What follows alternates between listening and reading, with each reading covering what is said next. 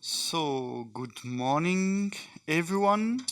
Thank you for joining us today in this EWA NWA Spring Seminar on shaping the future of water management in Europe, increasing the value of water through the revised Urban Wastewater Treatment Directive. As you can see behind me, my name is Arthur Guichet, Secretary General from the European Water Association, and I will be your moderator till the coffee break this morning, with first setting the scene with presentation from Michel Spona from the European Commission. I think Michel is already online. And the first session, European water resources, status and impact of pollution in a context of emerging pressure. But before this, we will have a couple of welcoming address. And in that order, we'll have Maria Bislingen, President of the Norwegian Water Association. I would like to thank you very much for having us here in Oslo and for everything you arranged with the excursion yesterday, dinner, and also on the EW side, our council meeting yesterday afternoon. We'll have now, I'm so used to say president, but I have to change it to past presidents. Wendy Franken, former president from the European Water Association, coming all the way from Belgium, Flanders as Gaio representative, and our newly elected, congratulations again, Asha Navera, new president now from the European Water Association. So Maria, please, the floor is yours.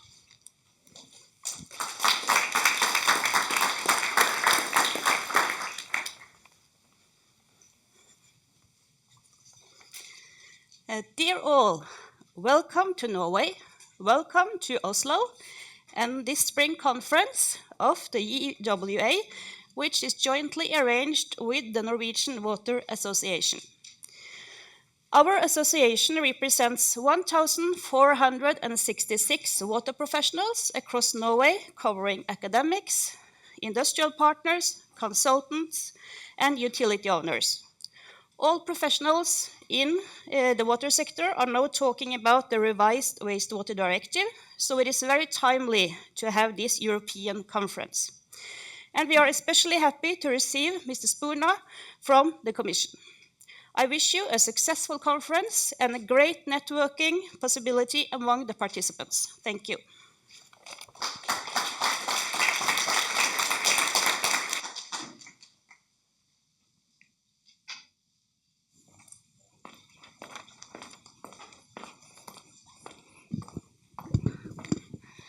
Ladies and gentlemen, distinguished guests, colleagues and friends, good morning, and also from my side, welcome to our Spring Seminar 2025 here in the heart of Brussels, in Oslo, and online across Europe. Sorry, it's a mistake. So also welcome to our online guests. This conference is co-hosted by the European Water Association and also the Norwegian Water Association under the theme Shaping the Future of Water Management in Europe. We meet at a pivotal moment. Just 5 months ago, the revised Urban Wastewater Treatment Directive came into force. This landmark legislation is more than just a regulatory update. It's a call to action. A call to rethink how we manage, treat and value water in our cities and in our communities. By July 2027, all EU member states must transpose this directive into national law, and the road ahead is both challenging and full of opportunities. This seminar is our platform to explore that road together. Today, we will hear from leading experts, from policymakers, and practitioners who are shaping the future of water management, from innovative water treatment technologies and circular economy to digital transformation and climate resilience. We are also honored to welcome Professor Dr. Engineer Jules van Lier, recipient of the prestigious William Dunbar Medal, who will deliver today's keynote. So welcome. His pioneering work in anaerobic treatment and sustainable wastewater solutions amplifies the kind of forward-thinking leaderships we need in this sector. The European Water Association has been a strong voice in advocating for water as a strategic resource. Through our Water Manifesto, we urge all of us to prioritize water in our policies, investments and innovations. Today's seminar is a reflection of that mission. to foster collaboration, share knowledge, and inspire action. So let us think this day not only to learn, but to connect, to challenge assumptions, and to co-create solutions. Because the future of water in Europe is not just a technical issue, it's a societal imperative. Thank you for being here, and let's make this seminar to remember. Thank you.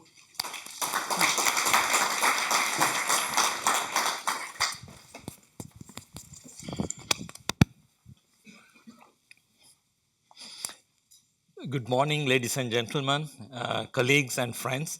Welcome to Oslo, welcome to Norway, and welcome to this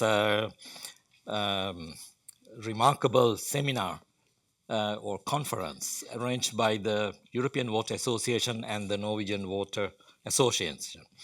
So, as it was told that I was appointed as the president of the European Water Association yesterday, it is truly an honor. I was the vice president for 2 years and a few years in the council. So I would like to say a few words about the European Water Association. It is a independent, non-governmental and non-profit organization dealing with the management and improvement of the water environment, especially in Europe. So we have members nearly from all European countries, and it provides a forum for discussion of key technical and policy issues in Europe related to water. We organize conferences, workshops, meetings, special working groups and experts through publications and media, where we communicate with the European Commission and also with our members. So our objectives are to create a sustainable management of the total water cycle, starting from the rivers, lakes, and underground, and use them, treat them, and either discharge them or reuse them. Exchange of knowledge and expertise, providing a forum for the discussion of key technical and scientific policy issues, promote the advancement and adoption of integrated water management, as well as innovative solutions, which we are going to hear today, how we can contribute to the utilities and authorities to achieve the revised wastewater directive's requirements. And we also seek to influence the European water agenda, support activities of the national associations, and advance common interests of members. So this figure shows the representation of European Water Association in Europe. We have 22 national members, 33 corporate members, sponsor members 3, and research members. Research members, this is the group that we established a couple of years ago, and this is the group that we hope to strengthen in a much rapid pace in the coming years. So the structure of EWA is I'm the president for the next 2 years, and together with me, Elisabetta Poci from Albanian Water and Sewage Association. She's going to be the vice president together with me. And then Arthur Goucher, who was the moderator here, and he's coordinating from our office in Germany with a small staff, and he has been in office since 2024. I'm also very pleased to welcome our past presidents here for this conference. We have Wendy, who talked just before me, and she was the president for the last 2 years, and Raymond Epelding from 2021 to 2023 from Luxembourg, and Bjørn Kåre Jensen from 2019 to 2021 from Denmark, and Karoli Kovac from 2015 to 2017 from Hungary, and Håkon Taulo, who happened to be a great musician. Thank you, Håkon, so volunteering to do this. And he has been the previous president from Norway from 2003 to 2005. And then we also have our Johannes Lohaus. He has been the Secretary General of the EWA for 14 years, right? 16 years, since 2006. So in EWA, we have standing committees, European Policy Committee, and European Technical and Scientific Committee, and also we are also working with the selection and award of the Dunbar Medal, where we are going to see it in soon. So you can learn more about our association and information, what we are communicating from the European Commission and also from the members in our webpage. So this is it. You can sign up for our newsletter, and I would like to welcome again all of you to this seminar, and I hope that all of you can contribute not only by listening but also asking questions immediately after our presentations, and also during the panel discussion. Yes. And now I would like to invite again our musician to play some water music. Thank you very much.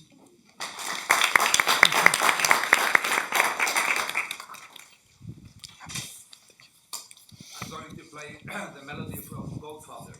It's not water music. It's all the whiskey he drinks, he pours some water. So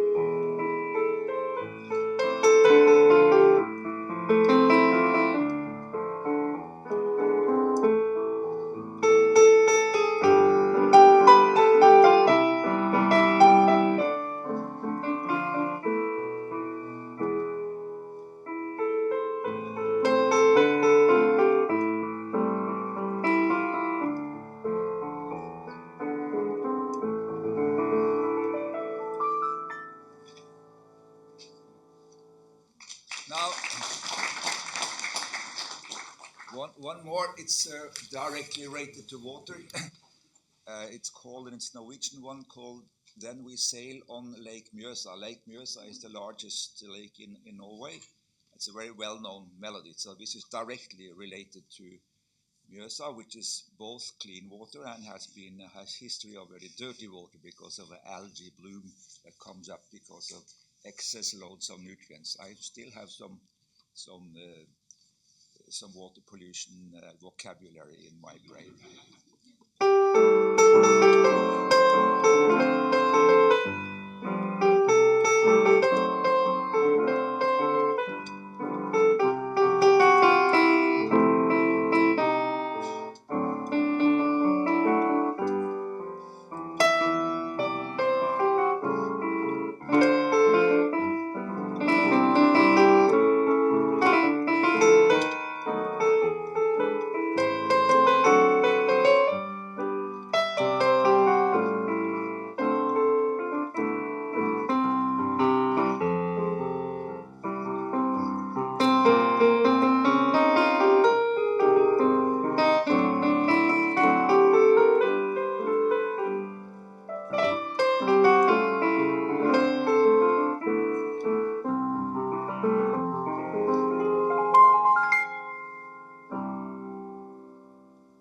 Yes.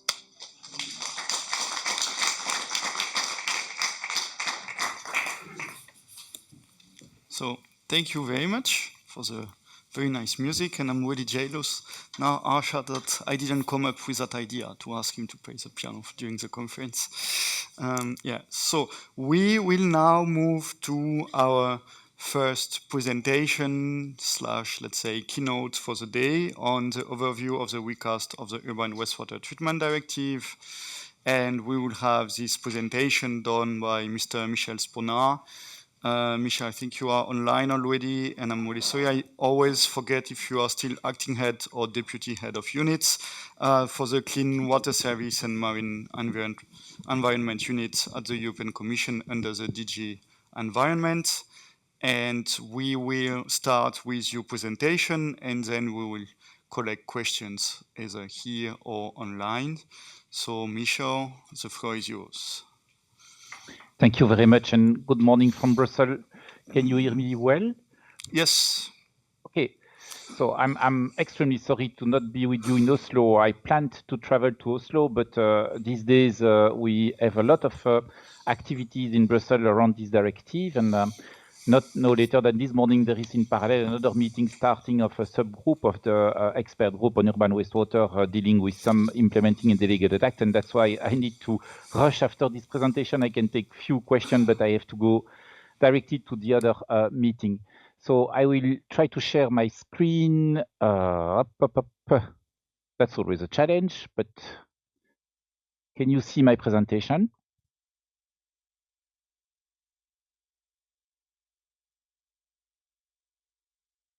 Okay, super. Thank you. So, as you know, this directive is well, used to be an old directive adopted in 1991, and since 1991 we had no review of this directive. So the first thing we did is an evaluation of this directive, and all in all, the evaluation was quite positive because obviously the directive needs modernization, but it has delivered a lot of results in the European Union, and we were assessing the fact that it was a combination of different things.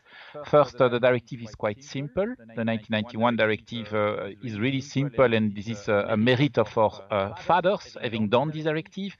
So the objectives are clear, the requirements for the member states are clear, which led to clear results, and we have calculated in the evaluation how many pollution was reduced in the European Union in several countries, particularly also in the countries having joined the Union later in 2004. Their progress were really just incredible. So this is a combination of different facts, the simplicity, but also the carrot and stick approach. This directive has led to several infringement cases, which were very effective to push member states to make the investments. But at the same time, European money was driven to infrastructure in water. Around 2 billion euro per year were invested or were conveyed through European funds to the member states. We also calculated that the benefits are higher than the cost of the previous directive, of the existing directive. But there are room for improvement. There is remaining pollution. I will rapidly come back on that, including eutrophication. The sector is using energy and could be energy neutral, as it was shown, as it is shown by some advanced member states. We were also thinking that on governance, transparency, and reporting, we could at the same time simplify while increasing and improving governance and transparency. And then obviously this directive is an old one, and since 1991 there were several new directives adopted in the field of water. In terms of remaining pollution, when all the investments we have calculated what remains after full implementation of this directive, and there are few important sources of pollution which are remaining and which should need to be tackled.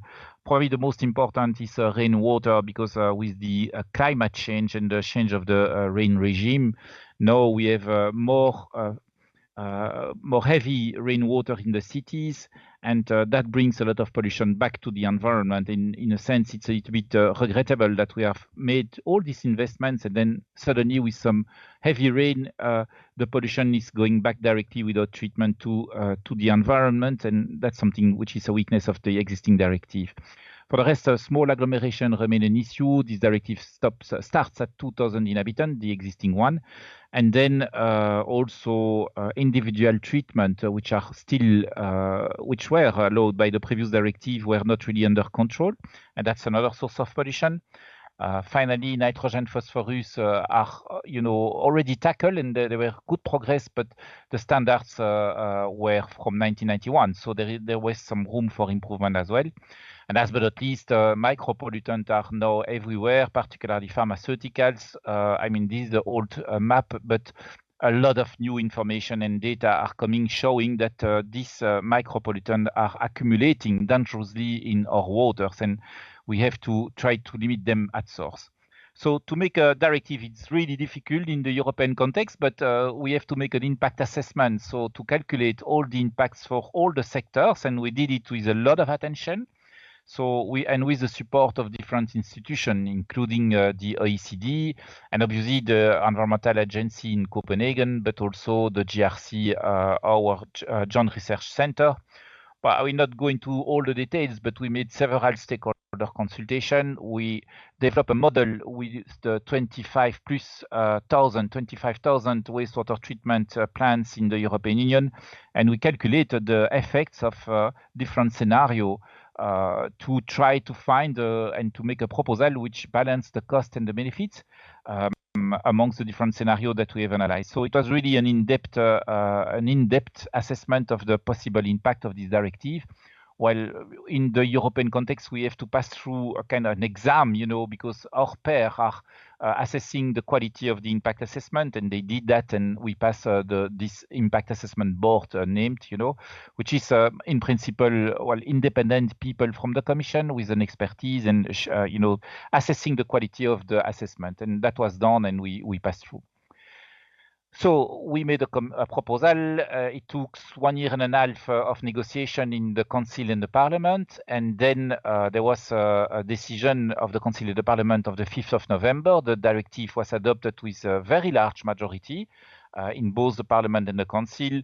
Only 2 member states voted against, and 1 member state changed its mind in very last minute. And the others vote in favor, and there was 1 abstention, which is a large majority in the Council. And then in the Parliament, we reached a very large majority as well.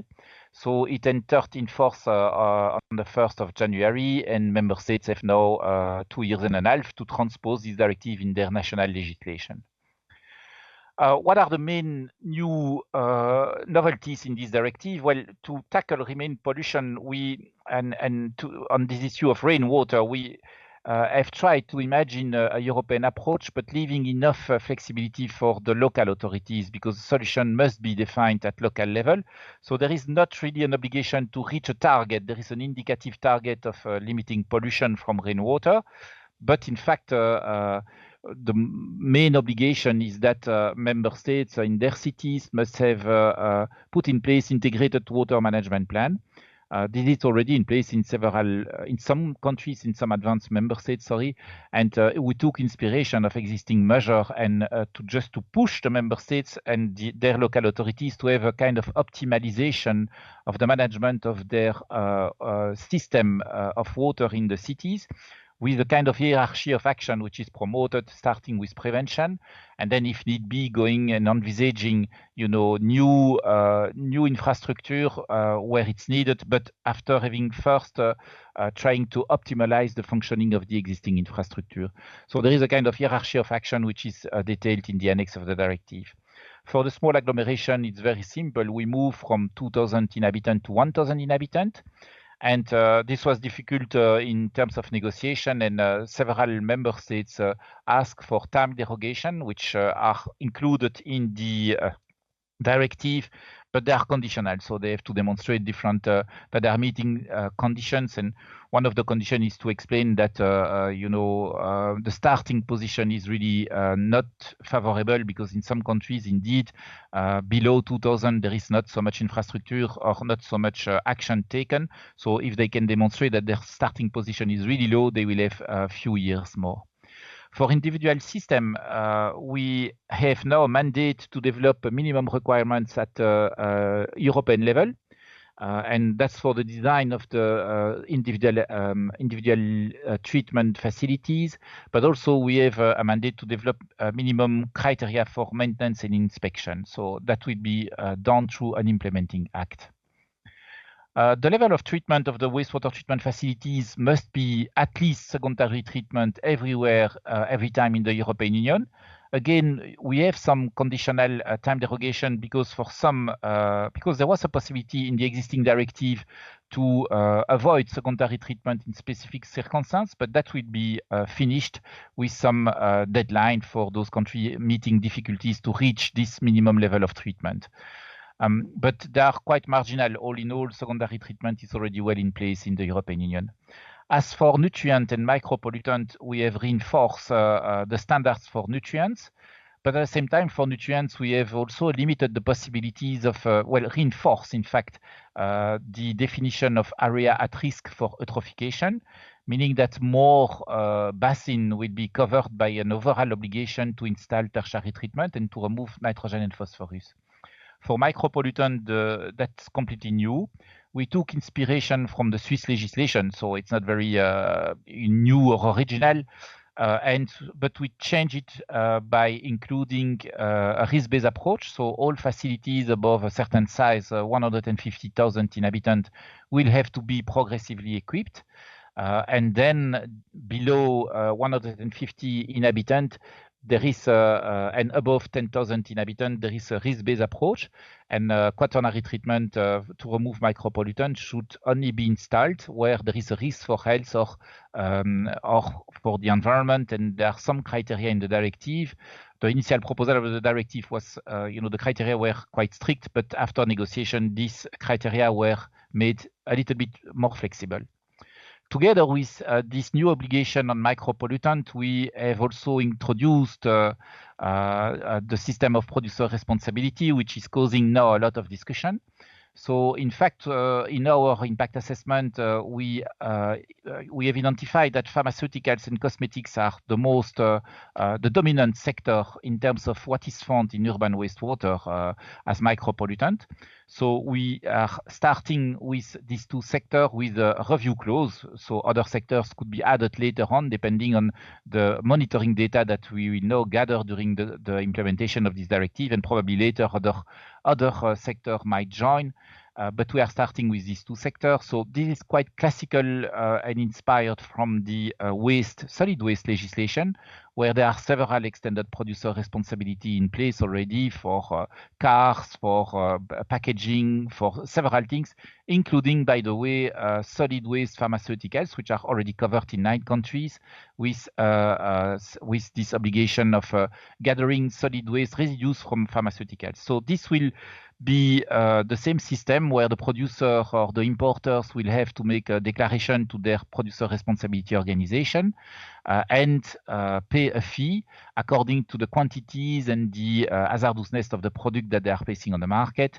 This money will go back to the waste treatment operator with different mechanisms, which might be different from one country to another. But at the end, they will fund the installation of quaternary treatment. In the legislation, at the end, it was a long negotiation, but the producer have to cover at least 80% of the quaternary treatment. For the initial proposal of the Commission was 100%, which was backed up by the Council, but the Parliament wanted to limit that to 20%. So there was a kind of political deal to go for 80%, and that was the decision of the Council and the Parliament. On energy and greenhouse gas, energy audits will be systematically imposed above a certain size, above 10,000 inhabitants for all treatment facilities. And there is an objective to reach energy neutrality for the sector by 2045. We were hoping to go faster, but that's the result of the negotiation. And then there will be a systematic obligation on greenhouse gas to monitor and report. And there we have also a mandate to develop an implementing act to be more precise on how to monitor and report greenhouse gas, because in fact in this wave of review we have tried to discuss also climate neutrality, but it was very difficult because of the lack of information and data. So we at this stage with this directive, the first step will be to have very good data on greenhouse gas and to move to energy neutrality, which will already reduce greenhouse gas emission. On governance, we have tried to define minimum requirements on performance indicator. That was done with the OECD, but also in consultation with the sector. And we have included some requirements to ensure that our citizens have access to information on this key performance indicator. That's quite important because, as you know, you are operators, and you know that it's really important to have the trust between the citizen and the water user and the water operator, because after all, our citizens have no choice in they cannot choose their water operator, so it's really important to ensure transparency. There is something new on health, and that's the result of the experience of the COVID pandemic, because during this pandemic, it was clear that COVID was already present in wastewater treatment plants before the pandemic started. So we have not used this information in an optimal way during the COVID crisis, and that's something that we try to solve here by forcing, in a sense, to break silos between the health authorities and the environmental authorities, and to make sure that if there are signals in the wastewater treatment plants, that these signals in terms of health and presence of different virus or other things, which are damageable for health, are going directly to the health authority without losing time. There are also new requirements in terms of access to sanitation. They are inspired by the drinking water directive, where you have similar requirements for access to drinking water. So we have tried, in terms of simplification, to have the very similar requirements for access to sanitation. In terms of impact, we have calculated, obviously, the reduction of the pollution, and you can see that we are in the middle way between the existing situation and a kind of maximum feasible scenario. This maximum feasible scenario was calculated imagining that we have no cost constraints and that we are activating all the existing and possible technologies, but obviously it's a realistic scenario, but it's just to give an idea of where we stand compared to where the preferred option of the impact assessment is located vis-à-vis a maximum feasible scenario. We hope to have a reduction of microplastic by 9%. Microplastics are well captured today, but in rainwater, mainly they are not captured. And so through this new integrated management plan for cities, we hope that more rainwater will be treated in the wastewater treatment plant or avoid to be sent in the environment without any treatment. And then on greenhouse gas, you can see that we are hoping around 40% reduction through energy neutrality, but also improvement on nutrient management. That's the main effects. We have also calculated the cost and the benefits. So all in all, the costs were assessed at 4 billion per year by 2045, when the directive will produce its full effects, and the benefits are higher. I am prudent with this type of figures. The costs are solid. It's a solid estimation, but the benefits are based on different macroeconomic consideration, and sometimes it's difficult to compare one to the other. On the cost side, for the time being, the member states, most of the member states and the countries are simply passing this cost in the water tariff, around 70%. Or through public budget. So there is a support from the public budget, but also the rest is taken by water tariff. There are differences between the member states. We have tried to assess the impact on water tariff and on public budget, and you have the figures there. For water tariff, on average, we are expecting an increase of 2% by 2045. In fact, we have also a little bit more, 2.3%. We have assessed what it means in terms of affordability and water price, and we have zoomed on several countries where water tariffs are already high and the low income are quite low, and we did that with the OECD to check whether we are remaining in something which is acceptable, and that's the case. Public budget, it's about 1 billion per year, but it's to be compared to the European support, which is 2 billion per year. Well, obviously, it's not exactly the same, but it's just to give an idea. And then, obviously, the new source of funding will be producer responsibility. They will not cover 1.2 billion per year. They will cover 80% of 1.2 billion per year, because 1.2 billion per year is the total cost for the quaternary treatment. And so we have calculated what it means in terms of reducing their margin profits or increasing the price of their products. And there, again, we are remaining in something very reasonable.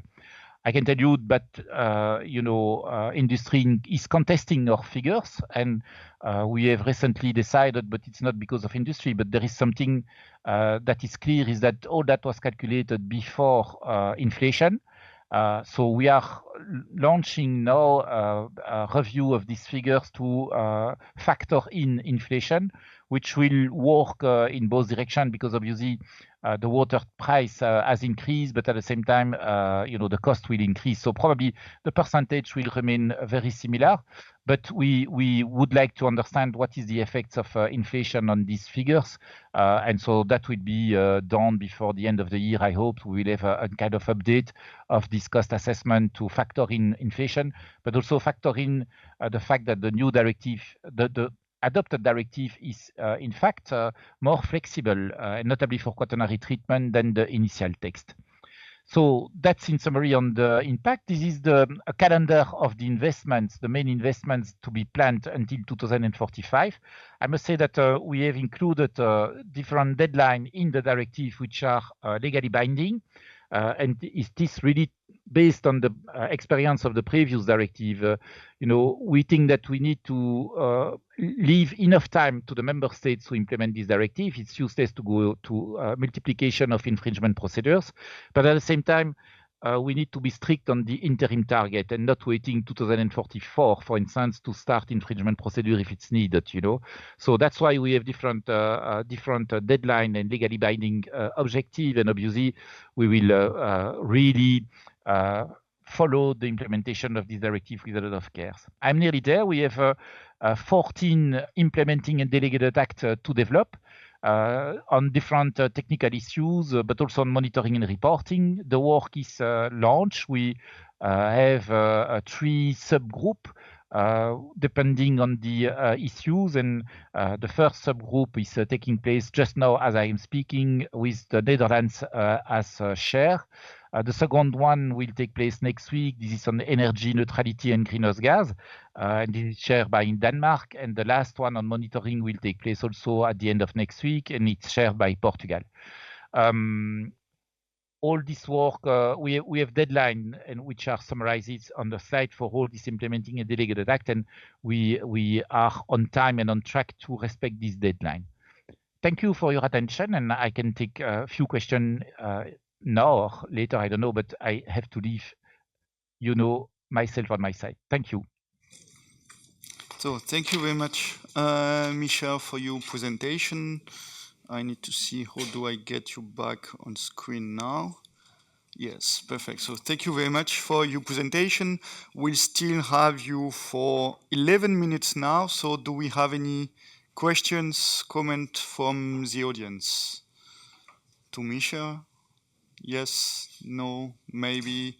Otherwise, to gain some times, I would also like, yes, Caroli will take yours. So we'll go for the first questions, please. Caroli, just looking at the techniques, does he needs to come here also? Okay, so Michel, due to technique, we'll have a question in the room and I will just repeat it for you, just to be sure that you hear it properly. So please keep the question short. Yes. The one is related to the reduction of stormwater overflow pollution. The 2% is concerning the quantity of water that goes to recipients during stormwater overflow, or the quantity of pollutants, knowing that roughly 50% of pollution goes with the stormwater overflows.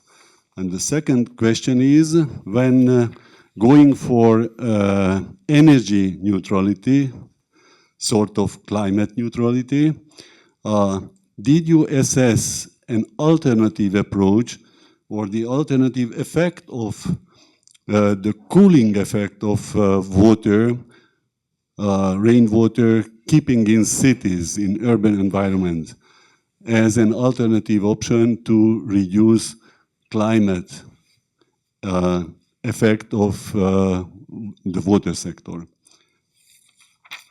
Thank you. Thank you. Did you hear them? Because I see you taking notes, or do I need to repeat, Michel? No, no, honestly, I've not. You have to repeat. I'm sorry. Okay, so the first one was about the stormwater overflow, and the question was if the 2% mentioned in the text, is it regarding the quantity of water going to the recipients or regarding the quantity of pollutants? And the second one was in terms of energy neutrality, if you assess always alternative approaches, especially looking at the cooling effect of water in the environment. Okay, thank you. On the first question, I need to check in the text, but we are talking about 2% maximum of the load in dry weather condition.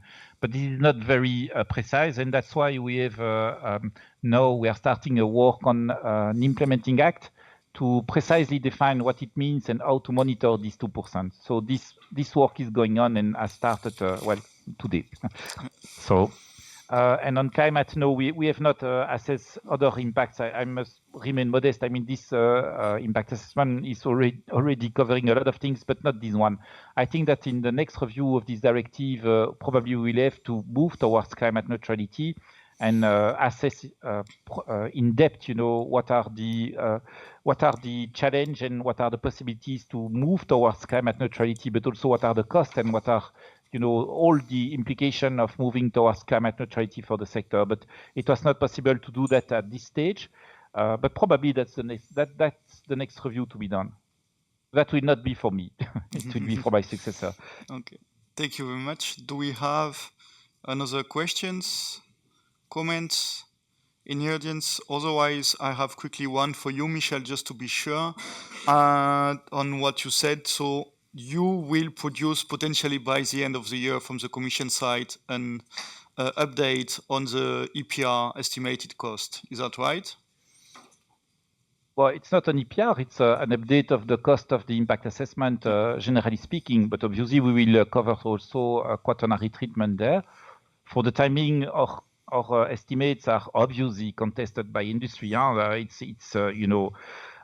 They try to lobby to try to not implement this. Well, in fact, I should not say that because at the same time, cosmetic industry and pharma industry have also delivered a paper on their vision on how to implement this CPR scheme. And this paper is very positive. So on one side, they are trying to escape from the system, but on the other side, they are working on its concrete implementation. But indeed, we are working on an update of this cost following the demand of different stakeholders and including, a revision of the cost on the quaternary system, but probably it would be a little bit larger because it's clear that inflation came after the adoption or during the adoption, and that this cost needs to be updated. But it's just an update. Huh? Okay, thank you very much for this precision. Yes, we still have again questions there. Yes, sorry. Speaking about micropollutants. And the extended producer responsibility going to the pharma and the cosmetics, my question is whether microplastics are also considered as micropollutants, where we know that the majority of microplastics goes to the surface waters and rainwater runoff by the transport sector from the tires, roughly 500,000 tons per year in Europe.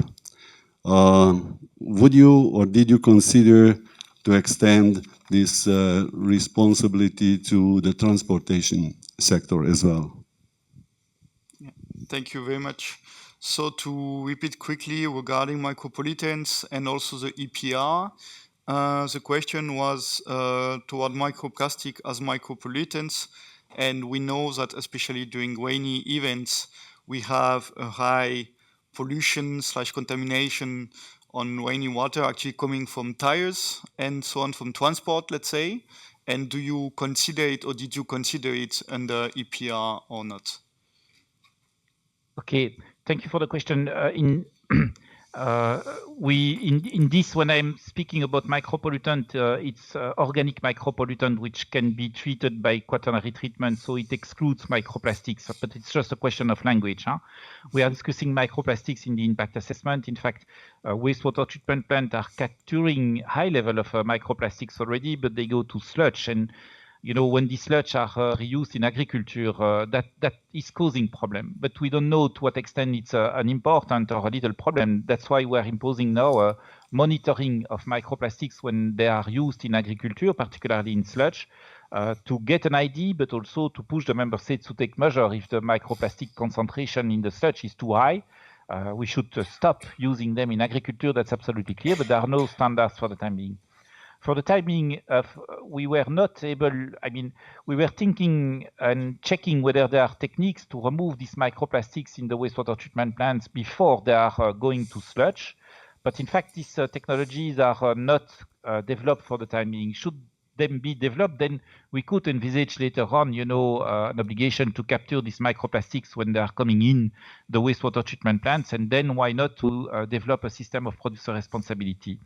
I must say that my colleagues in the waste sector are also working on the transport sector, but also on tires, notably also on plastic pellets and their transports. And there are new rules to reduce pollution at source, which is really important in the context of microplastics. There are several actions that can be done, notably to reduce leakages during the transport. And so all that is going on, and there are new regulations which are in the making to reduce microplastic at source as much as possible.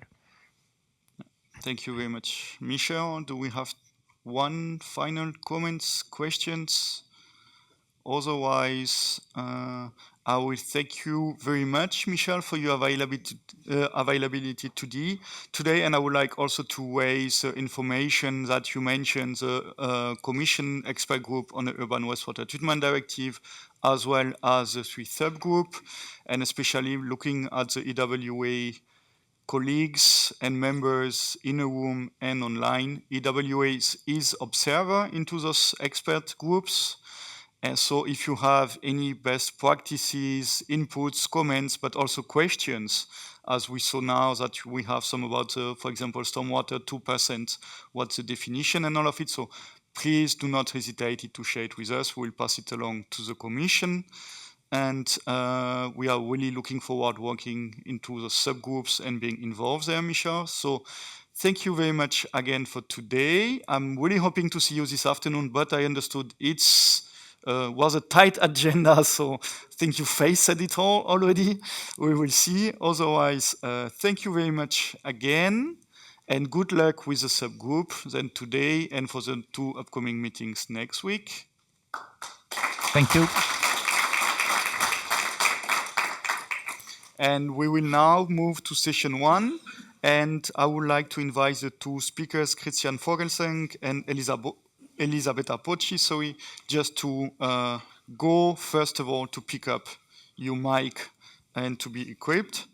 And yeah, I need to come back to the presentation, right? Yeah, here. Yeah.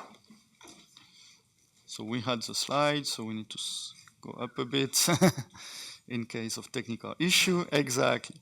So our 2 speakers for today, and of course I forgot my notes, so I will just read the name from the program. I'm really sorry. We will have in this session 1 on European water resources, statutes and impact of pollution in the context of emerging pressure. We'll have 2 presentations. The first one on overview of impact of wastewater discharges on Norwegian recipient by Christian Vogelsang from the Norwegian Institute for Water Research, NIVA. And the second one on wastewater challenges and opportunity in the Danube region, a state of the sector report perspective from Elisabetta Pocci, Executive Director of the Water Supply and Sewage Association of Albania. She's also involved in IWD on the Danube region, IWA, and now freshly elected Vice President for IWA. So I will kindly ask the speakers to keep it to 15 minutes, so we have a 10 minutes Q&A session. And I think the first one is in Christian. So Christian, the floor is yours. Please, you have everything here. Yeah, thank you. Thank you very much.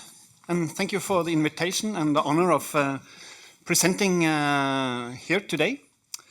Let's see.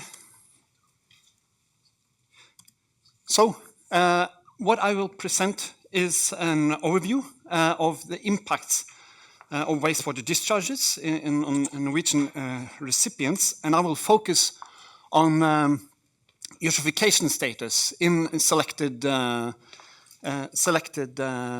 water bodies that are directly or indirectly affected by wastewater discharges.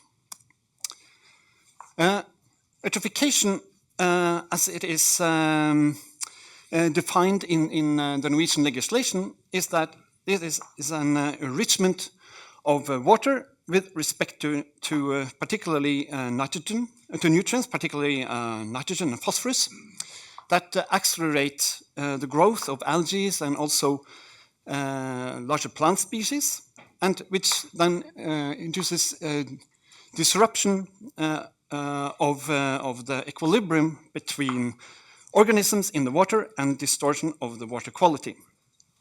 In Norway, Norway is categorized in three parts. One of them, and all the sensitive area, which you see here in red, and its catchment, and then you have the normal areas, and then all along the white is normal areas, and then less sensitive areas all along the coast. And this is also then reflected in the kind of treatment that are implemented in Norway, where you have advanced treatment in the areas that are regarded as sensitive to eutrophication, while much less, often just mechanical treatment in those areas that are regarded as less sensitive. And of course, this also reflected in the treatment that we observe, or at least that are reported and calculated, or assumed from these wastewater treatment plants, which are much less, much poorer than from the more advanced treatment. You see the red line, that is the area that I will be talking about today. In the former wastewater treatment directive, it is stated that member states should ensure that the identification of sensitive areas is reviewed at intervals of no more than 4 years. This is actually not stated in the national regulations.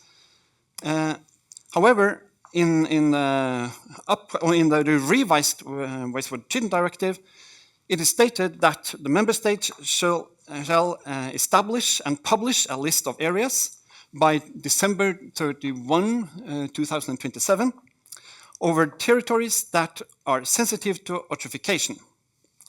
And these lists should also then include information whether these areas are sensitive to phosphorus and or nitrogen. And this list should be then updated every 6 years. That is why Norwegian Institute for Water Research, NIVA, that I represent, has conducted a study that was published very recently with this in mind. The client is the Norwegian Environment Agency, and they have selected among the about 33,000 water bodies in Norway, they have selected 152 water bodies that are affected by agglomerations above 10,000 PE in normal and less sensitive areas. And these included then 5 lakes, 11 rivers, and 136 coastal waters. The main purpose of this study was first to find out if these water bodies were sensitive to nitrogen and or phosphorus, and if they already was eutrophic, and or if there was a risk that they would become atrophic within a few years.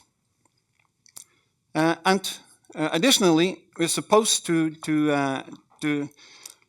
assess whether it would be a if the water body would be benefited by reducing the load from nitrogen and phosphorus. And we should also then finally see if there was sufficient amount of data to do an actual conclusions on these matters, and if not, recommend further monitoring. The EU has provided guidelines for how this assessment should be done, and these are much in line with the Norwegian guidelines that we have followed. So in freshwater, like in lakes and rivers, if the ratio between total nitrogen and total phosphorus, the median ratio, is above 20, and if the concentrations of ammonia and nitrate throughout the season is about 10 microgram per liter, then it should be regarded as phosphorus limited.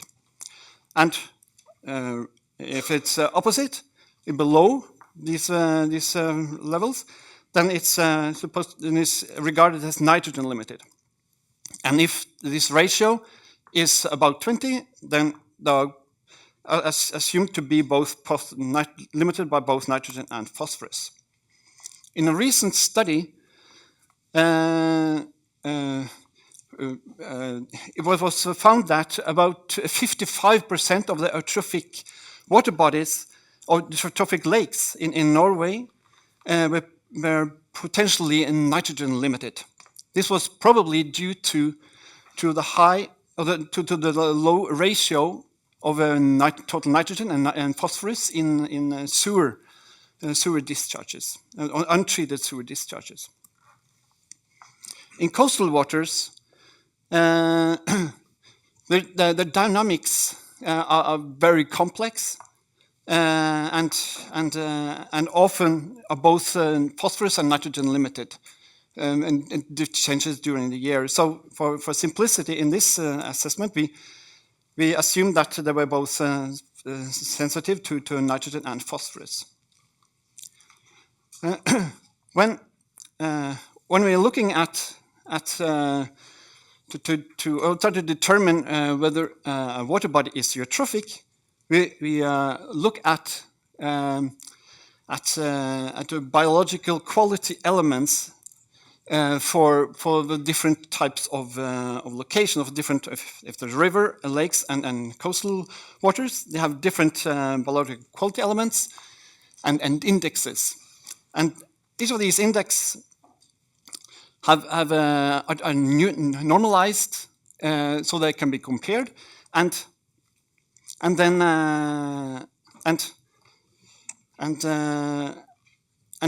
yeah. So and the reference condition that is 1, and 0.6 that is the threshold between good and moderate condition. And below 0.6, then the water body is regarded as eutrophic. As always, the lowest NEQR value that is determining the ecological status. And then we also have there's also connecting chemical measurements with nitrogen and phosphorus, but also oxygen in the bottom water in coastal waters. And even if the biological quality elements indicates that the water body is not eutrophic, or is eutrophication, the conditions are stated as good, then if supporting parameters suggest poorer conditions, they can bring the conditions, the overall assessment down to moderate condition. So we have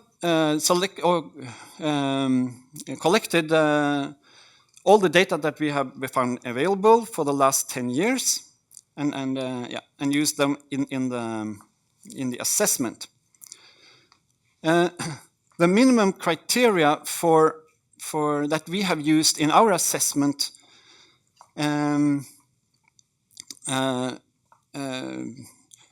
for freshwater, the minimum criteria was that you should at least have one biological quality element in addition to the supporting parameters for the last 10 years, preferably then also data from the last 3 years, for at least 3 years in the last 10 years. For coastal waters, the minimum is the same, but then it's also more. It's very important to have it. Preferably, we also have a biological quality elements for both for the phytoplankton and for the benthic fauna for the last 10 years, and preferably also then for 3 consecutive years. It should be noted that this minimum criteria that we have said is less strict than what is recommended by the Norwegian guidelines. So over to the results. Whenever you see a red flag or red mark, that means that the outcome was negative, or a negative outcome.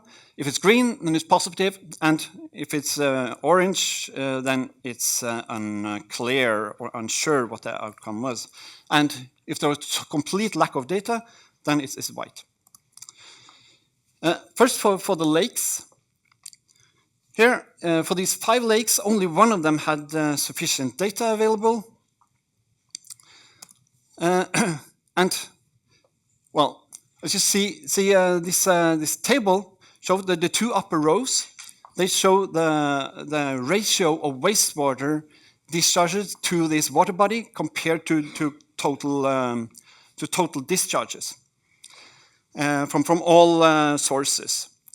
Note that this is a total nitrogen and total phosphorus, so it's not the bioavailable forms of these. Below that, you see the eutrophication status, and the P and N here indicate if it's phosphorus or nitrogen limited.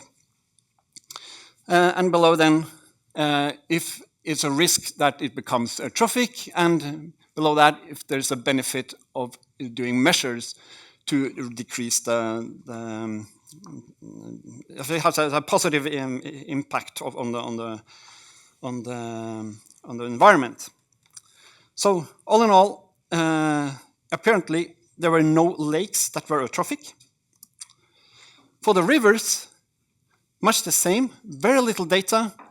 Only 3 out of the 11 rivers had a sufficient amount of data. Also here, the results indicated that no rivers apparently were eutrophic, but of course missing a lot of data. For the coastal water bodies, in the report that we have made, we have 12 different ecoregions, or divided into 12 different ecoregions.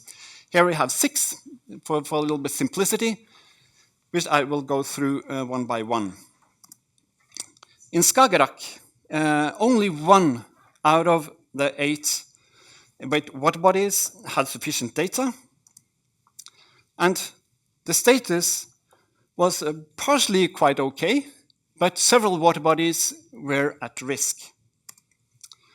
And 3 of these water bodies that were at risk had wastewater as a kind of significant emission. I put it then if it's above 20%. Then for the North-South Sea, only 3 of the water bodies had sufficient data, and here also of course, due to the much uncertainty regarding the actual eutrophication status, and also very variable. But at risk in several places, and partially because of emissions, both from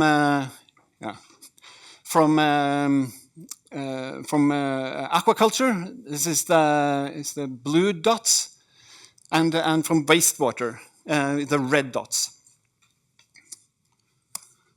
Yeah, and here about 5 or maybe up to 7 of the water bodies that at risk had wastewater emissions, a significant impact from wastewater emissions. And North Sea, working further up north, here of the 22, there were none of the water bodies had sufficient data. However, we were able to do some assessment anyway, and as you see, the eutrophication status is still here, very uncertain, and also here the impacts of particularly aquaculture was substantial. Here, 5, I'm up to maybe 6 of these water bodies at risk had a significant emissions from wastewater. Even further north, still large lack of data. 6 out of 47 had sufficient data, and here you also see that the same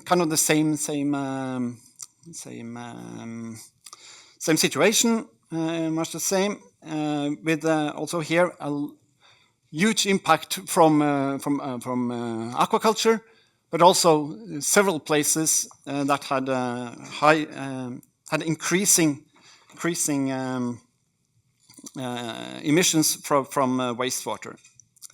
Here, up to 14 of the water bodies had high emissions from wastewater. Ending now almost up on the north, much the same. Only 1 out of 17 water bodies had sufficient data, and yeah, you see, yeah.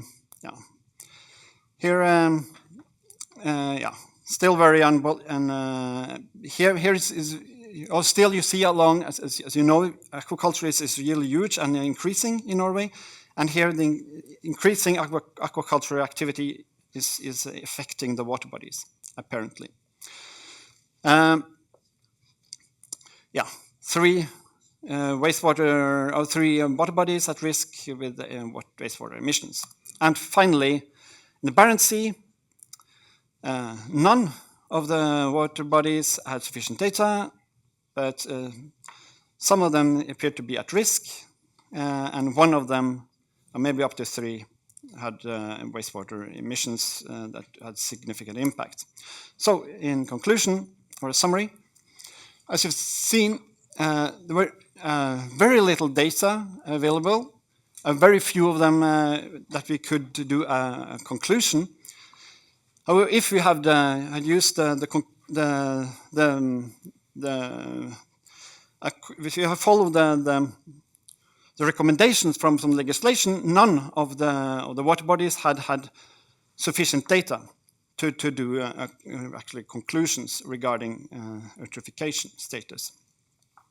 We particularly were missing biological quality elements and also longer time series, and especially at least 3 consecutive years for coastal waters.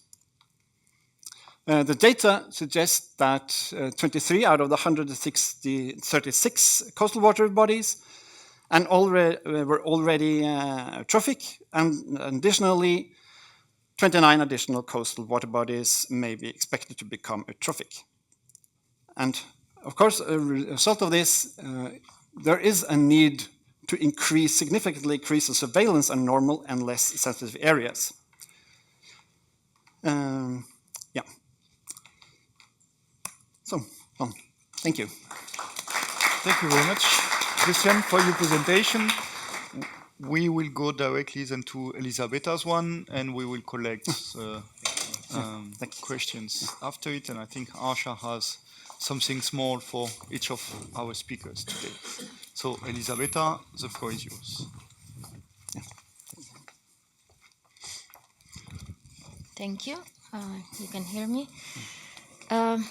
My presentation will take you to another part of the world, not so much world, Europe, still in Europe, in the Danube region. And I have, today I would like to present a state of the sector. It's an initial report that I will, okay, are the slides changing? I'm not sure. Sorry. Okay, yeah. So this is a report that is developed by the World Bank in the context of the Danube Water Program, which is a 10 plus years program ongoing in the Danube region. It's a flagship product of the World Bank, and the Danube Water Program covers 16 countries in the Danube region. I want to highlight and to thank my World Bank colleagues for sharing these preliminary findings with me to present them before you today. But I want to highlight that this is an ongoing work. The report is expected to be finalized and published in September this year. And I will show you later in the presentation a link. If you're interested to get the report, you can access it through that link. And it's a third of its kind. The first one was published in 2015, an update in 2018, and this one today. This year, the report has been developed by the Austrian Environment Agency, which has been responsible in data collection. This is just to give you an overview of what the report will include. I have picked some of the highlights under each of these items, and yes, I will be sharing those with you now. Before I do that, just a couple of words for you that don't know about the Danube Water Program. As I mentioned, the program started implementation in 2013.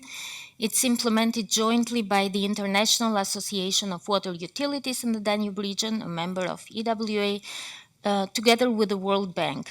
The program aims at smart policies, strong utilities, and sustainable services. The main donor is the Austrian Ministry of Finance, and the targeted region includes 16 countries, with 11 of those being target countries and 5 participating.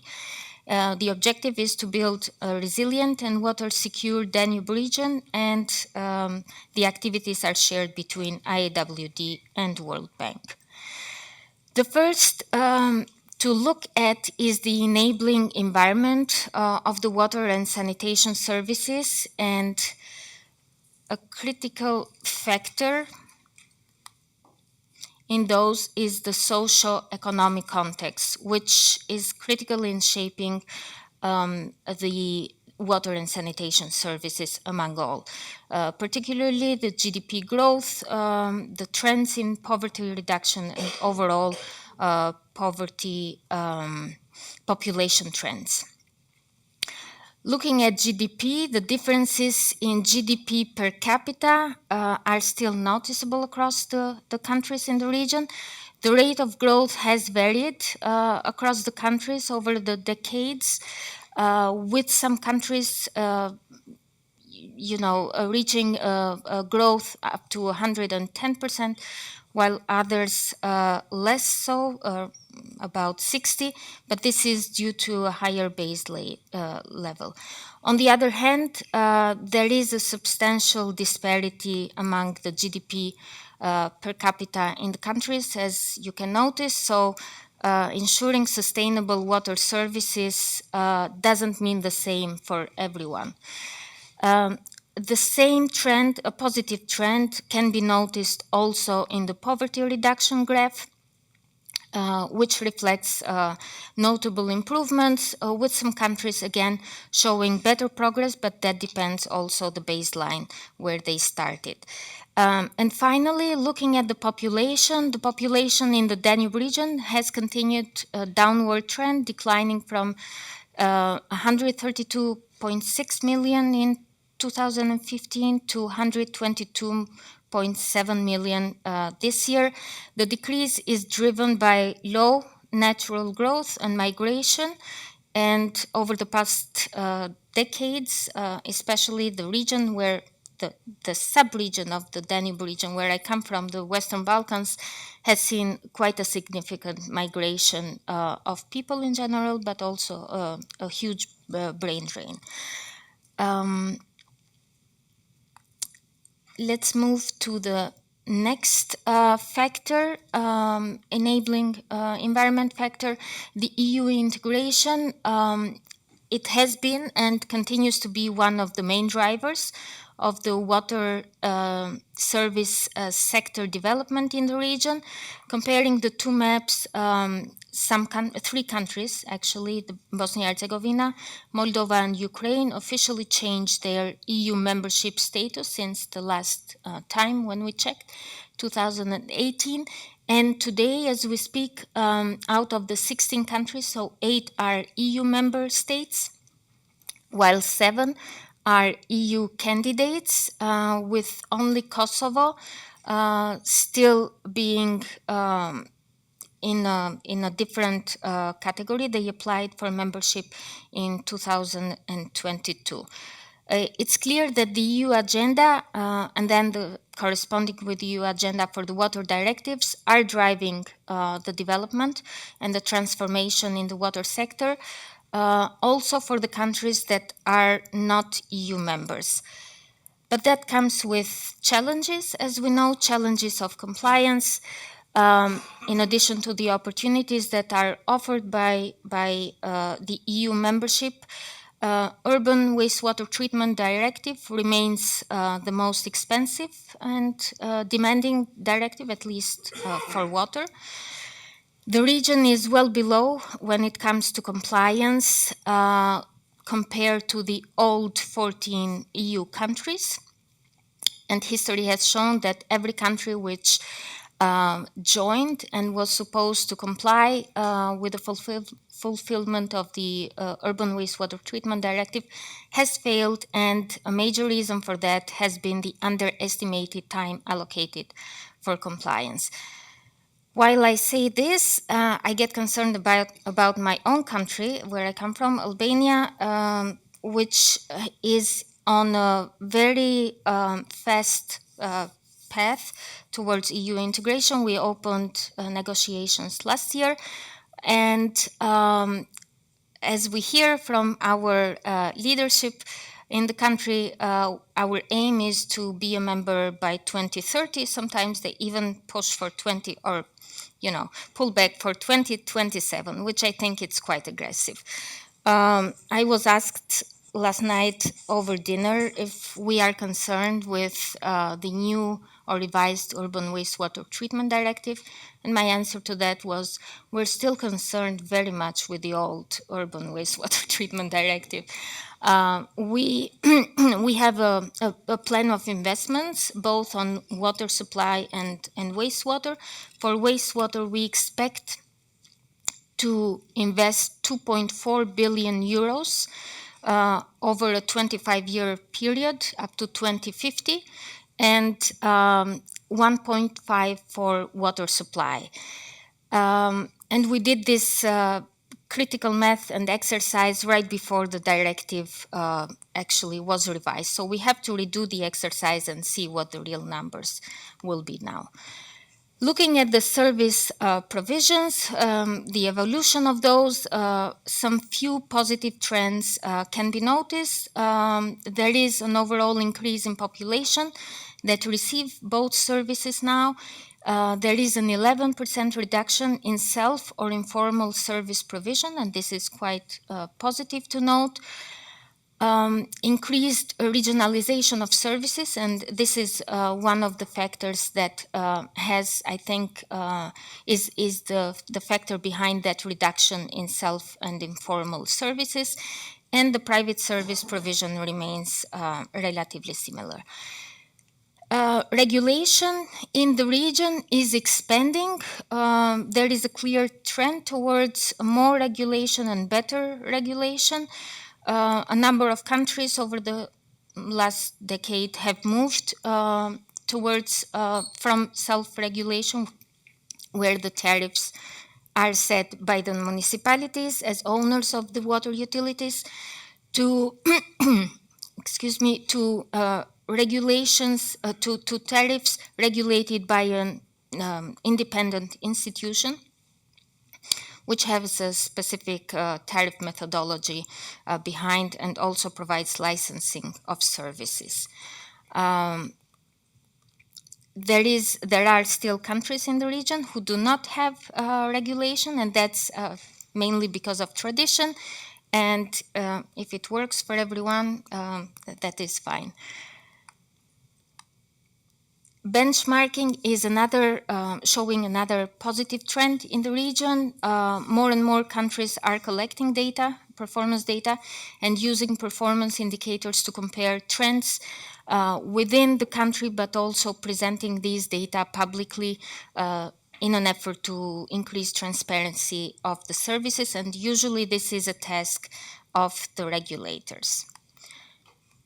Looking at the access to both water and wastewater services, both graphs show a picture of the population connected respectively to water on that side and wastewater or sanitation to your right side. What can be immediately seen is that overall there is an increase in terms of population coverage under both services. In addition, we can also notice that there is a clear difference between the EU countries in blue and non-EU or candidate countries in green, with these last ones lagging behind. And the reason for that is clear. The EU countries benefit from more EU funds, and they have been benefiting this over a longer period of time. And as expected, when we look at the sanitation graph, we have fewer coverage. I mean, quite a huge gap still to be filled in terms of coverage. Looking at the wastewater treatment, this is also lagging behind. As mentioned, meeting the directive remains a challenge, and this challenge will be increased with the revised directive. We can notice quite a lot of tertiary treatment among the EU countries, and what's noticeable and still sad to see it, but this is the reality. We have quite a bit of just collected sewage without treatment among the non-EU countries. So still quite a lot to be done on that group. Looking at the rural-urban gap, this remains present, and for some countries, as you can see, even more significant than the others. There is slight improvement, but still the gap remains quite significant. And if you remember at the population graph, the rural population in the Danube region represents a third, if not a little bit more than a third. So it's not insignificant. Looking quickly at the performance of the sectors, overall, there is a very positive trend. As you can see, this is a graph that shows a composite indicator called WUPI, Water Utility Performance Indicator, which is an aggregation of 10 KPIs measuring from operational aspects, financial, cost recovery, cost coverage, etc. And the graph shows quite a positive trend. This is a more complex graph, but looking at each of those KPIs individually, and overall the trend is quite positive. Finances for the services. When we look at the public sector financing per capita percentage of GDP, it is evident that neither EU countries or non-EU are allocating sufficient resources yet, and almost all countries continue to spend at the lower end of general threshold of spending for water supply and sanitation services set by OECD. Despite the gap, there is an overall positive trend where spending as share of GDP has improved for 12 out of the 16 countries in the region. The sources of finances, the classical three T's. However, the structure of sector financing is different for different countries, and it varies. But tariffs play a dominant role in covering operation and maintenance costs, while investments are primarily supported by public funds and external transfers. According to the Water Framework Directive, all water users proportionally should contribute in cost recovery of the water and wastewater services. However, most countries in the region have adopted this principle but are not really applying it. So 30% of the financing for investments comes from at the regional level. In addition, only 2/3 of the countries in the Danube region generate enough tariff revenues to cover their operating costs, and for long-term sustainability, utilities should not only look at covering their day-to-day operation costs, but also generate enough revenues to use it for asset management and renewals. Looking at the affordability graphs, we notice that the average spending of households for water and sanitation services remains quite below the internationally accepted affordability threshold on the left. However, there are some constraints for the graph, for this graph, which represent that portion of the population which is struggling to pay the bills. And among countries in the region, 8 out of 16 have and apply some subsidy schemes that ensure affordability and access to all for low-income households. But still, there is work to be done in including affordability considerations in tariff regulation, where only 4 countries today do that.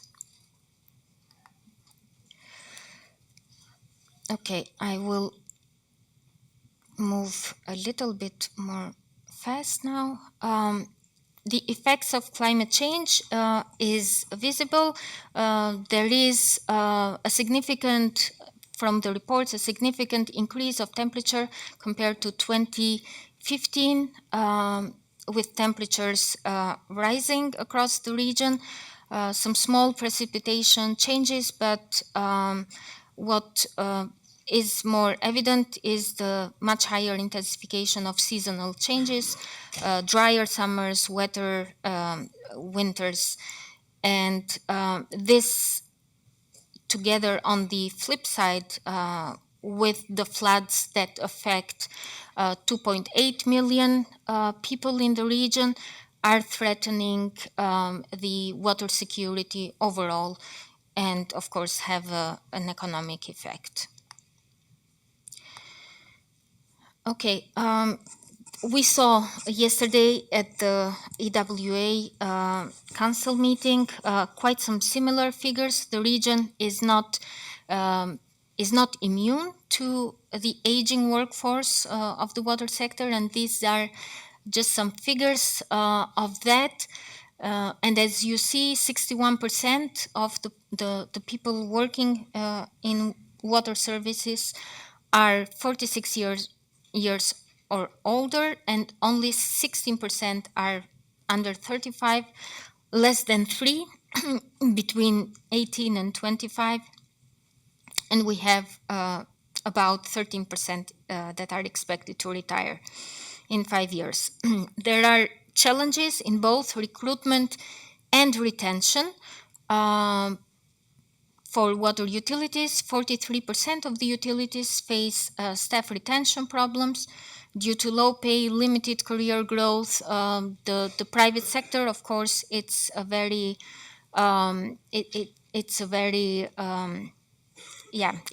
attractive, remains very attractive, especially for young people. And utilities struggle to find operators, but also other positions in the sector. I will jump to my 2 last slides. There is a significant progress. Obviously, the report ends with that. I mean, these initial findings, at least, positive trend overall in the water and wastewater sector in the Danube region. All the different elements from expansion of services to quality of services, efficiency, and cost recovery all show a positive trend. And EU support is clear that it makes a difference, as we saw compared to EU and non-EU countries in the region. So we look forward to become an EU member, I guess I must say. Despite of that, there are some remaining challenges, as highlighted by these initial findings. Climate change still remains a challenge. It will further stress water quality and quantity. Wastewater management, and in particular the compliance with the Urban Wastewater Treatment Directive. Rural population is still relying on self-provision and self-supply. Financing challenges, as mentioned, as a combination of low tariffs, operational cost recovery, and financial gap for investment. And finally, workforce issues, including aging, the challenges with attraction, retention, and diversity. With that, I'm happy to conclude, and if you are interested to get the report, when the report will be published, you may use this barcode and sign yourself up for the Voice of Danube, where you will receive updates, not just on this, but also other relevant information that you may like. Thank you. So, thank you very much, Christian and Elisabetta, for, first of all, a nice trip along the Norwegian coastal area and to see how we are looking at it, and also a clear lake of data, as I understood from the end of the presentation, and from Elisabetta for this nice overview about the Danube/Balkans area, and also other perspectives that we can tend to forget sometimes, so much focus on what is the last technology, but actually looking at some other areas in Europe, let's say, lacking behind, or some earlier phase of the presentation. Due to a time constraint, I will move to a coffee break now. Do we keep the 15 minutes? Are we happy with it? I'm looking at the big boss. Yeah, can we make it till... Yeah. 15 minutes. Yeah, so we keep the 15 minutes. We have a coffee break till 10:02. Thank you very much for your participation and your attention today. Do not hesitate to approach the speakers during the break. And for the next moderators and crowd of speakers, please use the coffee break time to pick up your mic so we can restart on time and try to catch up on the 5 minutes we are lacking. Thank you very much again. So, a warm welcome to the second session of the day. We will speak about the Urban Wastewater Treatment Directive and the challenges and what is how we can how we can make us fit for the challenges and how we can improve and can use management and technologies to fit all these challenges. I was asked to mention that in the case of fire, we don't hope, there are emergency exits at the end of the room and here in the front. So now to our topic. And I prepared only one slide for the introduction, and that is very close what Elisabetta showed for the Danube region. That is a situation which was reported to the actual assessment of the urban wastewater treatment directive and is published in May 2024. And you see there are three figures. One is showing the compliance with the sewerage system, one with the secondary treatment, and one with the requirements to the sensitive areas. And you see not everything is blue like it should be. Most is blue in the case of sewerage system, but regarding wastewater treatment, there is still a lot to do regarding the existing or the old directive. And now we have the new, and EWA supported this process of renewing the wastewater treatment directive, and we think we need answers to the new challenges like climate change and so on, as Michael Sponar explained before. But you see, it is a huge task to fulfill all these new requirements, even if the starting point is not 100% of the existing directive. So, we have three speakers, well deserved, and I will start with the first speaker. It is Jan Gossens. He is coming from Belgium. He is chemistry. He studied chemistry and he did it PhD at the Ghent University. And since 2016, he is CEO of Aquafin. And Aquafin is in Belgium, especially in Flanders. He is responsible for the whole wastewater treatment plant treatment in that region, and also Aquafin supports more than 100 municipalities to operate their sewerage networks. So huge task, and Jan, please, the floor is yours, and we will see how we will manage our systems in future to be fit for the new challenges. Thank you for coming, and the floor is yours.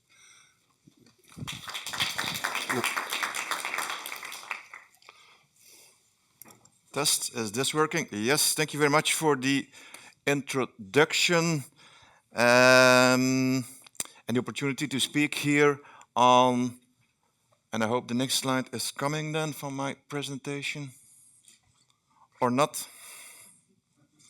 Do I have something here? Yes. To give you a few words, 15 minutes I understood, please drag me from the stage if I'm taking too long. 15 minutes on the conflicting legislation that we all have in implementing, in doing what we should do in the water sector. And Wendy asked me to look now and then to her so we could take a good picture.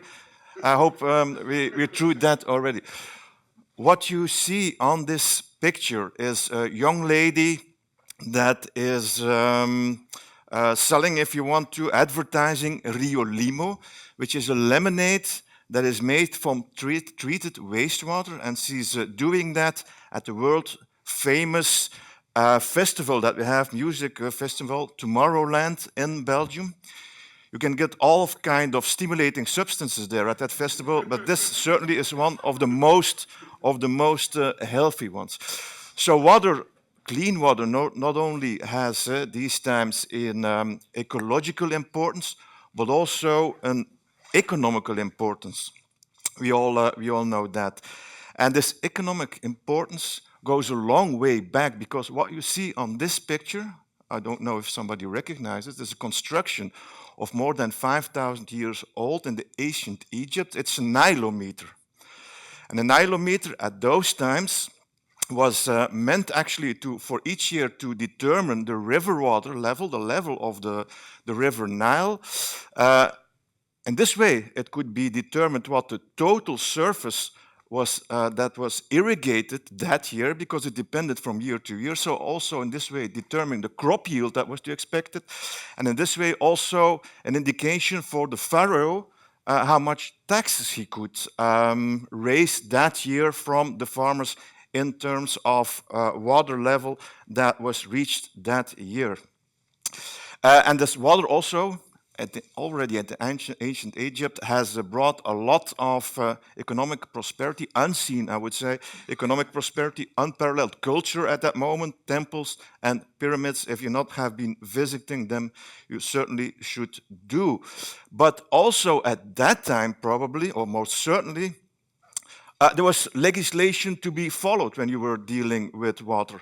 And it was not that simple at those times also, because the pharaoh at that time was not only the builder, he was also the legislator, he was also the judge, and he was even God, if he needed to be. So you can see probably also a smaller conflict and legislation on this picture.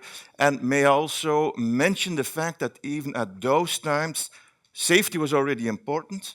You can see very selectively chosen the personal protective equipment that the pharaoh is actually wearing. But let's go back to the present situation. And I took two examples from Flanders, Belgium, probably relevant to the rest of Europe also, where we have these conflicting laws, this conflicting legislation. For instance, when it comes to phosphate recovery from sludge. Not going in detail, it's a fast glance at what we do with our sludge, and it's quite typical, and I think all of us are doing that, is biomass sludge.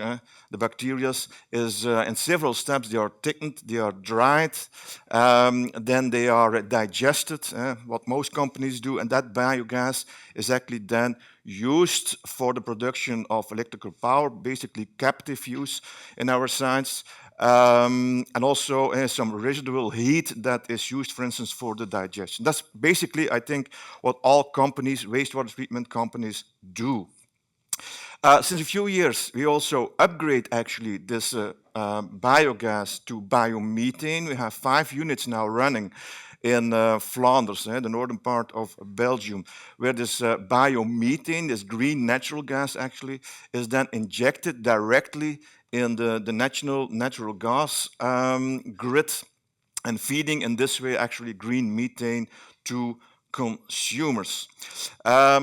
The next step is that we're building at this moment a new incineration unit for all of the biomass, or 2/3 actually of the biomass that we're producing in Flanders. And this biomass incineration unit, and I think that's quite unique, is built on the site of ArcelorMittal, which is a steel producer, one of the major on global scale steel producers.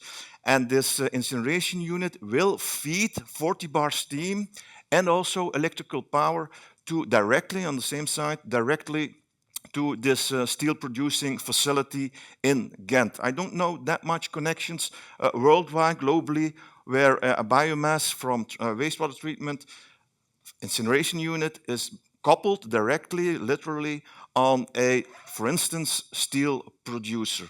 So helping them out, actually also making their ambition for green steel to become true. We all know that steel production is under heavy pressure in Europe at the moment. So helping them also a little bit with their green ambition. But what I would want to talk about a little bit in more detail is the fact that from that combustion ash, incineration ash, the fly ashes that are created by this incineration process, that at this very moment actually, on a very large scale, full scale, we are blending these combustion ashes with virgin rock phosphate in an existing fertilizer facility for recovering, recycling phosphate on a very large scale. I think also there the process that we're doing is quite unique because there's no intermediate step where the phosphate is extracted or phosphoric acid is produced. No, the fly acids are mixed, mingled, blended directly in the raw phosphate feed of this existing, actually, plant of Eurochem, which is a former BASF plant in Antwerp. But it was not an easy thing to do. Over the last years, we have going to a lot of lab tests.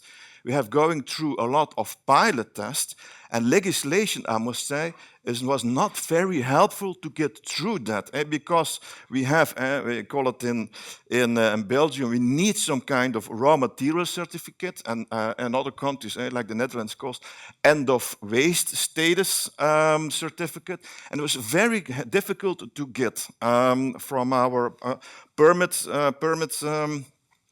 For the instances that have to give permits from that. So very difficult, making it also very expensive to do this test on pilot plant scale, and we did it on full scale, I would say, for 1 to 2 days. Well, I must say, Eurochem, this fertilizer producer, did it on a few days, but it was so difficult to get the certificate. It was also very expensive to do the test because the demands on analytical tests that had to be carried out were very high. So that, we thought, what do we have to do to make sure that once we start with long-term, and I mean hundreds, thousands of tons of fly ash, long-term test full operation in this, how can we make it feasible? How can we make it affordable to do that? Well, there's no magic tricks and all that, but we pulled a little trick by actually organizing a press moment together with the minister who is responsible of environmental affairs, announcing that we are doing some major recycling tests, or planning to do some major recycling tests. The minister was very happy with that. He's as well for environmental issues, affairs responsible, as also for agriculture affairs. So a very beautiful mix for him to come into the press. And that's the first thing that we did. We made it public. We make sure that there was attention for that. And I would say a certain subtle pressure on these instances that would now, again, with this permitting authorities, I would say a little subtle pressure to make sure that they were thinking along with us and helping this process out. I would say not a world wonder solution, but it certainly helped to go along with this process. A second example is the reuse of wastewater, the reuse of treated wastewater, for example, for the production of Rio Limo, but for many other things also. And what you see on this slide, these are farmers queuing on one of our wastewater treatment plants like 4 or 5 summers ago, when we had a very severe, and this year again, is a very severe drought in Flanders. It was never done before. We opened the wastewater treatment facilities for farmers to come to our facilities and to collect untreated, well, effluent, treated wastewater, but not further purified wastewater for irrigation of their fields, of their crops. It was extremely successful, and it was also a nice thing to see, because those two communities, I would say the wastewater treatment community and the agricultural community, well, they're not mingling that good, because the farmers are a little bit looked at as still the guys who do some nitrogen and phosphorus discharge. We're trying to avoid that, but it's very nice to see how these two communities came together doing that. We even did some minor investments in 40 of our wastewater treatment facilities to make it easier for these farmers to come over and to collect wastewater. Unfortunately, conflicting legislation. Unfortunately, 2 years later, because of European legislation, it was no longer allowed for farmers to use untreated, not further purified wastewater from wastewater treatment plants. So actually, unfortunately, there are reasons for that, of course, but it had to stop. The last 2 summers and also this very dry summer, we were not longer able to help them out. But how to deal with conflicting legislation? Well, what you see on this picture is in that very same summer, well, the summer the next summer, actually. So what is the problem for this farmer? At a certain point in Flanders, probably also in other countries, when it's very dry, you're not longer allowed as a farmer to extract water from the ditches, from the brooks. So this water availability is not longer there. And again, as mentioned, water from aquafin is also not longer allowed to be used for the farmer. So what did this guy actually did? And we call it in Dutch boerenslimheid, and I did not find a good English translation for that, but it means some kind of smartness that only farmers have, apparently. So what did he do? He said, okay, this is the discharge piping from aquafin, where the effluent is coming. I'm not allowed to take it. It's from aquafin, legislation, European legislation, yeah, cannot take it anymore. I've been doing it, but I cannot take it anymore. This is the ditch, and this is the surface water from the ditch. I'm not allowed, because of Flemish legislation, to extract the water from that. Yes, of course, there's a half a meter of legal no man's land, boerenslimheid, of legal limits that I can use. And that was actually his argument when our people find out that he was putting an IBC container that said, it's not yours anymore, it's not still not in the ditch, I can take it, there's no legislation not allowing me to do so. But it also illustrates a little bit the despair that, and also this year, the farmers had because of this drought, and trying to help them out. But on a further larger scale, is that we're in Flanders now are working on approximately 15 projects in which the goal is to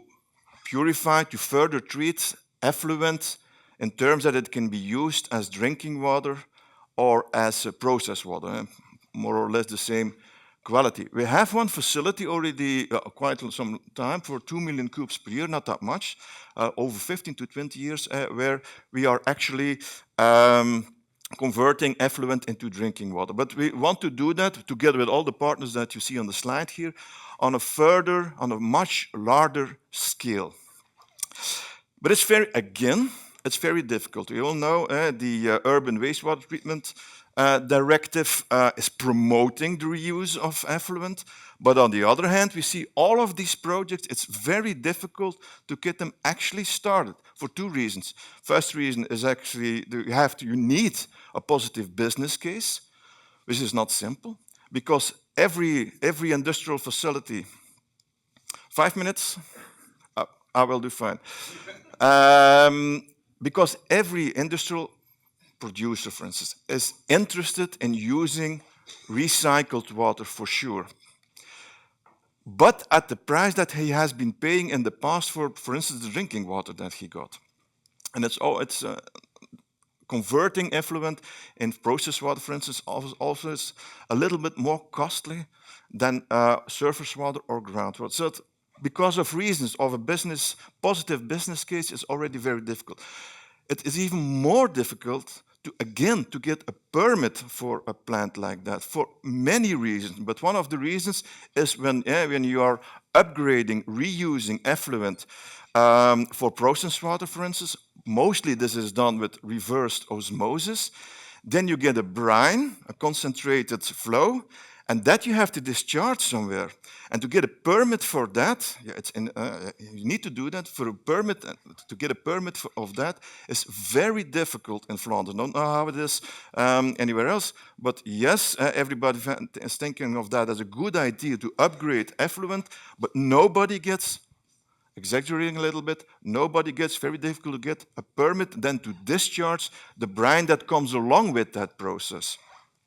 So we're seeing if we can help out these project partners also there. For instance, it's not the ideal solution, but we are calculating that, we're looking at that, we're trying that, is to take the brine back into the wastewater treatment plant so that it is diluted to some extent, and that makes it a little bit more acceptable, I would say, to have it discharged then. A second advantage is when you take the brine back, you will again remove some phosphorus, some nitrogen, so that's a secondary advantage of that, but again illustrating how difficult it is to do what we think that we have to do.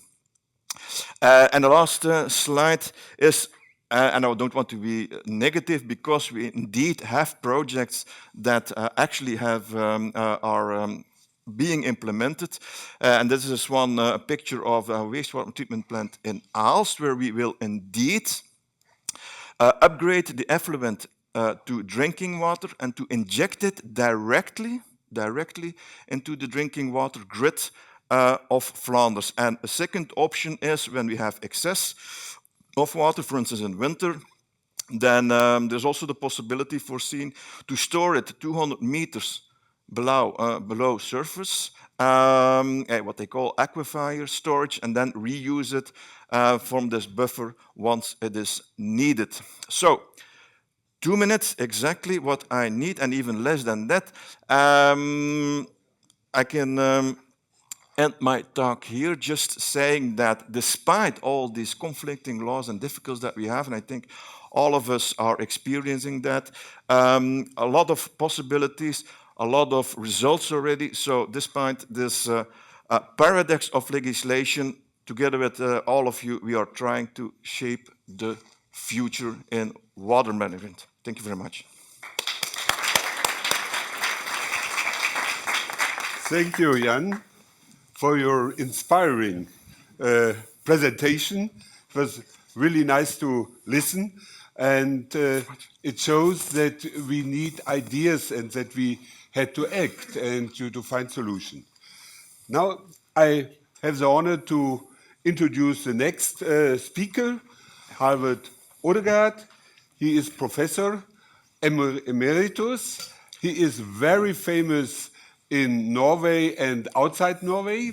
He is honored by the king with a, I have to read because I'm not know exactly this honor before, Knight of the First Class of St. Olaf. Congratulations, that was in 2011. And 2 years ago, EWA honored him for his work for his scientific and long and outstanding work in the scientific field, especially in the biological treatment of wastewater. Professor Odegaard, Harvard, the floor is yours, and you will speak about you like to speak about the purification or the biological treatment of wastewater. Okay. So please listen. Thank you. So let's try this one. Doesn't work. So we have to use this one. So what I will address is actually the challenges that we have in Norway in facing the new wastewater directive, especially on nitrogen removal. If we look at the standards of the previous and present directive and the Norwegian standard on nitrogen, you can see that in Europe they have a concentration standard as well as a percentage removal standard. And it's now stricter than it was before, as you see. In Norway, we have relatively few nitrogen removal plants, but those we have only a percentage removal. Presently, 70%. In the future, it's been indicated by the authorities that they will increase this to 80%, according to the EU directive, but only percentage. Oh, I'm used to have this. But if that attitude stands, it will mean that the Norwegian standard will be stricter than the EU standard. And I will explain why. But generally, the concentration in the inlet water in Norway is on average 35. Some is below 35 and some above. But if you have 35, then 80% will be 7 milligrams per liter, while the most strict in Europe is 8. Actually, those who went to the Bekkelaget treatment plant yesterday, actually, on the excursion, they have 30, actually a little bit less than 30. So they would have to meet 6. So I recommend very strongly to the authorities to just implement the EU directive as it is. Don't try to make it more fancy than it is. So to the challenges. I will use this very busy picture from Lillehammer. That was the first nitrogen removal plant in Norway built for the Winter Olympics in 1994.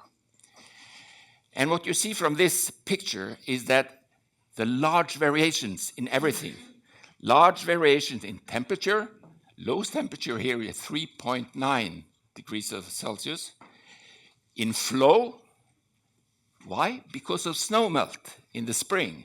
Low temperature, snow melt. And therefore, low concentrations, diluted wastewater.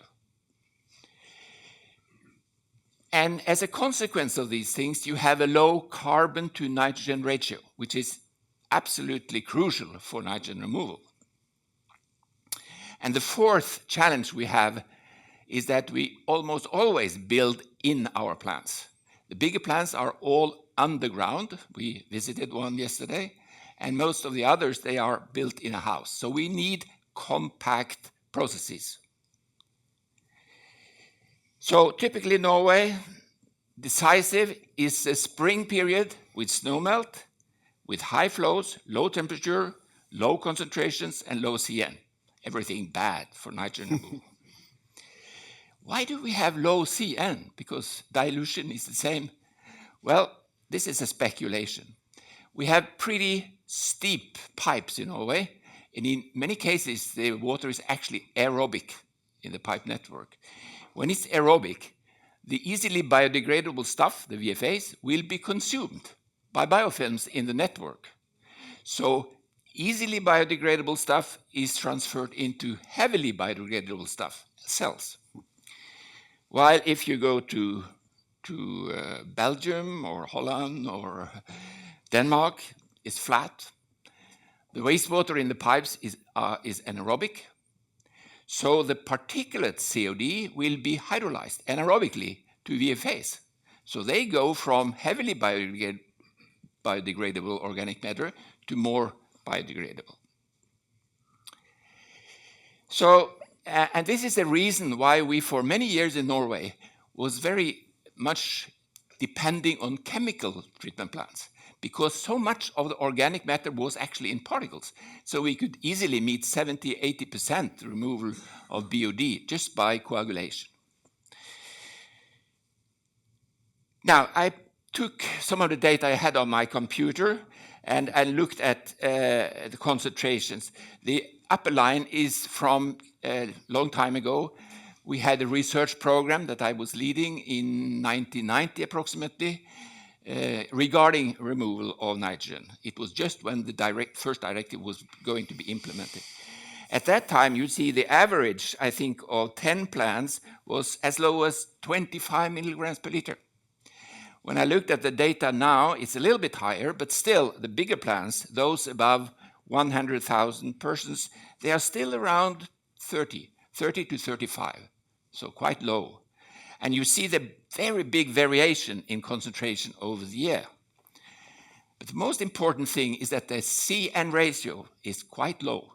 Normally you would have a CN ratio above 878, and especially if you look at the easily biodegradable soluble BOD per ammonia concentration ratio, then it should definitely be above 2.6, and you see all of these are way under. The medium-sized plants, but still those who will receive nitrogen removal, they are above 10,000. Many of them have pretty high concentrations of nitrogen, but relatively low concentration comparably of carbon. So still, CN ratio is pretty low.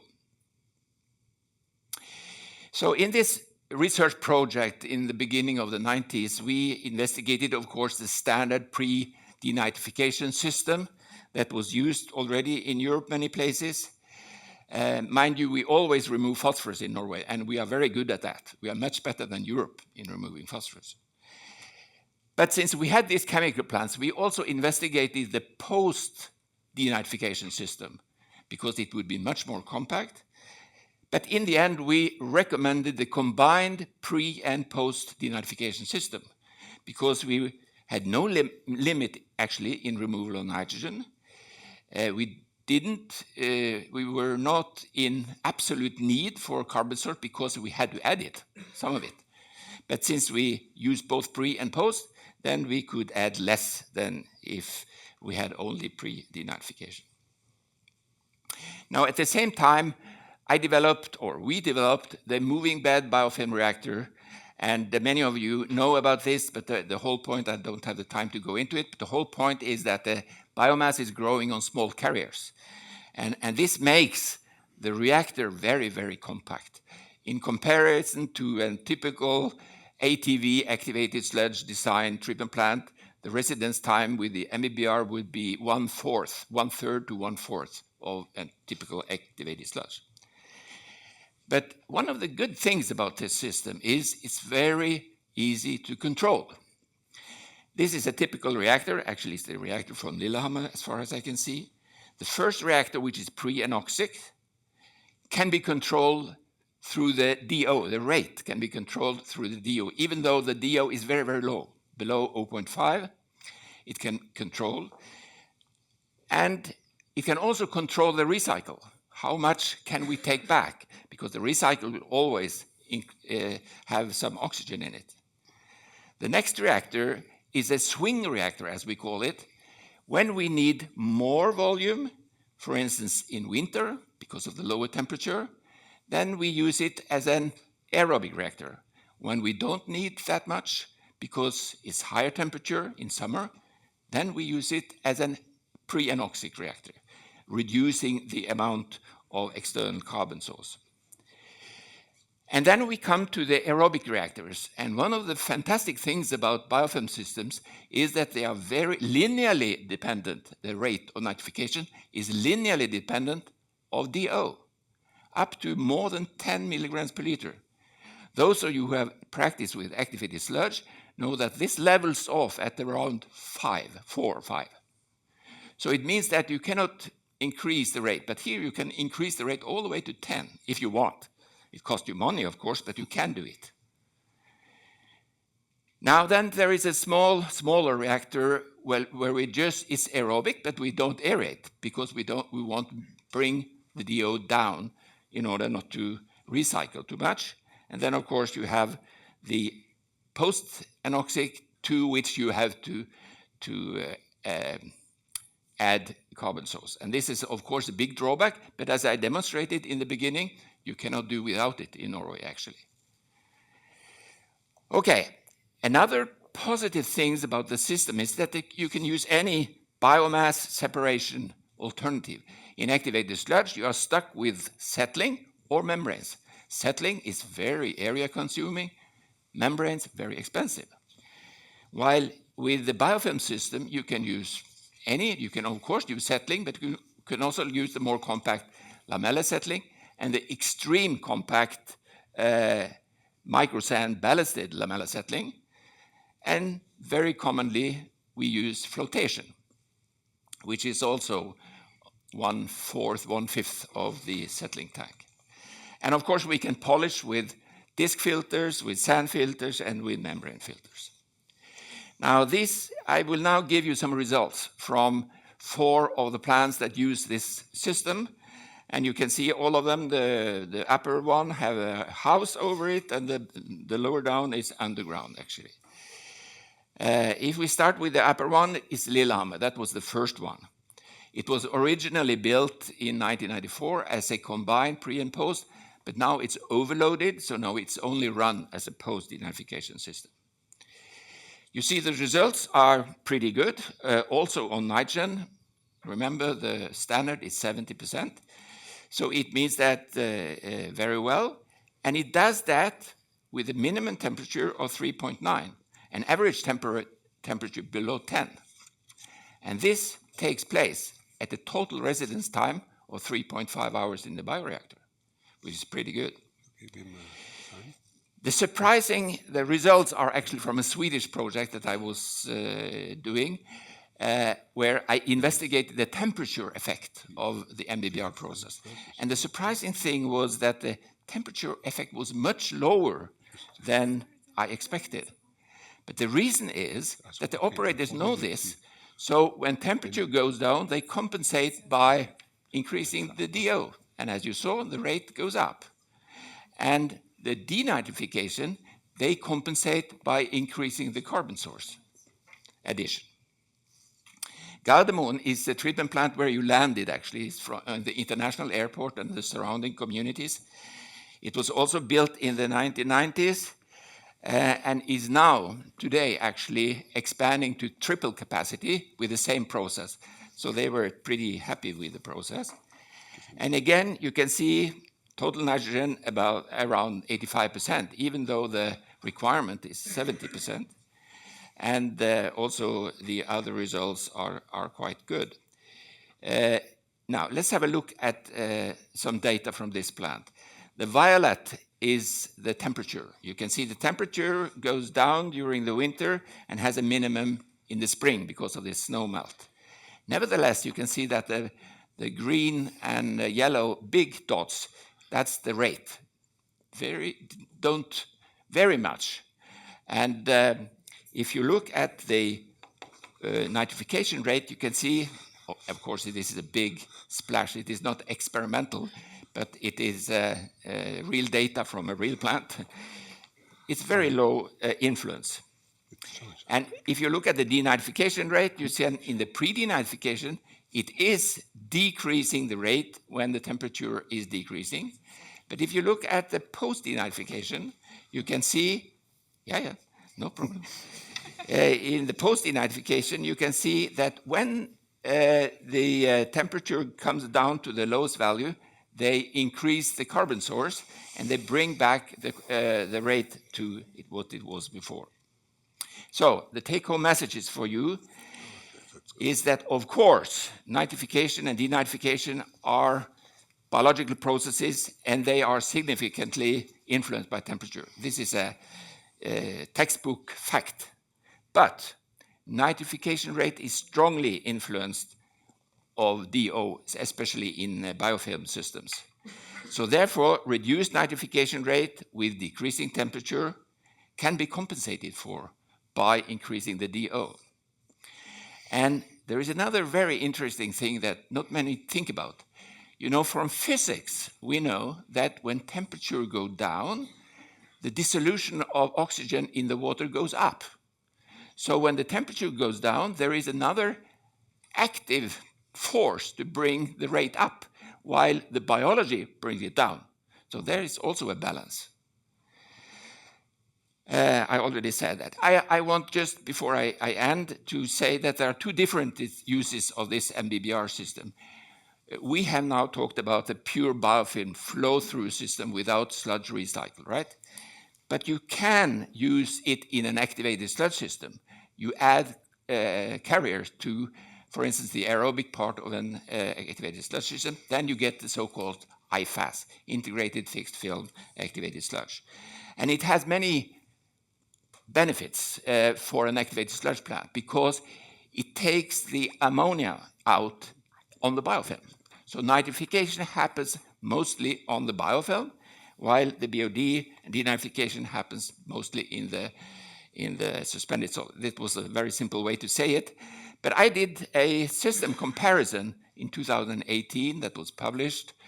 I wanted to compare the activated sludge MBR, which was the upcoming interesting process, even in Norway, with the MBBR, with flotation and disk filtration, was more or less the same result. And then I took an IFAS system that has never been built, I think, the IFAS MBR. One plant is under planning in Norway now.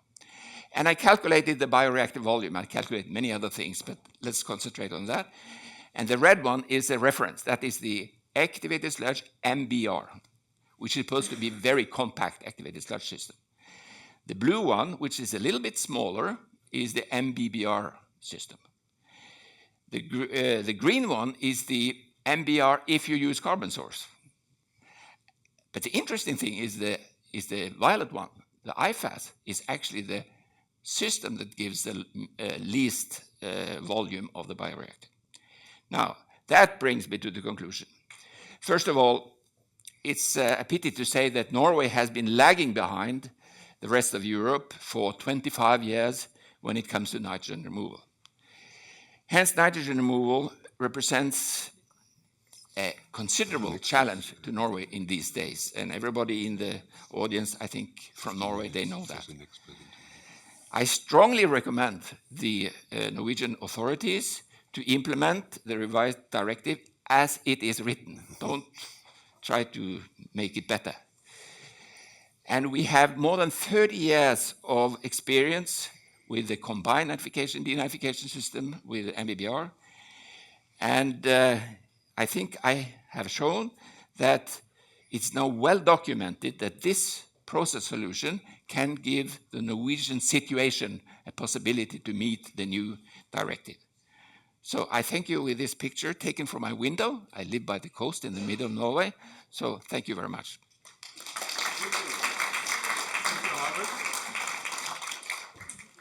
It was also a very great presentation, and I think we learned a lot about nitrogen removal, and what is very important, you said, your recommendation to your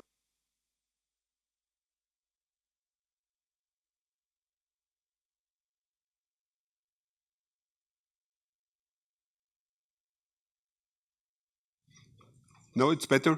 In Germany, we struggle also with this kind of supervision of the wastewater treatment plant. So we need both good technologies, but also good supervision that is done so as it is written in the EU directive.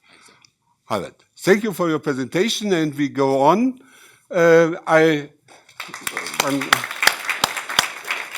We move to Thomas Winkens, professor at the Technical University in Aachen.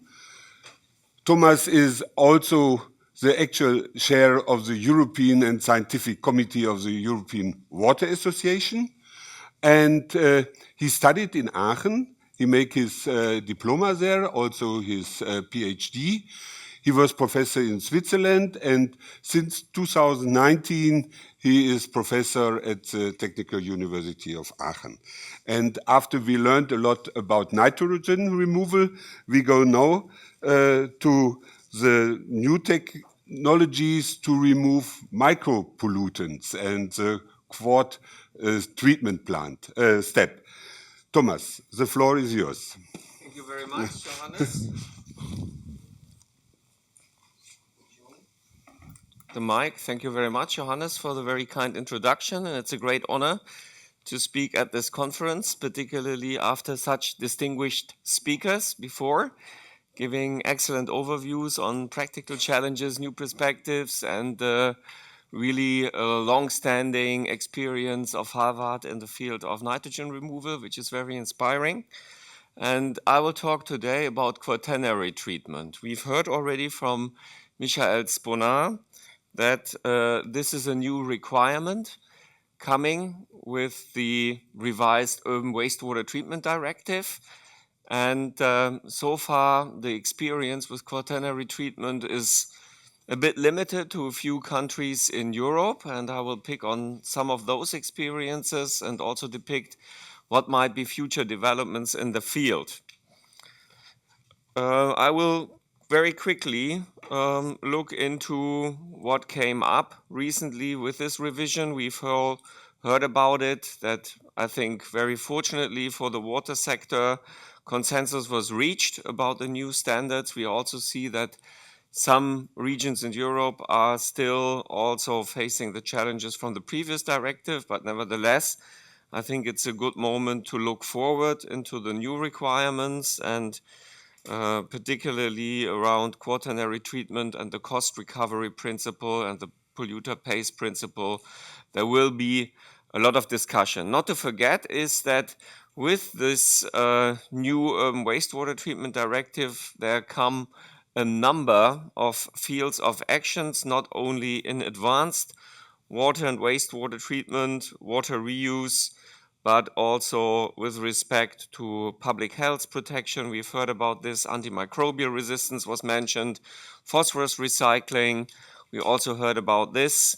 Certainly energy neutrality is an important aspect, and we will also see more holistically into emission mitigation across various compounds and greenhouse gases, for example. When we now look at the issue of micropollutants, organic micropollutants, and how to address them with quaternary treatment, then we are looking back at something like 25 years at least of research in the field. Started my PhD project in 2000, and that was on endocrine disruptors in wastewater. So one of the first classes to be addressed. There have been some very early studies, for example, from Thomas Ternes in Germany, and also Erwag in Switzerland really looked at that very, very early. And by the time a lot of data was aggregated, one PhD at our department, Christoph Kaisers, compilated some data here without going into details, looking at a long list of organic micropollutants, pharmaceutical residuals, industrial chemicals, hormones, all sorts of stuff, artificial sweeteners, painkillers, and how they are removed in conventional wastewater treatment. Conventional wastewater treatment meaning mechanical, biological treatment without distinguishing too much which kind of biological system. There's certainly some impact on factors such as slut age, for example. But broadly speaking, we can see that there is a class which is hardly removable in conventional wastewater treatment, something which is removable to a medium degree, and even some which are quite well removable. So in the course of action, it turned out that this 80% target removal is a target which has been first become part of the legislation in Switzerland, and then has also been picked up in the revision of the Urban Wastewater Treatment Directive. And we already heard from Michael Sponar that there is a timeline to equip facilities, particularly the larger ones, but also those who are important in terms of risks for the receiving waters, to equip them with quaternary treatment stages, and according to the annex on the Article 5, Article 8 of the directive, those substances that can pollute water, even at low concentration, should have a minimum percentage of removal in relation to the load of the influent. So looking at the full wastewater treatment plant, corresponding to 80%. So this is the goal. And I think most of the processes which we have seen both in research and in practice are going after that goal. Basically looking at a broader spectrum of compounds. In some cases, indicator compounds are nominated, so to speak, in the corresponding legislation. This will also be part of the revised Urban Wastewater Treatment Directive, and you pick from those indicator compounds and you compare influent concentrations and effluent concentration in the wastewater treatment plant.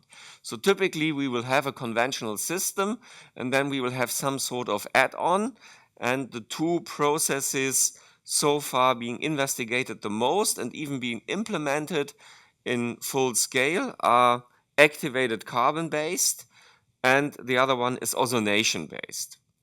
So some of the first plants, and even without having any look at micropollutants, already in the federal state of Baden-Württemberg, fairly early on, there were some full-scale systems using powdered activated carbon, particularly to treat wastewater which has some influence from the textile industry, to remove color, for example, to lower the organic loading.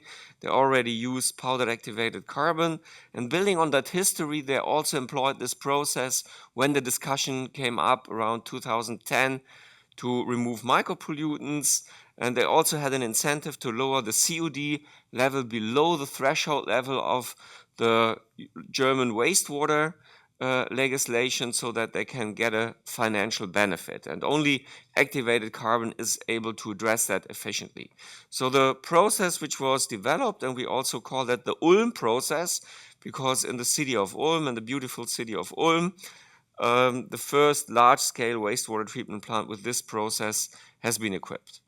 And basically, the powdered activated carbon is dosed in a contact reactor. There are some additional chemicals being used, for example, coagulants, also polymers as a flocculants. Then the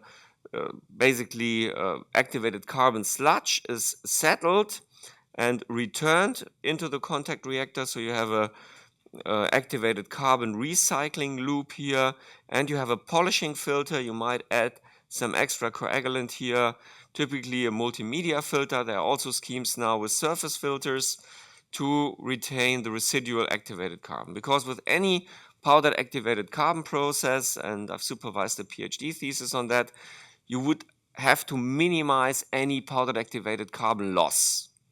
And first of all, you have to quantify that in very low concentration ranges. So typically you have a filter afterwards. Also, the other treatment train, well known from drinking water treatment, ozonation, not with the aim to fully mineralize the compounds, but rather to crack the compounds, basically to make the parent compounds disappear, with the disadvantage that some sort of transformation products will form, but always with the requirement to have a biologically activated filter coming afterwards to be at least able to degrade those transformation products which are bioavailable. We've also investigated together with Berlin Waterworks, and in a PhD thesis of Daniel Sauter, we found it's quite important, and also, for example, the aldehydes, to degrade them because there is some biological activity. So those two systems have been implemented. What came up also, which is also well known from industrial wastewater treatment, also drinking water treatment, is to have granular activated carbon in a deep filter bed as a final stage, with the advantage that you can regenerate the carbon. Probably a bit more costly in terms of investment, but in operation cost probably a bit lower than the powdered activated carbon, which cannot be regenerated and which can only be used if the sludge, which is the final destination, is incinerated. So there have been some interesting developments to either couple the GAC filter with a pre-filter or not, depending on the suspended solids in the effluent of the final clarifier, and even couple it with a pre-ozonation, with the advantage that you can operate at relatively low dosages of ozone and have a long filter runtime. And a particular interesting process configuration which is coming up quite a lot, and there's another PhD thesis completed on that by Daniel Bastian, is to dose the powdered activated carbon in a membrane bioreactor with the advantage of the full particle retention by the membrane itself. When we now look into what is implemented, then we see a quite interesting map of Germany with the different types of processes. You see some cluster areas, as I said, in the federal state of Baden-Württemberg. We have a lot of adsorptive processes. We also see some process combinations coming up in the federal state of North Rhine-Westphalia. We see quite a number of different processes. Also in the city of Aachen, we have very important ozonation plant.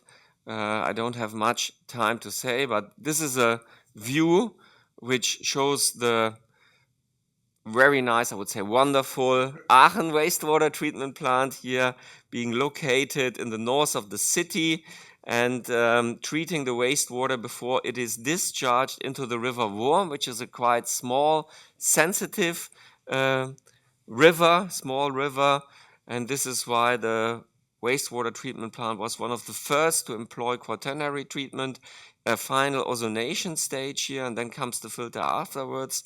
And we have the great privilege, thanks to my predecessors, which have started here in the 60s to do pilot tests on this wastewater treatment plant. And we now have a nice experimental lab here in the center of the plant with our labs and technical installations. So to conclude, there are also, of course, a lot of developments in Switzerland. Switzerland was the first country to adopt quaternary treatment requirements.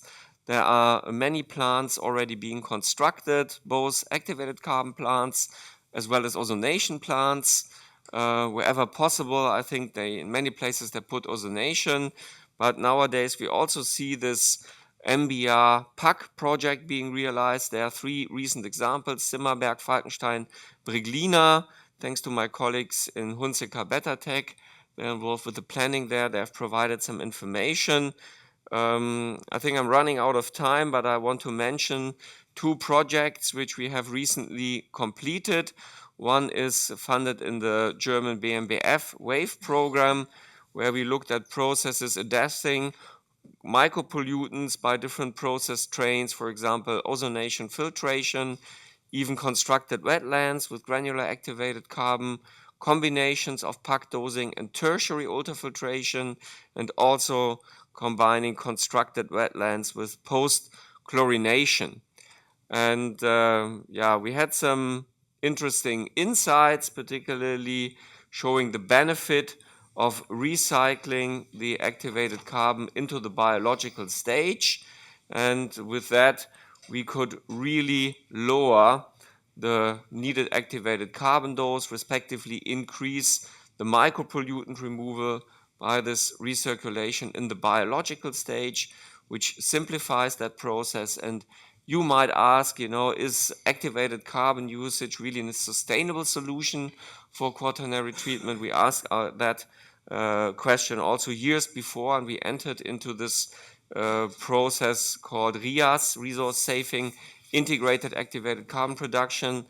And we basically used screened material from a fine screen, and with many partners run through different thermochemical processes to actually produce an activated carbon from this screening material in the wastewater treatment plant. We suffered many drawbacks in this process, from obtaining that material, processing that material.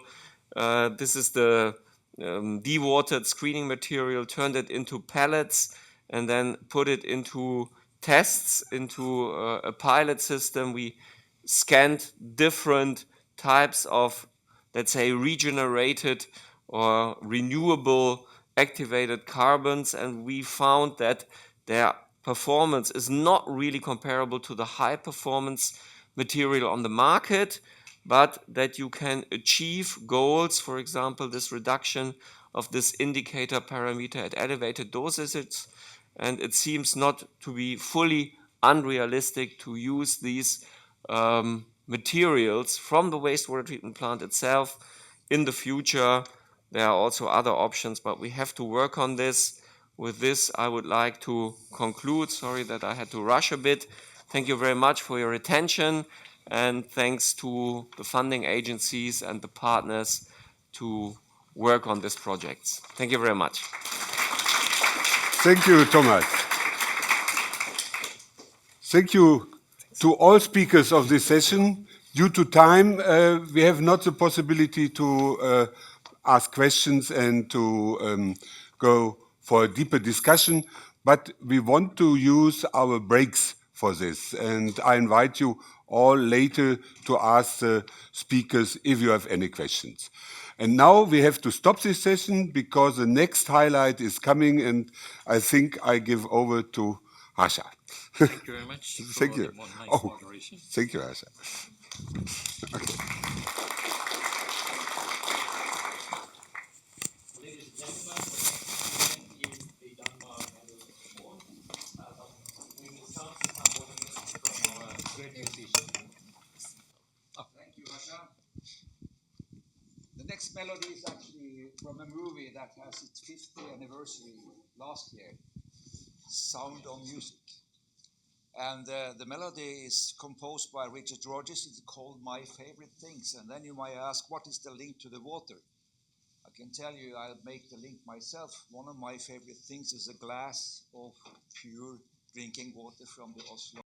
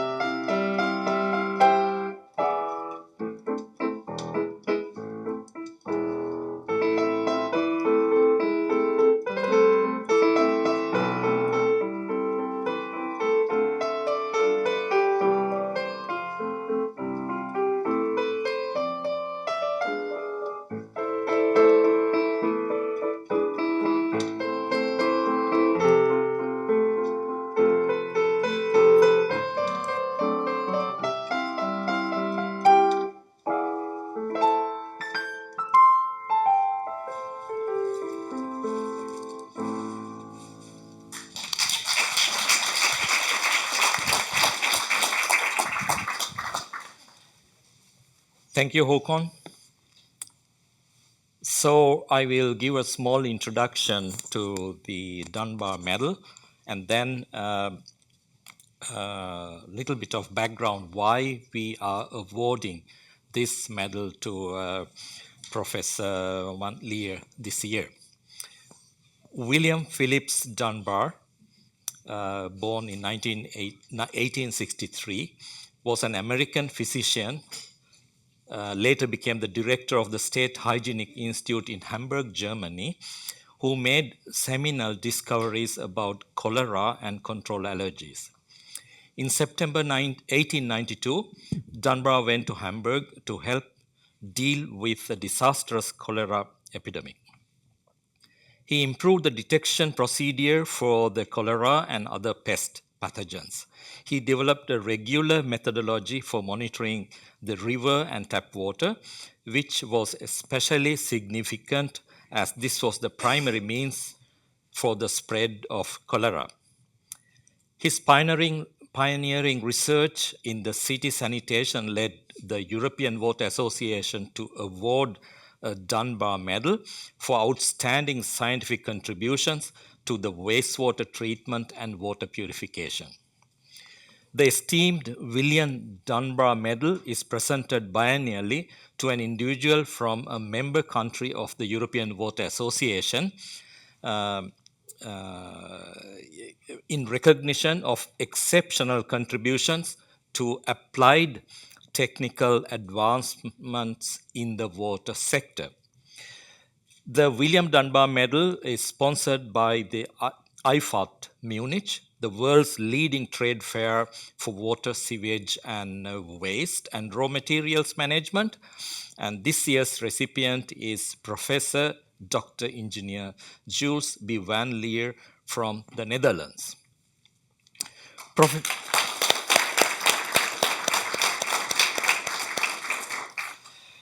Professor Van Leer is a full professor in wastewater treatment, environmental engineering, and the head of the section of sanitary engineering at the Department of Water Management at the Delft University of Technology, TU Delft. He also holds a second position at the UNIHE Delft in the Netherlands. Having obtained both his master's and PhD from the Wageningen University in Netherlands, he has dedicated his career to advancing wastewater treatment and environmental engineering. Professor Van Leer specializes in the field of anaerobic treatment technology, focusing on cost-effective technologies for wastewater and sludge treatment, resource recovery, water, nutrients, and biogas, and the reuse of reclaimed water for industrial and agricultural applications. He has authored or co-authored over 300 scientific publications and book chapters.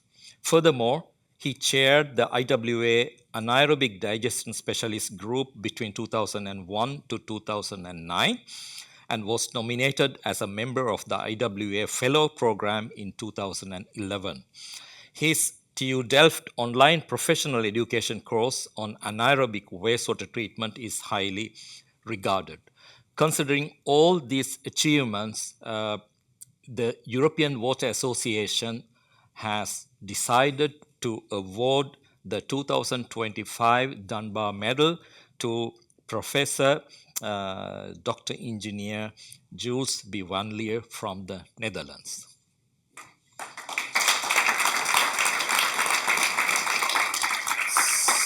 So now I invite the executive director from the IFAT, Colin Davis, to give a few words about why you are awarding, why you're supporting this medal.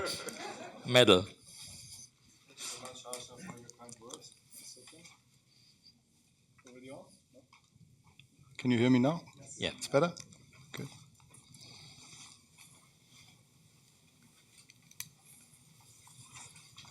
Dear esteemed colleagues, guests, and members of the European Water Association, it's a great honor to address you once again at this year's joint EWA-NWA conference, a tradition that reflects the enduring cooperation between the European Water Association and Messe München. Since the foundation of the EWA during IFAD 81, our partnership has become a cornerstone of technical dialogue in the European water sector. Through joint conferences, pioneering webinars, and shared knowledge platforms, we have built bridges between science, engineering, and policy. And we continue to strengthen those bridges every year. One of our clearest expressions of the cooperation is the William Dunbar Medal, which Messe München has proudly donated since its inception in 1973. Named after William Phillips Dunbar, a visionary hygienist of water monitoring pioneer who helped manage the cholera crisis at the turn of the 20th century, the medal recognizes individuals whose scientific excellence continues to shape our world for the better. Our recent award winners, including Professor Berlamont in 2019, Professor Dreves in 2021, and Professor Oedegaard in 2023, have all advanced the boundaries of water and wastewater treatment. And today, we are proud to add another outstanding name to this legacy. This year's William Dunbar Medal goes to Professor Dr. Jules van Leer from the Delft University of Technology in the Netherlands. And again, congratulations to you.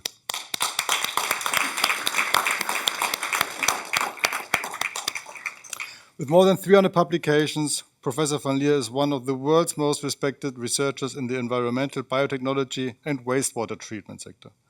His life work focuses on anaerobic treatment technologies, a field that is gaining increasing importance in the light of climate change, energy scarcity, and the urgent need for circular resource use. His research demonstrates how we can turn wastewater into renewable energy, reduce sludge production, and minimize operating costs, while opening new opportunities for reuse and recovery, especially in rapidly growing and water-stressed regions. Just as William Dunbar once showed how the right combination of science and technology can save lives, Professor van Leer shows us how it can power the future. As we look forward to IFAD Munich in 2026, we also celebrate a remarkable milestone, the 60th anniversary of world's leading trade fair for environmental technologies. Since its launch in 1966, IFAD has grown from a national exhibition into a global platform for environmental innovation. It is not only a showcase, it is a catalyst for change with solutions for water, recycling, and circularity. The upcoming edition in 2026 will mark 6 decades of pioneering spirit, collaboration, and progress. With forward-looking topics such as digital transformation, resilient infrastructure, and circular economy in focus, IFAD Munich continues to shape the international agenda, much like the work of today's honoree. The previous speaker of today, Michael Sonar, already mentioned the EU's water resilience strategy. We will use IFAD Munich 26 to give this important topic also a platform and continue the dialogue with the key stakeholders, the industry.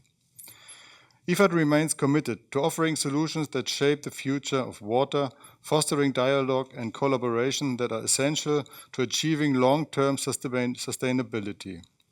Professor van Leer's work not only helps meet these environmental targets, but also promotes knowledge transfer and international cooperation, values that both EWA and Messe München hold clear.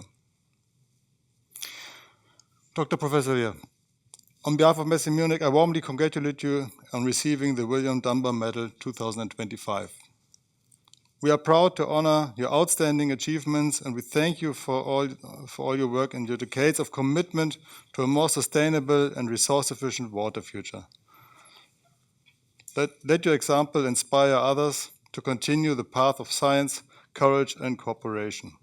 Congratulations again, and hope to see you, and not only you, but all of you at IFAD next year in Munich.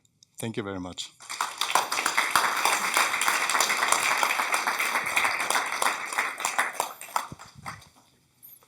So this is the medal. Let's open it.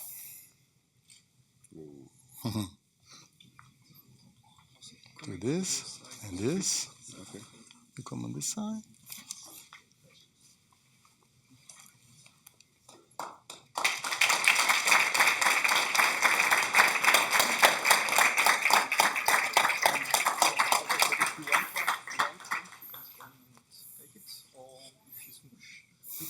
You can just stay in.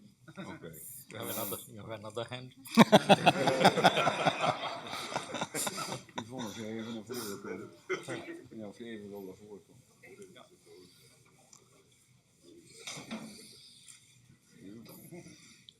Always my support. So.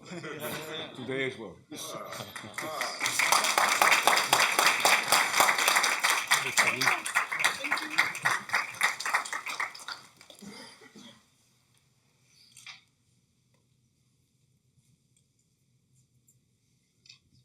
Okay. Thank you again. Thank you very much. We're going to have a couple of minutes of water music before we will give the floor to Professor von Leer to give his number of speech. Yes, good music again.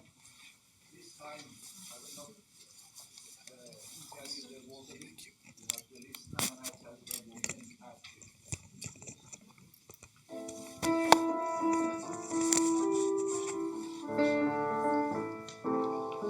It's so neat.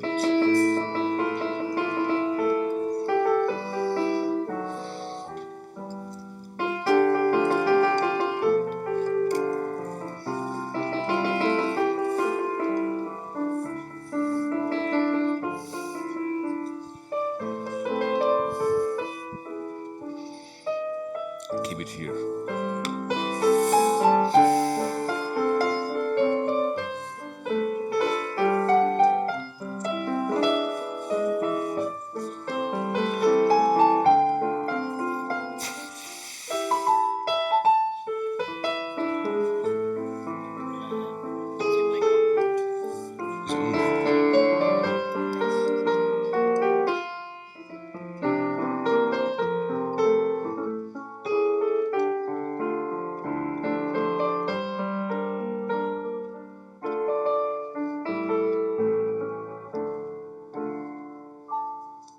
You recognize the melody? It's from the winner of the prize in Cannes Film Festival in 1964. It's the Le Parapluie de Cherbourg, the parapluies of Cherbourg, which of course is linked to rain coming down from the sky. Thank you.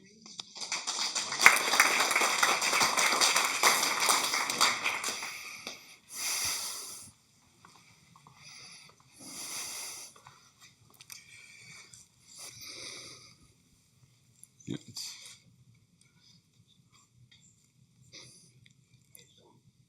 Yes. Okay. Okay. Thank you very much. I'm deeply honored to be here in front of you and to be selected for the prize winner of this year. And the honor, I have to say, not only goes to me because I'm not alone, and a person is never alone, but the entire set of people that work with me in the past years, and I hope to recognize them during my presentation as well. It's difficult in 15 minutes to explain what did you do in the past 40 years, 37 years, more or less, when I started working in this theme. In the theme, I explored completely from anaerobic microbiology, looking at the microbes, what they do, how they function, but also installing large-scale reactors, both in industries, but also in developing countries for treatment of sewage.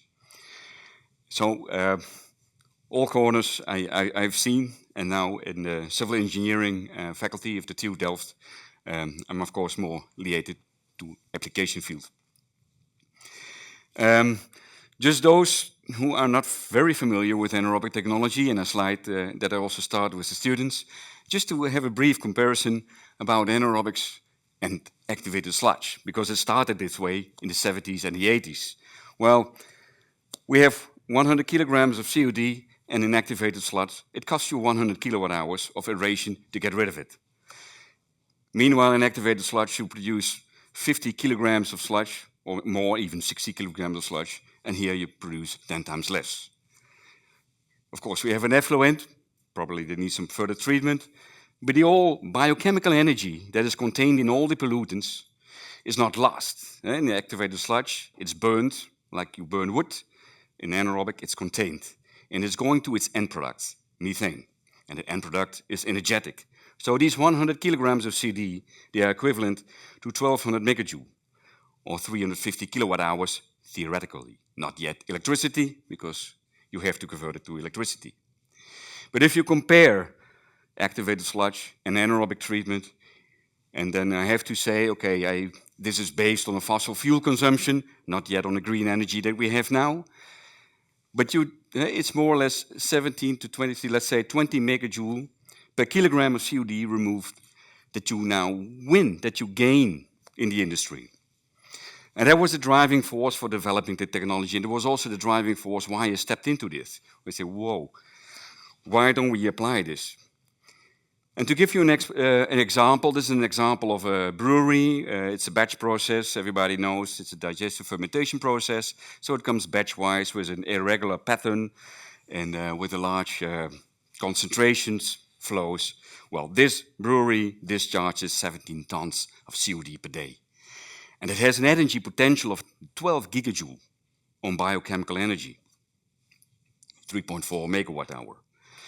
So if we treat this with an anaerobic reactor at 85%, we can calculate that you have 40 megawatt hour theoretical thermal energy available, or about 20 megawatt hour electric if we transfer this to electricity with a combined heat power plant of 40% efficiency.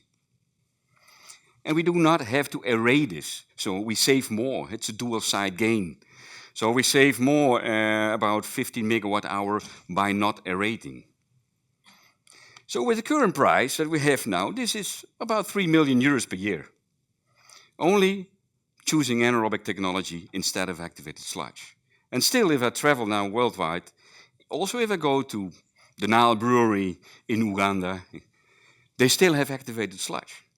They don't have this technology. And they use fossil energy at a commodity price. I don't understand.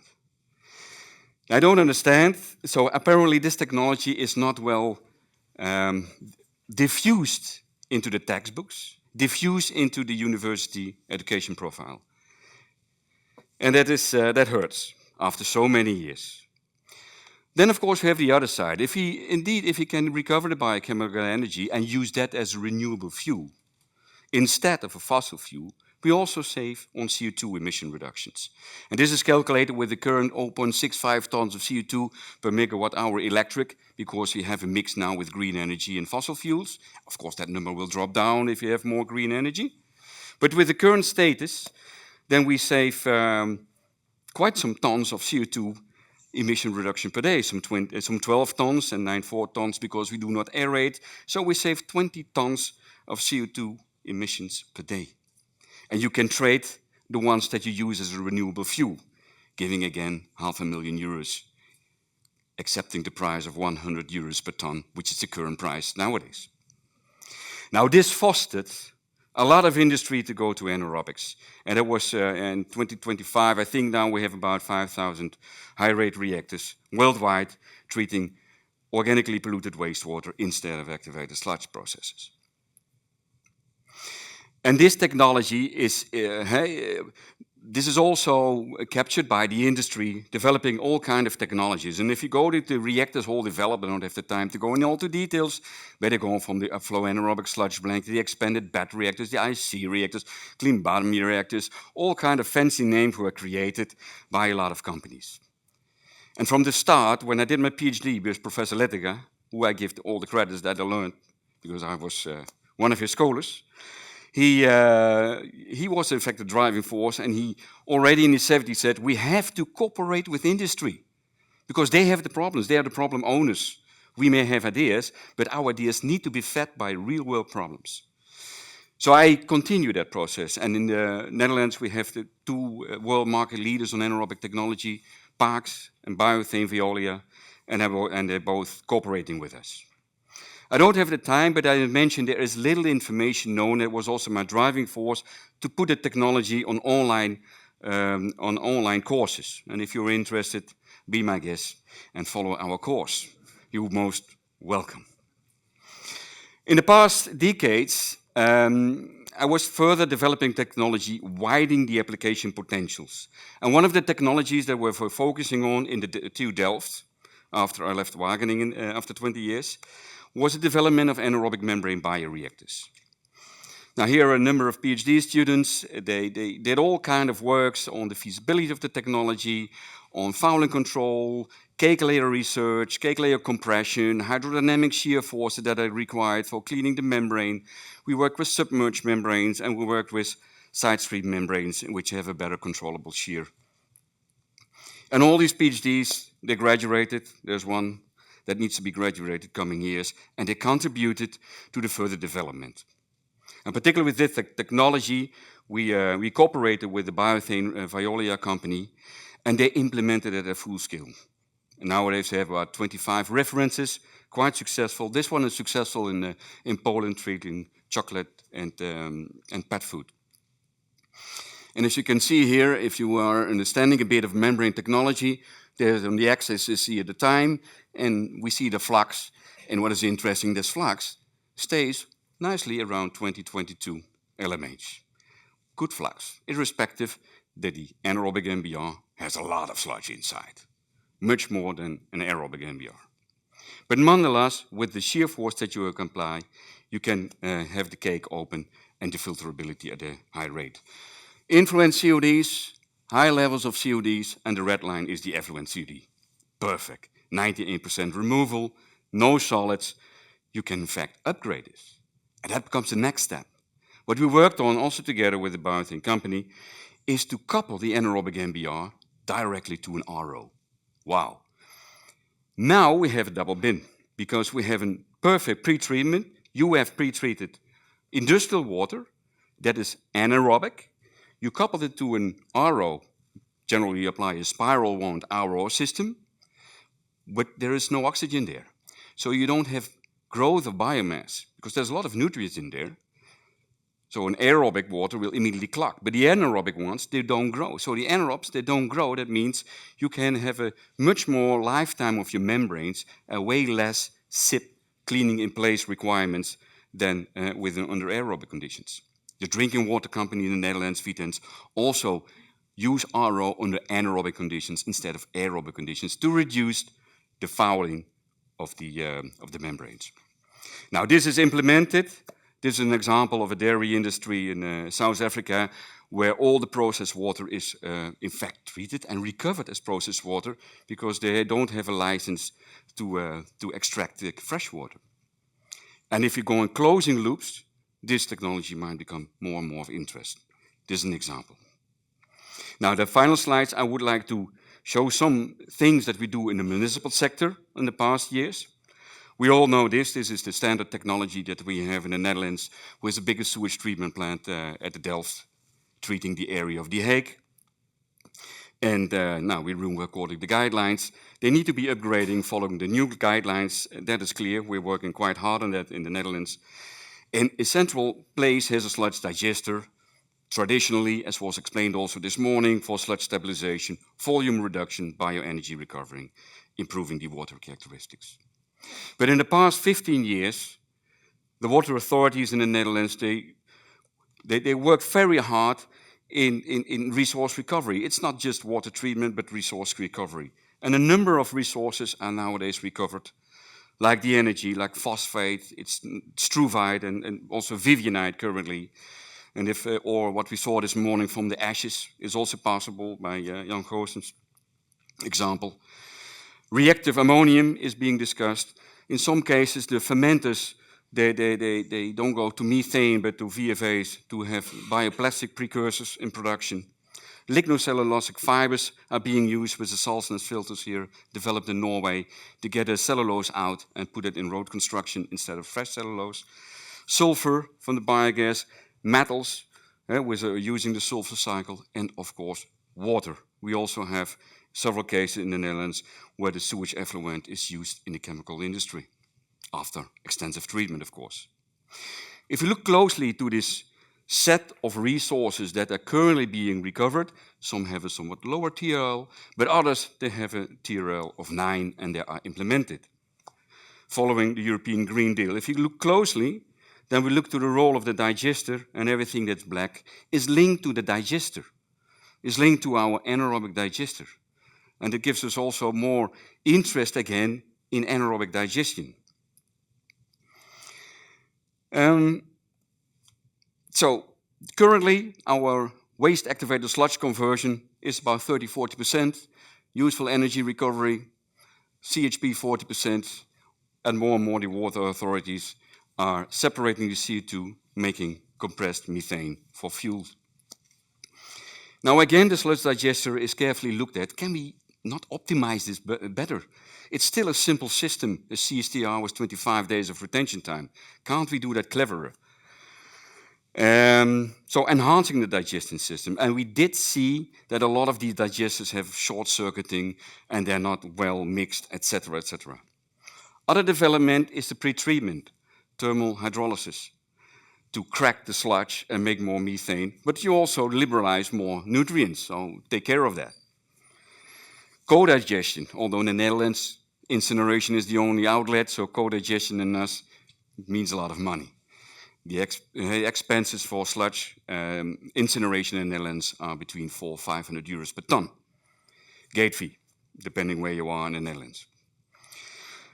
Or more efficient use of the energy by having other energy conversions. I will give you one example that one of our PhD students developed, and it was a cascade reactor, a very simple system, because we thought this stupid CSTR of 25 days retention time, if you add a little bit of sludge, there is no substrate inside.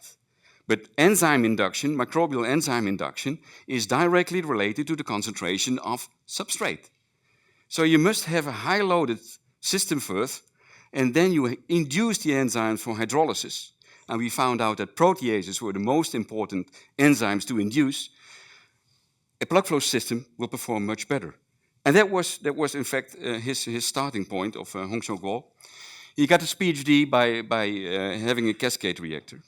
And we're working with Haskoning to develop it further. They took up the idea and they're now selling this as a Vira system. And in a couple of years, they already had 16 references. But the good thing is only 6 to 8 days retention time instead of 20–25, operating at mesophilic temperatures. So it's very efficient.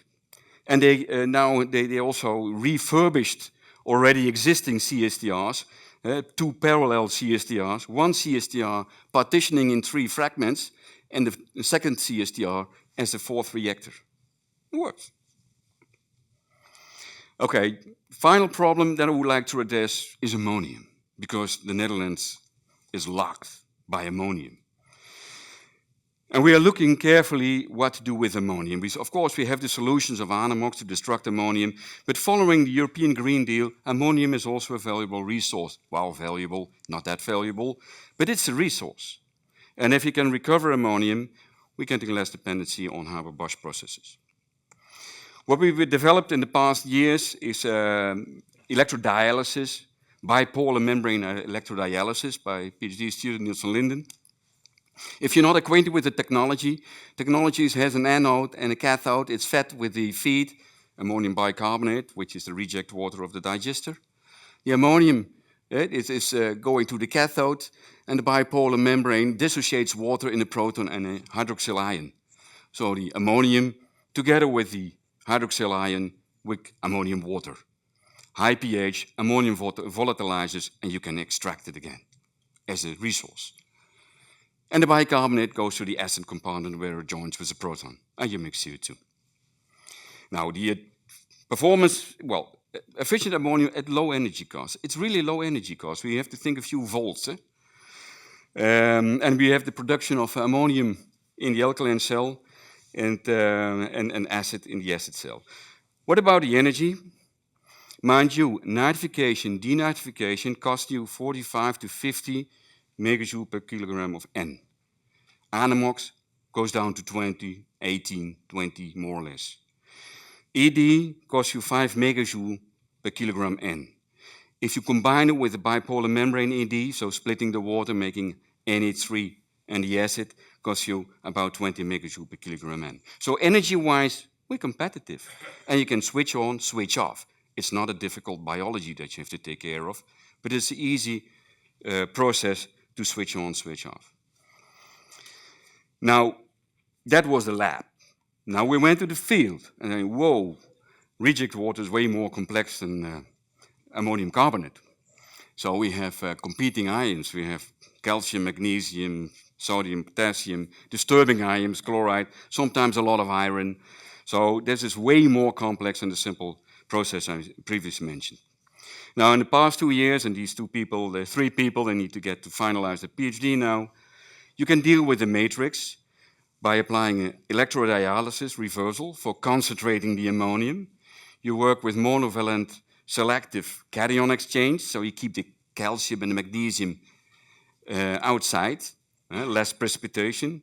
You make a 2-chamber BPMED stack, called a BPC, less energy consumption. And you have a pulse pause operation to lower the energy demand. That is Yusuf Kaniadakis, and he's now finishing off. And the other 2 examples of these PhD students, Gladys and Davison, they're working on a standard technology, but optimizing. A standard technology, also marketed by the Nijhuis company in the Netherlands, is stripping and scrubbing. So then you are out of this dirty matrix and you come into a clean matrix. And you use sulfuric acid to scrub the ammonium. But sulfuric acid is more expensive than ammonium sulfate because we are drowning in ammonium in the Netherlands. Ammonium sulfate, although it's a resource, has a lower value than the sulfuric acid in the Netherlands. So with the BPMED, we can recover the acid and we can recover the ammonium. And the acid we send back to the scrubber, and the ammonium is our resource. And then we thought, now wait a minute, then we don't need sulfuric acid anymore. Then we can go for organic acids, which are less harmful, they're more easy to treat, and they're way more effective. So we developed a technology with citric acid, a trivalent carboxylic organic acid, very effective in the scrubber, but also in the recovery, you go to a pH of 5. Not needed to go to pH 2. And at pH 5, there is no competition between the protons and the ammonium to be transported over the cation exchange membrane. And that brings a lot of benefits. This is implemented as the technology was piloted in the Arnhem wastewater treatment plant in the Netherlands. And it's now further, it's TRL 7.8, that's so to say. It's now further marketed by the Nijhuis company. With this, some take-home messages for you. So, looking for real sustainability, please go anaerobic. Don't forget this old technology, which can be linked quite easily with resource recovery. And also, ammonium is a resource, so recover instead of destruct. I have some questions about the Anamox, although it's quite effective. But the Anamox, maybe a fun comment. Some of the water authorities in the Netherlands, they found Legionella in the Anamox reactor. So now a lot of water authorities, they're, what's happening? And Legionella is, of course, because we have an oxygen, we have 30 degrees, tricky thing. But anyway, so there is more room for recovery instead of destruction. With this, I would like to thank, and particularly I would like to thank all the PhD students that helped me in the past 37 years. It's quite a number, and don't forget, they all work 4 or 5 years. So this is a couple of 100 years of work here. And they all, and some ended up quite good. And also, you see, not that many Dutch names. They come from all over the world, and they have good positions now there. But it's, of course, their work, and I was only coaching them. So I thank them very much, and I thank the Dunbar Committee again for this recognition. It's really appreciated, not only for me, but for all of them and the field. And of course, I thank you for listening, and any questions I will be happy to answer. Thank you very much.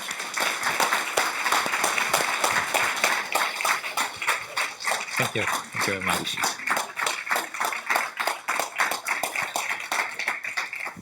Thank you very much, Professor Van Lier. It's a very nice presentation, and also, it's easily forget about anaerobics. Now I think this is going to stay in our minds. So very good.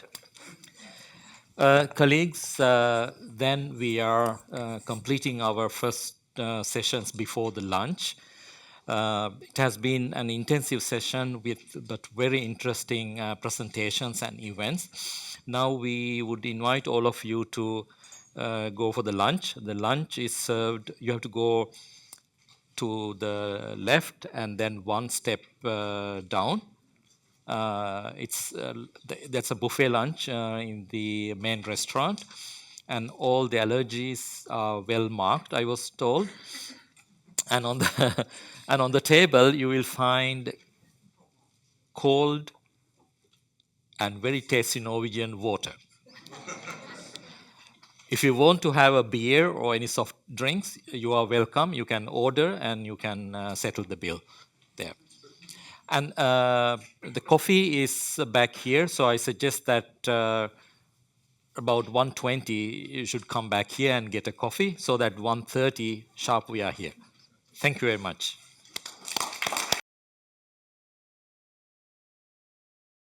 Can you hear me? Welcome back, everyone. No? Yeah? Can you now? Yeah? Better? Nothing? Nothing? I have low battery, but maybe it should be fine. Yeah? Hello? Yeah? Yeah? Yeah, better?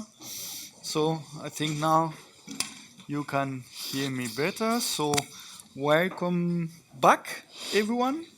After this morning discussion, we will now start with our third session, which is a panel discussion, the way forward for a common future.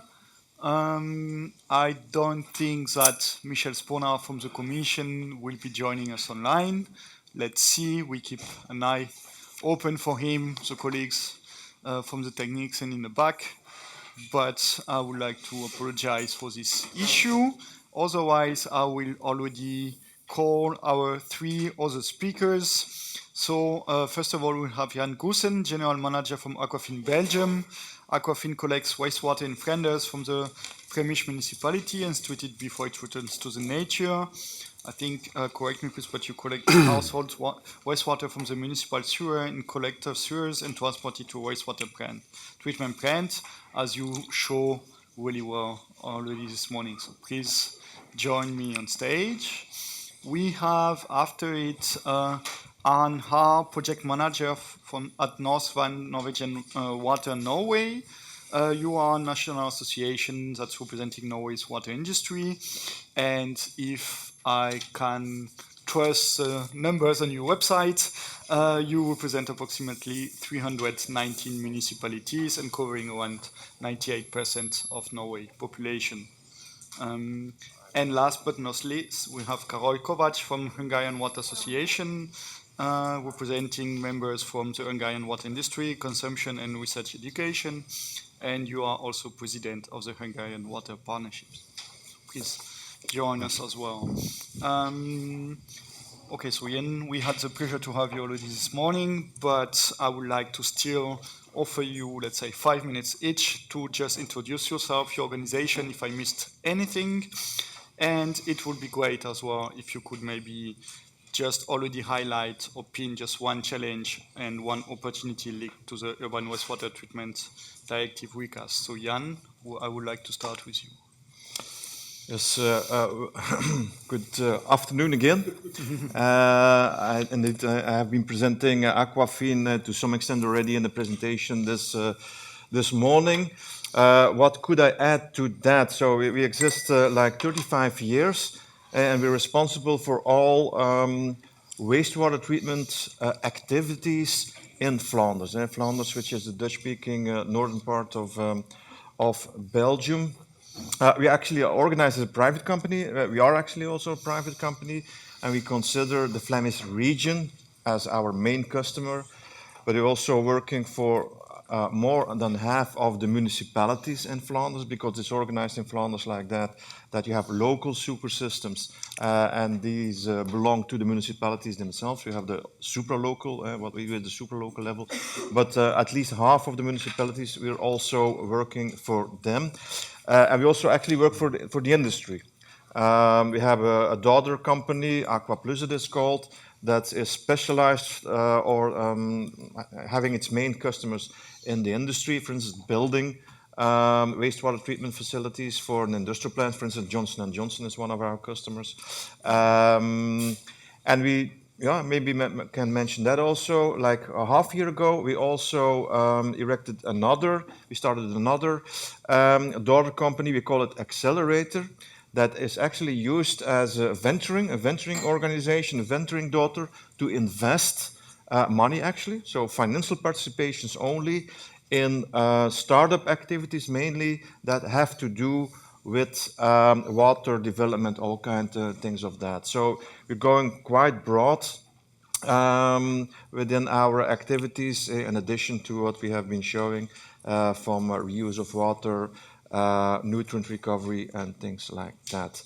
So when I think about the challenges, or maybe one we have a lot, but one challenge maybe would be, and I think for not only in Flanders, to transpose actually this this urban wastewater directive into Flemish legislation. How we'll do that, and also to have it aligned as much as possible with Water Framework Directive, because a lot of things to do. We can only hope that it's translated in a good way in Flemish legislation. In the past, we had some experience that the Flemish, I would say, policies are adding something extra to this European legislation. We think it's already challenging enough, so that would be a challenge. But an opportunity, I think, once again, this legislation will be a boost for innovation and all things that go along with that. So we see it also very positive. It forces us to investigate in new techniques, new technologies. So we see that also as a very good thing. Okay, thank you very much. I think you still have 2 minutes if you want. No, but so Anne, same. Yes, so thank you first of all to be invited here, and congratulations again to Harsha for being elected as the president of EWA. So I'm representing Norwegian Water and Wastewater and Water Association, as mentioned. Our owners are the municipalities and the municipally owned companies in Norway in the water sector. So we have, in total, there are 357 municipalities. The average size of the municipality in Norway is 3,000 inhabitants. So basically there are at least 357 utilities. And some of these are very small to be able to tackle all these challenges. We in Norsk Vann, we are also an active member of Euro, which is the European Association for the water operators. And myself, I'm currently chairing the Wastewater Resources Working Group. So water resources are a very big interest for us. And I can also mention I'm also a member of the National Committee of IWA, which is another in the WA family. And coming back to the challenges, in Norway we are in total 5.6 million inhabitants. As you have already seen on the map, if you remember it, Norway has the world's second longest coastline. Only Canada has a longer coastline. We also have the lowest population density in Europe. On average, there is 14 inhabitants per square kilometers. France, by comparison, has 122. The average in Europe, I think, is 100 per inhabitants per square kilometers. So that also is one challenge in regards to this topic. I think it's also worth mentioning, despite the presentation that was given previously about the status of Norwegian water bodies and the risk of becoming eutrophicated. If you look at the numbers, Norway has also implemented the European Water Framework Directive. The numbers there say that in total, 3/4, so around 75% of our water bodies are in good or better ecological condition, as compared to the European average, which is 38%. So it is the challenges are a bit different. We have big areas with coastal waters where the quality of the water bodies are fairly good. But of course, we also have areas where there are challenges, like the region we are in now, the Oslofjord region, which is currently in a very bad condition. And now there's a big campaign to introduce nitrogen removal in many of these treatment plants. And this is even before we have implemented the recast urban wastewater treatment directive. And that brings me back to another kind of challenge that I want to mention. It was interesting to listen to the presentation from Albania earlier today. They are an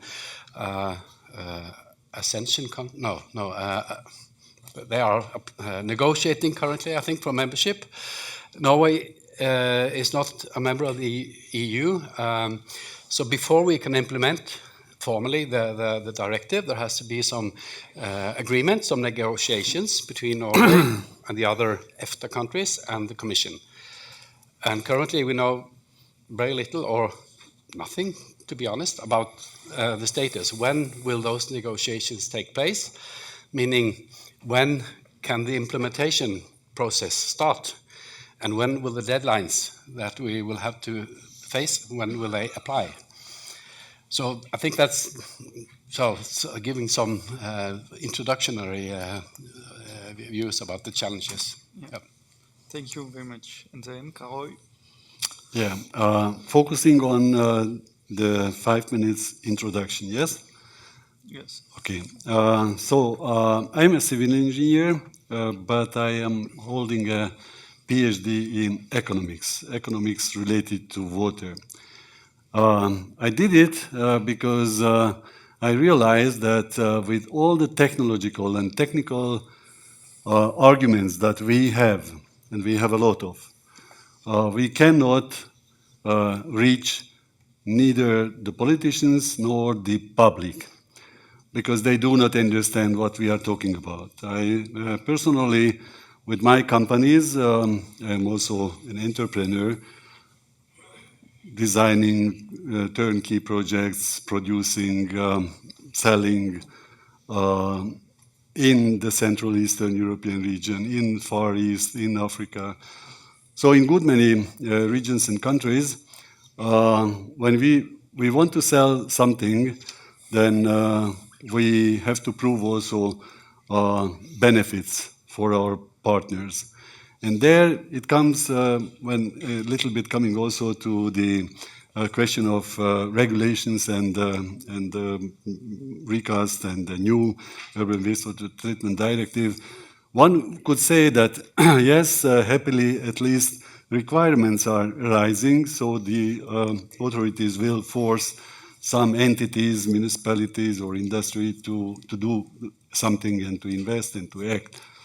But it's not really the case, as we have seen from the presentation in the Danube region, especially the southern part of the region.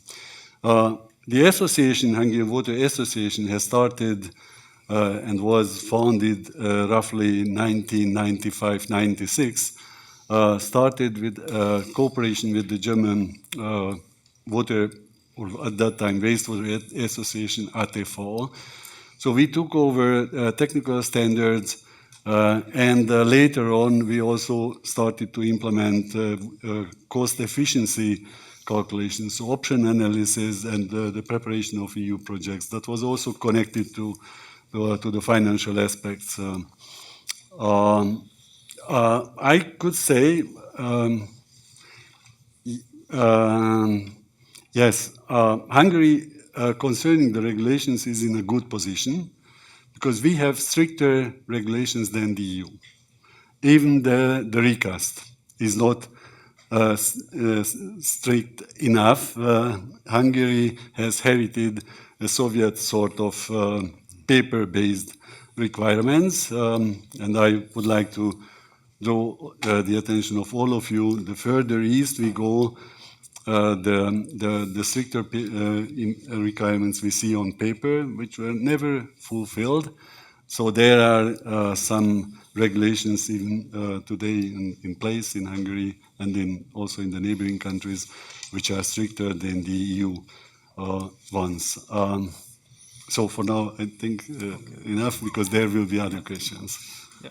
Thank you very much to the three of you for your introduction and your free word. So if I understand correctly, so big question mark, at least in Flanders, regarding transposition and how will it be done and how to achieve the goals, and also the link to current water framework directive. In Norway, what was presented earlier, coastal area density, population density, but also when are the, let's say, discussion, negotiation about the final version of the text for you guys, I would say, and all the timeline that we have that has not yet started.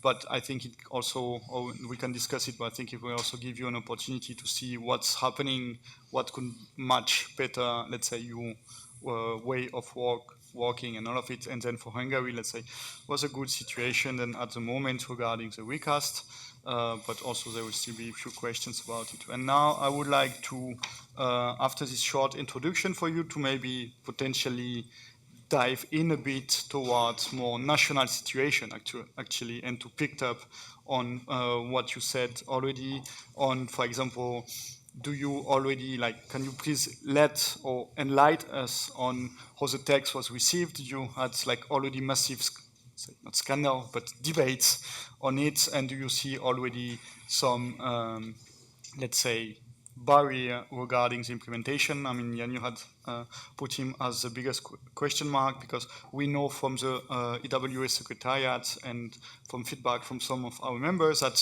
some of them are already starting to have discussion with the relevant ministries on working to the technical aspect of the transposition. We know some others are far from even just starting the first discussion. So I would like to hear maybe from you, if you can give us your perspective, either from the national association that you represent or water operator. So I think Jana had you first again.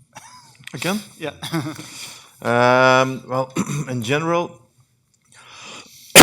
excuse me, in Flanders and in Belgium, the water sector is certainly supporting this new legislation. But indeed, there are a few, challenges or things coming up. If we see what steps have to be taken, it seems a very long time. But we will have to respond and act very rapidly. So one of the question marks for us is, and I don't know if it's typical for Flanders, Belgium, also for other countries, if I would say the labor market will be able to follow. And I mean the number of engineering companies, the construction companies, will they actually be able to follow the investments that we need to that need to be done to be in line with this new legislation. That will be the first thing that we are thinking about.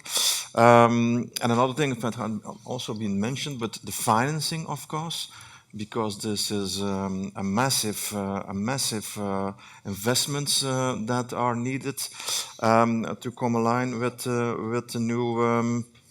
With this new urban wastewater directive, and in particular, we all know that, for instance, for the quaternary treatments, we will have to well, it's not clear how much we will have to install, but the one that we now install on a full-scale basis for a relatively small wastewater treatment plant costed 10 million euros. And I think compared to the operational costs, that's what we will investigate in next years. This active carbon changes, we will see how often that will happen. That's, I think investment may be relatively, I would say, limited compared to the operational cost over a period of 20, 30 years. So funding in general, I would say, but funding specifically, we all know the situation, the issue. Funding in particularly for these quaternary facilities. Will we succeed in the idea of this responsibility of pharmaceutical industry and things like that? Will we be able to actually convert that in a system that actually works? Because I understand we had the pharmaceutical company visiting our quaternary treatment facility. I think it was a very open and very mutual discussion with mutual understanding. So I understand they have some concerns, but I hope we will range those out before we actually get to start with these further investments. Thank you very much. Arne? Yes, thank you. I'd like to continue on the when you look again, if you see the map of the long coastline of Norway, and with now the new definition and the new limit for the scope of the directive, starting at the size of agglomeration of 1,000 PE. There are numbers that has counted that we will have to build or to extend as many as 750 treatment plants to secondary treatment, and that is going to be a major challenge. Very, very big investments, of course, and also to build and operate such small scale secondary treatment plants, it will be a big challenge. But at the same time, an opportunity, because I think there is still need for more technology development for such installations. When you take into account both the energy side of it, the expectations for resource recovery as well, and if you because on these coastal villages, which many times are very far from any agricultural area that can make use of the sludge, and again, as compared to your country, Jan, when you can build huge incinerators, mono incinerators, I believe that is. It is. In Norway, we have no incineration of sewage sludge. And if we should build a mono incineration for sewage sludge, I think that would be perhaps 1 or 2 installations for the whole amount. And yeah, it takes some logistics to say it very lightly. And I think that there should be options, that should be solutions that are based on other technologies in order to make use of the recovered sludge and the nutrients in those. We haven't spoken much about energy neutrality. That's a completely different topic as well. For the Norwegian conditions, I think it is highly unlikely that we will reach neutrality when you are taking into account also all the smaller treatment plants. So if I remember correctly, the smallest are accepted from that target, but there are still many unknowns about how this is going to be implemented. And I guess that is one of the delegated acts that they have to sort out the specific criteria on how to measure and mention this. Can I add something to that? Yeah, I was about to ask you. Yes, because I would like to add something like that. Well, I'm not a specialist myself in the legislation upcoming, but I think there should be also a balance in this legislation. For instance, when it comes to energy neutrality, by describing what should be done, but also leaving some flexibility and the option and the way you actually are achieving that. Because one of the questions that we have, we already have a lot of projects and projects upcoming where we are delivering energy to third parties. Yes. It would be a pity if that is not taken into account in balancing or in calculating, for instance, the energy neutrality. So it's good that there's legislation. I hope it's somewhere in the middle between you have to do that, but you leave all options open also for innovation to go some other ways, if those other ways are newer or better, or actually better serving the final goal. So that's maybe somewhat a concern that we also have. Just on this, so yes, there will be a subgroup on energy neutrality, greenhouse gas emission, also to go into developing guidelines on how the energy neutrality audit that have to take place what will be the format, who will have to do it, and all of it, and how to follow the recommendation. I think the flexibility that you just mentioned, Jan, could also be looked or found within this energy neutrality being calculated at the national level. That have been a concern from EW members, but I'm also surely from Euro members as well, because I remember some discussion with the Secretariat in Brussels on this, on how the way that it's calculated, and that the first version of the proposal from the Commission was understood on various direction on it. So there has been some clarification in terms of the calculation will take place at the national level. I'm not going to go too much into the details, but there is also if you produce on-site or off-site, or if a company owns several wastewater plants plus some other energy production. So it's rather complex. So I think on a personal note, I would say I think it's better to be in a Norwegian position, to not have started the negotiation, so you can see how is it happening in the other countries and to learn from them. But from our EU member states and national members, that's of course one of our main concern, but I believe we will discuss it also a bit later on some best practices. But I know it's one of the main points of questioning for our members. Carol, please. So if continuing or picking up here with the energy efficiency or neutrality, there are low-hanging fruits in improving the energy efficiency of pumps, of different devices, aeration of wastewater treatment facilities.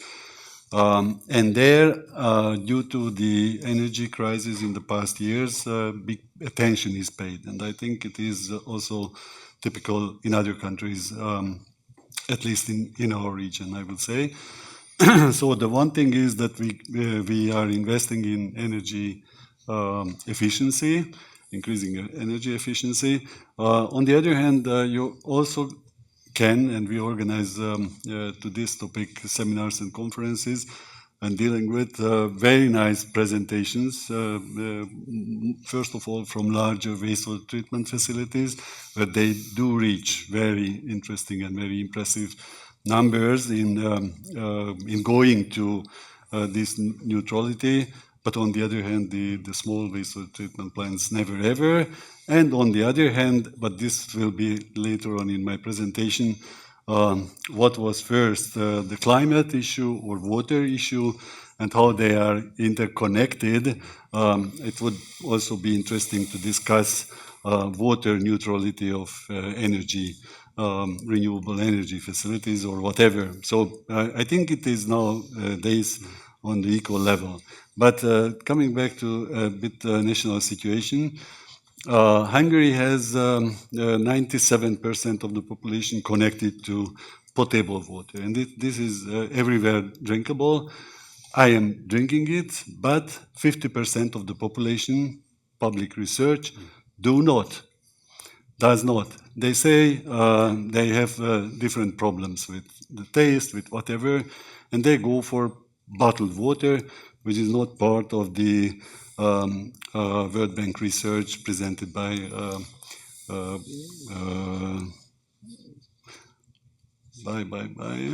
I'm sorry. Elisabetta, yes, thank you. Sorry. Yes, 87% of the population is connected to sewers, and no public sewer ends up without wastewater treatment plant. But even the smallest ones have nutrient removal. So that's our heritage. So there is no differentiation of whether it has 10,000 people equivalent capacity or 100,000 or over 100,000. So everything goes with nutrient removal. But there we did not yet end up with the former requirements with the 2,000 people agglomerations. So we are not yet at the end of the story.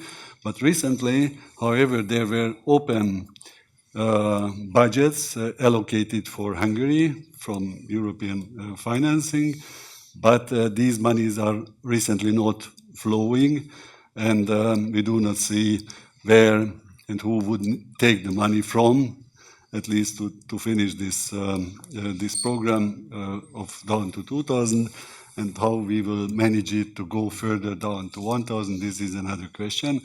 About rainwater, I will speak later. I would like to join to the point of sludge. Yes, we also do not have incineration.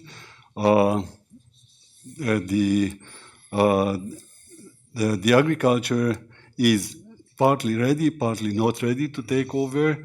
But I think that the major challenge is and will be, and we are discussing it with the microplastics, which are kept up to, and we have research on this, 95, 97, 98% of the microplastics is kept in the activated sludge, in the sludge in general.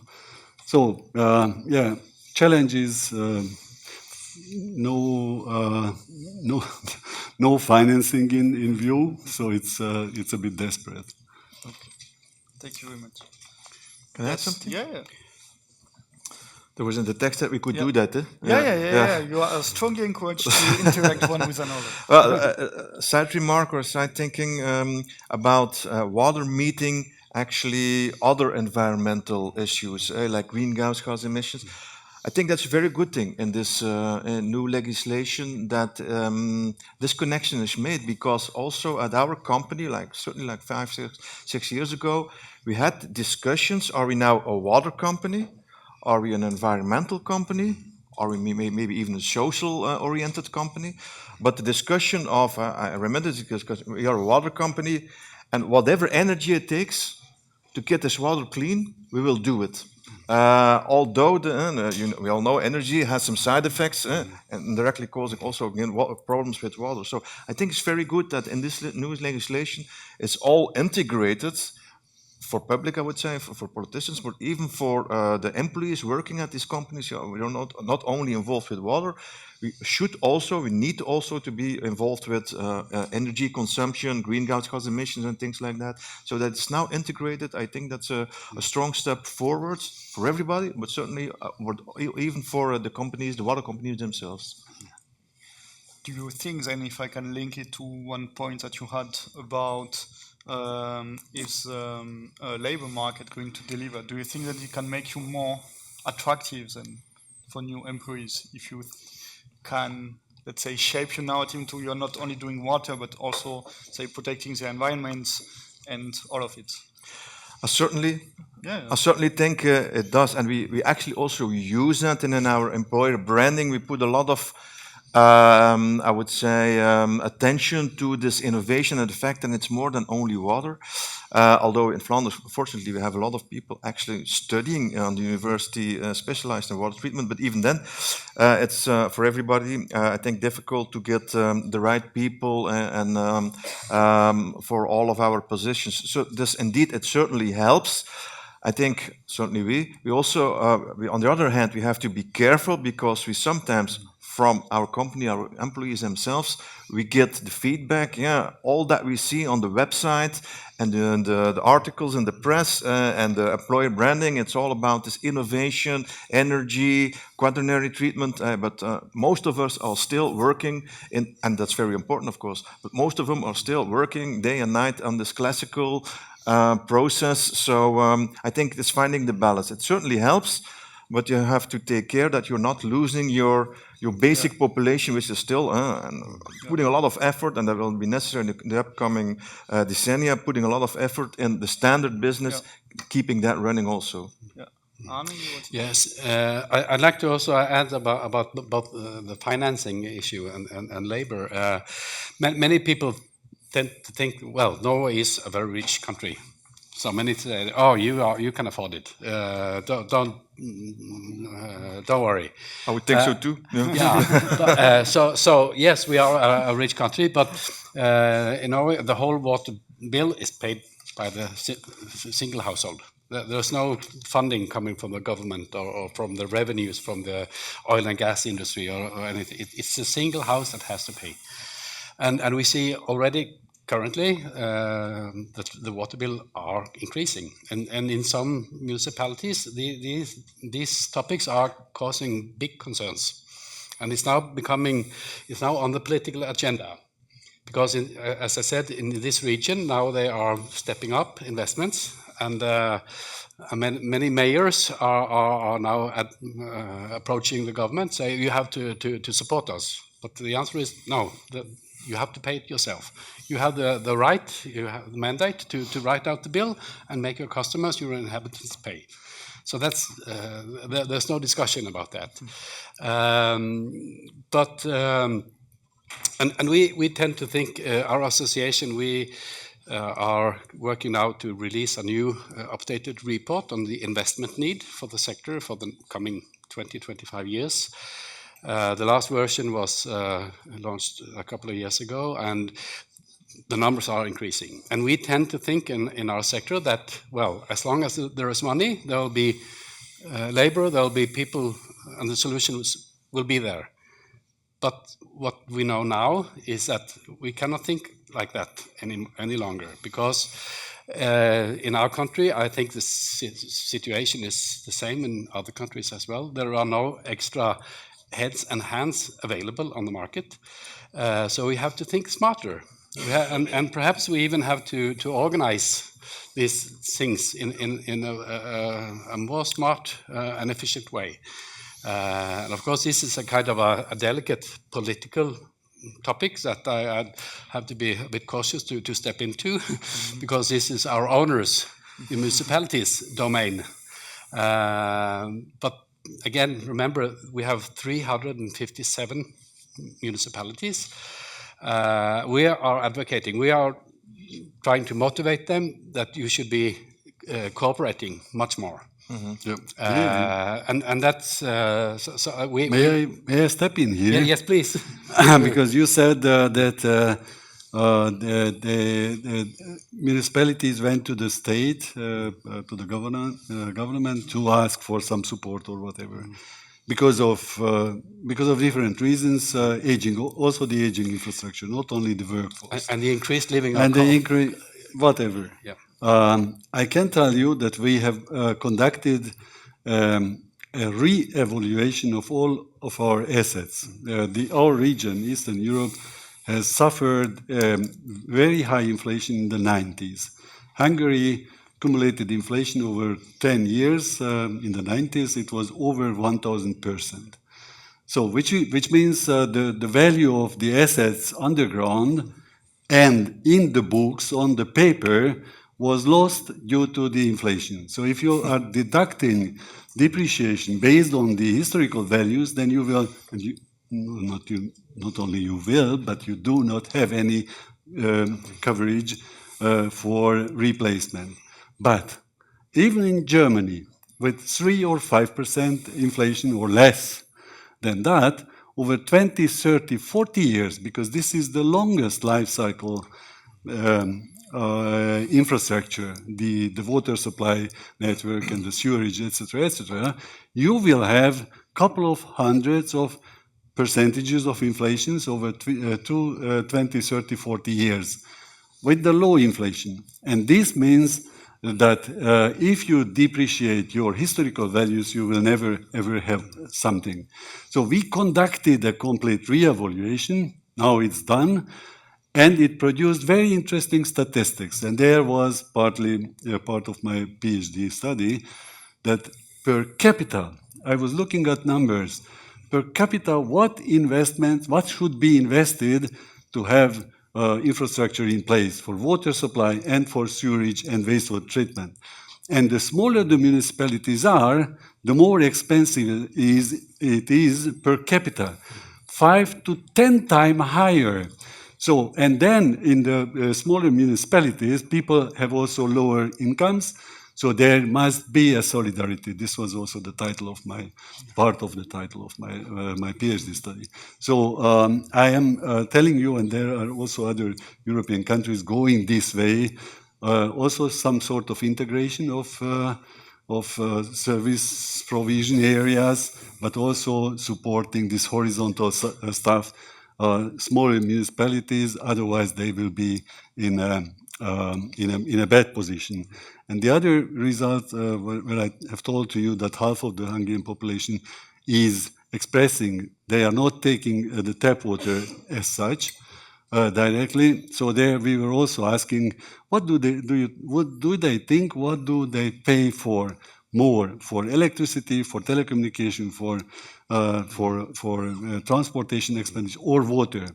And I'm quite sure in all of our countries, the least we pay for water services, water supply and sewage. But the populations, it was a quite representative countrywide thing. Half of the population believe that they pay the most for water. So there is contradiction, and there must be communication on all levels.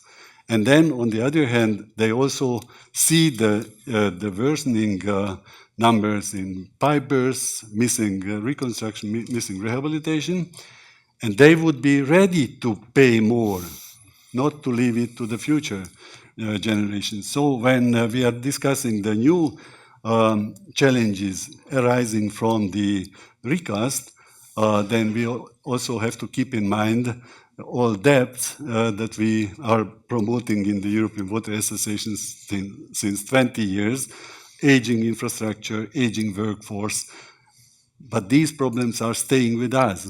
So there is now a double challenge to communicate and come to the public, and hope that the public pressure will motivate the politicians also to pay for it. Yeah, thank you. You wanted to?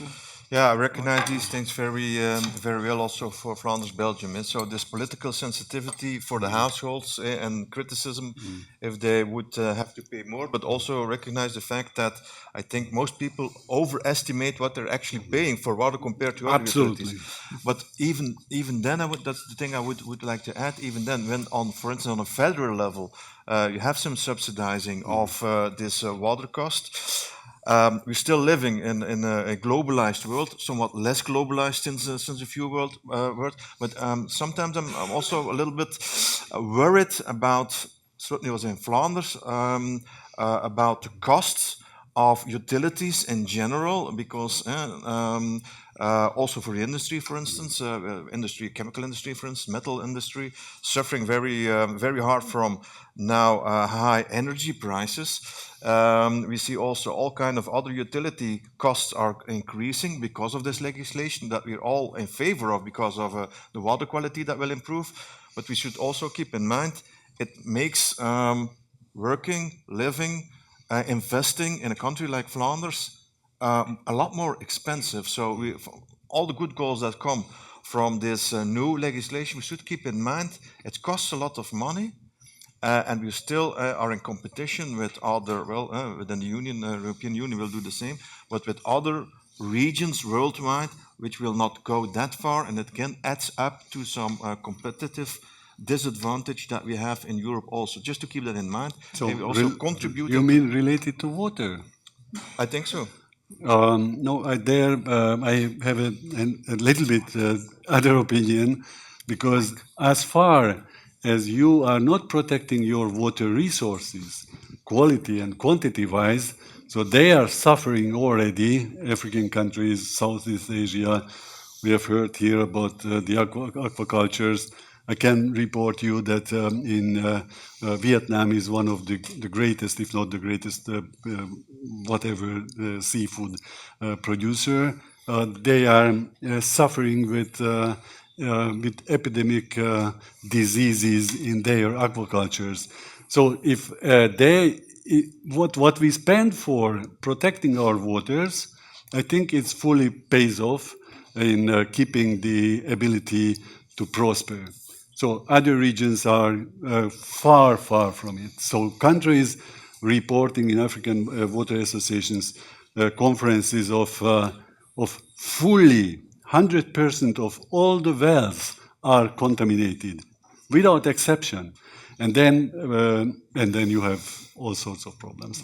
Probably it's depending region to region. As if I see what we have to invest, for instance, for combined sewer overflow to separate wastewater in a highly populated, very dense region as we are, it really contributes to the total expenses from Flanders, for instance. So it really depends from situation to situation. But you also need it in order to protect your waters. Yes. And we need it, of course. That's clear. But also, I think there's somewhere there has to be a balance in how far do you go, and what are the economical. I would go as far as possible. As far as possible. Okay. So I mean, it's really great because we are really engaging into a live discussion. I think we had 1 and 2 people that wanted to go, so I think you were the first one, so I will give it to you first, then Asha, to try to see if we can keep it alive. I'm sorry that I'm going a little bit back to the first part. It was interesting, the last part actually, but I was puzzled by something that you said, Arne. You said that in order to implement the directive in Norway, we had to have negotiations with the EU. We don't have to have negotiation in order to implement the content of the directive. This is the dangerous way to speak, because all the municipalities say, oh no, we can wait, no problem, because we have to have our authorities negotiate first. It took more than 30 years to implement the first directive. So I just say it once. So thank you, Halvard. Yeah, you mentioned this also during lunch, but you know the difference between you and me is that you have the privilege. Well, now you are Professor Emeritus. Before that, you were employed by the university in Trondheim. I am employed by a members association. Our members are, as I already said, almost all the municipalities in Norway, and we have to act on their behalf. And if I ask them, would you like us to go to our government and say, please, could we have you implement this directive directly without any negotiations? I'm quite sure that the answer would be a bit different than what you are advocating for. But you're also acting on the part of Norway, and our Prime Minister boasts that Norway is one of the best environmental countries in the world. So how can it be that we don't even implement the same standard as they have in Europe? Well, we could keep this discussion, but I'm not sure if it's so interesting for all this audience. But, Okay, so we had another one. Yes. Today in the morning, Mr. Sponar from the Commission, he had some interesting figures. He said 70% of the cost increase will be covered by the water tariffs. And he says that 1.8 billion euros will be the cost by 2045. And we have 750 million people in Europe. So then we are talking about 3 euros per year. If it is true, then there's no discussion here. So there's something is not correct. Any comments? Yeah, absolutely. Yeah, I noticed the same, and I am also absolutely convinced that the numbers were either misinterpreted or miscalculated. Concerning the costs,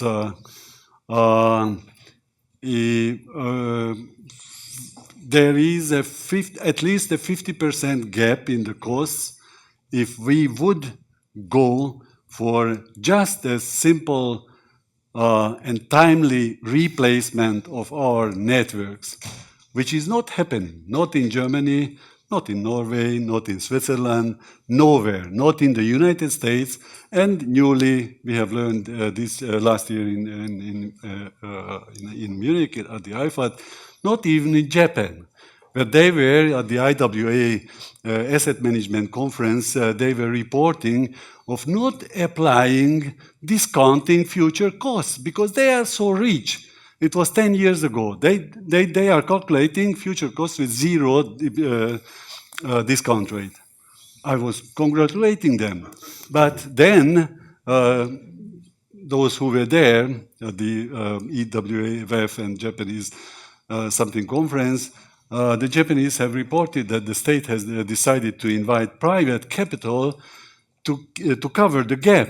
And they were surprised that no one was applying and participating in the open tenders. Because of course there is no real return on those investments.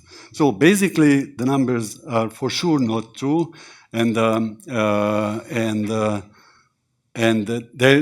there is something else.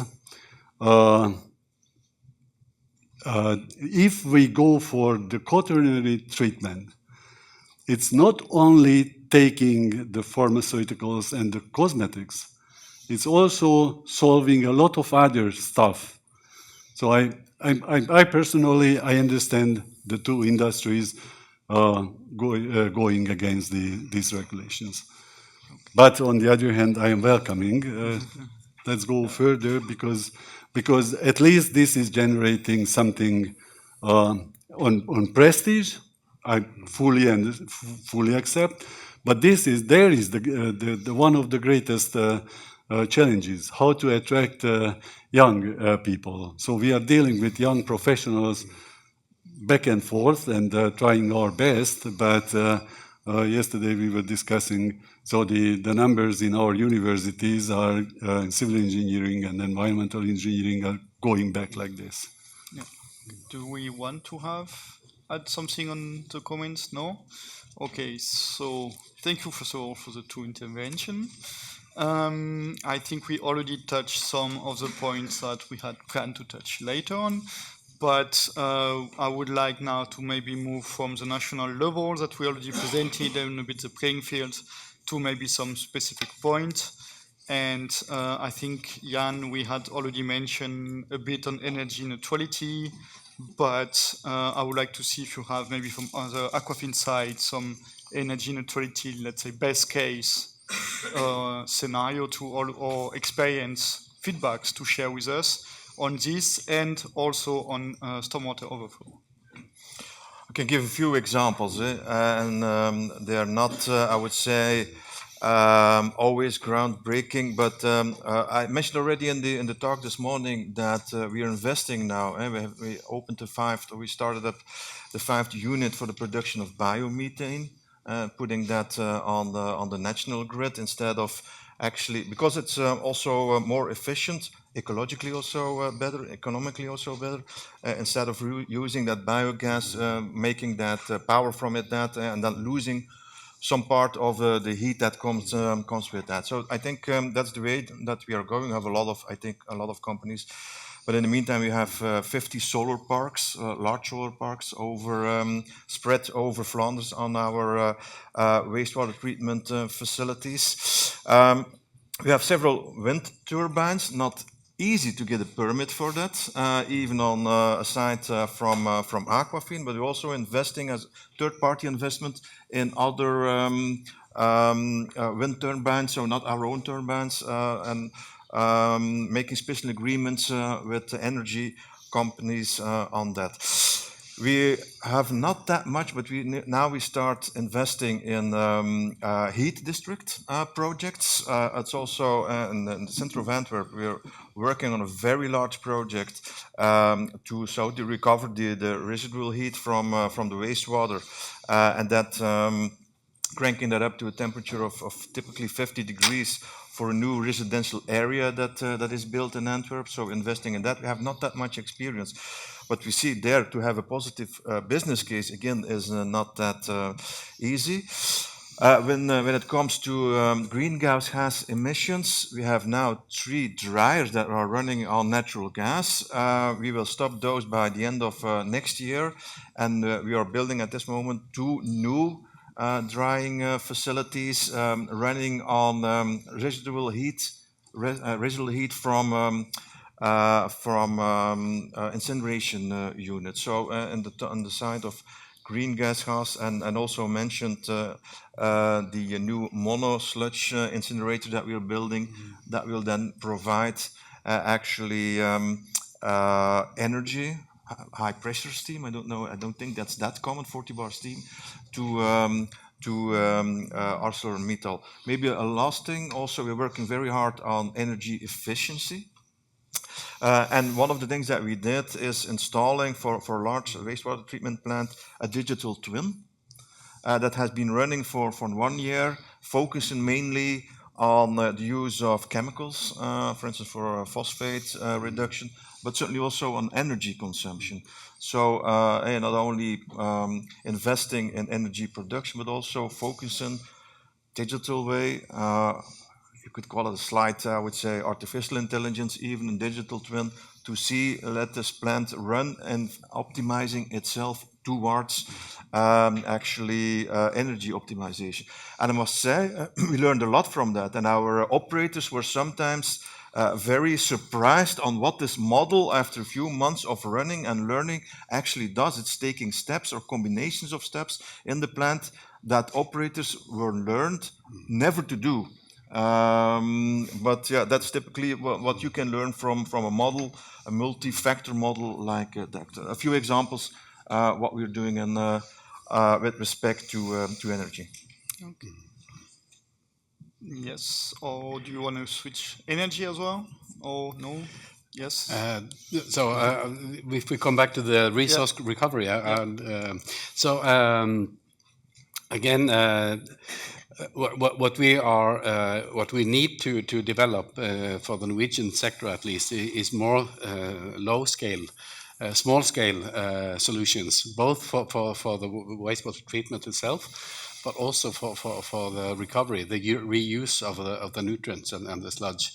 And I'd like to just mention that we have a project running together with the fertilizer provider Yara and also a chemicals company. And this is done together with the fish farming industry. Because, as you know, Norway is also a big exporter of farmed fish. And actually, when you look at the impact on the coastal water quality, the biggest influencer on that is the fish farming sector. So that's also another challenge. And they are facing everything that is based on land. They have to collect, they have to treat, and that produces sludge. And we see that if you sum up all the amounts of organic waste coming from that sector, from the municipal sector, from the wastewater treatment plants, the amount of nutrients far exceeds the needs of the Norwegian agriculture. So that has to be solved somehow. And this project we have together with Yara and this chemical company looks at volumes, qualities, and available technologies for how to make and to extract phosphorus in a way that is of interest for Yara and for this chemical company. And this is the first time I've seen a project like that where these commercial companies are actually coming to the table and giving their assessment of what will be our criteria and our need for what kind of in what kind of form can we take care of the phosphorus, and what will be the conditions to do that, because it's not enough, like for instance in this directive, to make a push. You need to have also a pull from the market. If there is no market, then it makes no sense to make it obligatory to recover. You want it, and then without going too technical, we had this discussion also, and then we decided to go for mono. And it has a lot of advantages actually to say, hey, we will collect other biomass and have it incinerated together.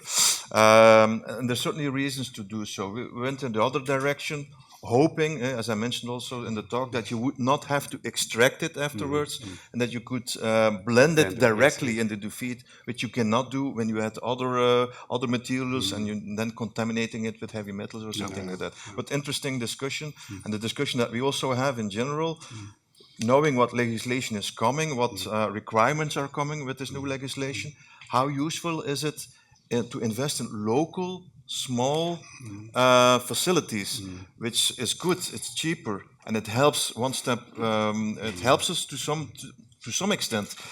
But will it still be useful if this legislation is pulling its full requirements in the future? So difficult discussion, and even more difficult, I think, in a country like Norway than in a highly populated, dense populated region as Flanders. Can I take one? Yes, let's have it. So please introduce yourself, as you have not been speaking this morning. Yes, I've been quite quiet. Thank you. Hello, everyone, and to those who don't know me yet, it's Claudia Topalli, and I work for IDEX Laboratories, which is a global expert in water testing in microbiology. And I think you all got where I'm getting. While I work, of course, with EWA and a number of European associations, following that the European water policies also include quality requirements from a microbiological perspective.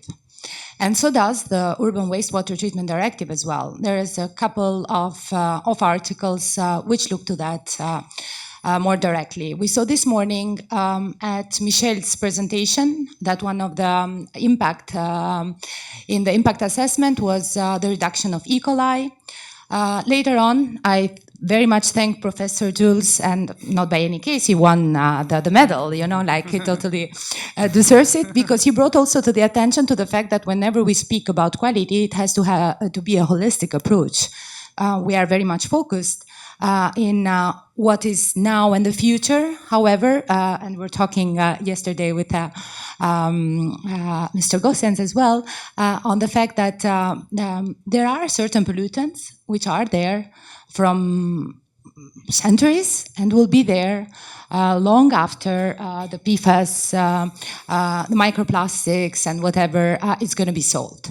Now, and then I get back to my question, but this Arthur is allowing me because it is actually linked, because you, whenever one of the reasons, you know, why we have the Urban Wastewater Treatment Directive is to face, you know, climate changes issues and lack of water across Europe.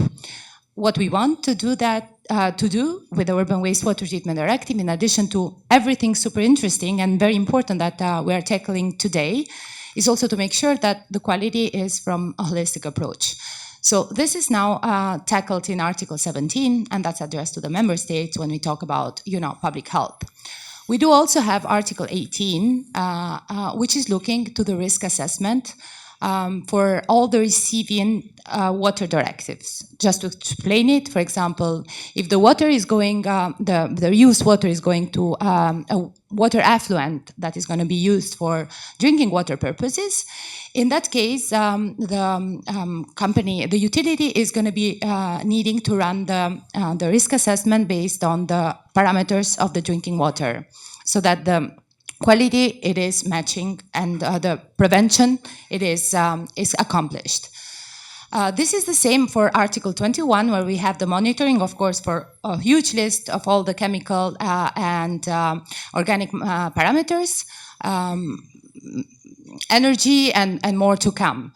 Now my question is, how do you see this? And anyone can, you know, like whoever feels comfortable in that. How is this impacting actually the day-to-day run of the factories, and how the new requirements are going to be, let's say, integrated in the whole risk assessment that is done for other water qualities and other directives? Because this is very important for me, as Arthur mentioned earlier, you know, like We have the expert group. I'm going to be representing you in the monitoring part. So I would very much appreciate the members' feedback now or even later by email on how this is going to be impacting your day-to-day activities. Thank you so much. Do we have someone looking to throw himself under the bus? So I understood the question as how is, in addition, in combination, in synergy with all other requirements, is Yes. water reuse is going to be... How do you, and what is a potential impact on, let's say, your daily activities as water utilities, and so either additional, I would say, burden or not, or additional workload that it might not bring? And then, from what we see, so we have one plant where we have been doing that in cooperation with a drinking water company like more than 15 years. And I think the answer is quite positive in the sense that in a technical way, it's completely actually it's an additional technical facility to what we have. So you don't really need to integrate it into, I would say, the primary steps from the wastewater treatment. And in terms of, for instance, labor costs, it's not that expensive. It runs actually by itself.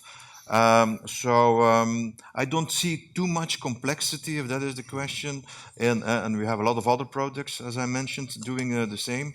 I don't see too much complexity on the technical side, and these upgrading facilities do not require a lot of attention, and certainly not manual attention from the operators. So that's quite okay. We also saw, we knew that on beforehand, that the water coming from our quaternary unit still has some E. coli, still is not drinkable, not potable at the moment. So just to make clear, so in addition to quaternary facilities, if you want to reuse the water, you will still have to add an extra step. But that's from the practice, apparently, that's feasible. That's not that complex. Yeah. So, in good many parts of Europe, the water supply, drinking water supply, is based on underground water extraction, and more territories are affected and polluted. But where I would like to come a bit to, also through your question, to a certain holistic view of the things, meaning that if I was not, I was asking Michel because I will make the presentation afterwards. 50%, as much of pollution goes with stormwater overflows as with the operation over the whole year of all our wastewater treatment facilities. And there, in this one, there is also microbiology in it. So that's completely untreated human waste water, the mixed stuff, with the sludge sediments in the sewers, etc., into our waters, and how to keep them back, and how to prevent the stormwater entering the sewers or do their things. And this should not be a question. So to say that contamination or load-wise down to 2% from a level of equal, so basically 50%, to go down to 2%, it's a major challenge. And we are also responsible. The European Green Deal is not only, and first of all, they started with the climate mitigation and adaptation. But then the Taxo 4, the other ones, water resource management, pollution prevention, circular economy, and the biodiversity, we all are affected by it, and we all are serving them with our water services and the water story. So what I mean is, let's stay with this major challenge to fulfill it. So we might have interesting projects here and there, but I have 2 sons-in-law from Flanders, 2 daughters, both married. Very good guys, probably. Very good guys. Yes, indeed. Yes. So I'm visiting quite frequently. And the one family has a rainwater retention tank because they think so. But they say there is no cost recovery on it because the tariffs are so low for water, so they could take it easily. They do not have to pay discharge rates for rainwater. For what the sake? For who's the sake reason to do so? But they do it and did it. But this will be not a mess or not a full scale or not a largely applied practice. So I mean, you are representing the municipalities in the position of the utility. So you have to communicate all those positive things that you are. But on the other hand, my feeling is that we need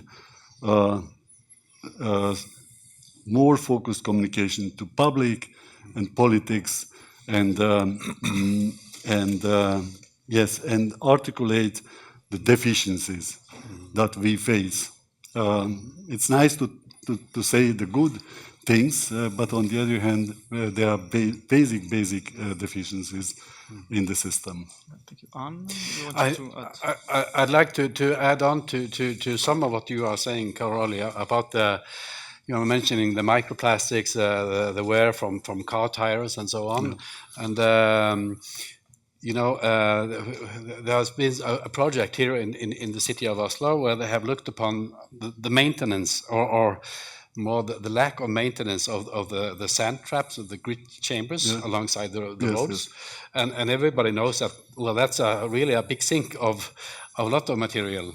And what they found was that the normal way to maintain those is to have a truck putting vacuuming up the material inside that grit chamber, and then it collects all the sand, all the particulate matter, and then the water, it uses a lot of water, the water is brought back, and they sampled that water, and guess what they found? Well, no surprise, they found all the substances that you don't want to have put down again. And that is kind of, to me, it seems, I'm not an expert on this, maybe some of you are. If there are technology available to do it otherwise, that should be promoted. Because once you have that kind of water that is heavily polluted with microplastics, with a lot of other substances, they should not, you should keep them once you have collected it, and there should be some way to treat it in an efficient way. But this is the normal practice in Norway currently. Okay.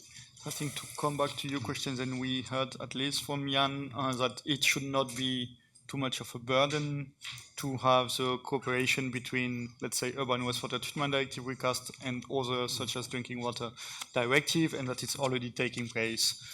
In some of it, we also just mentioning quickly also stormwater, the overflow, and also all of it, like we will see it as a challenge. We have feedbacks from our members when we know it as so, especially from the south of Europe.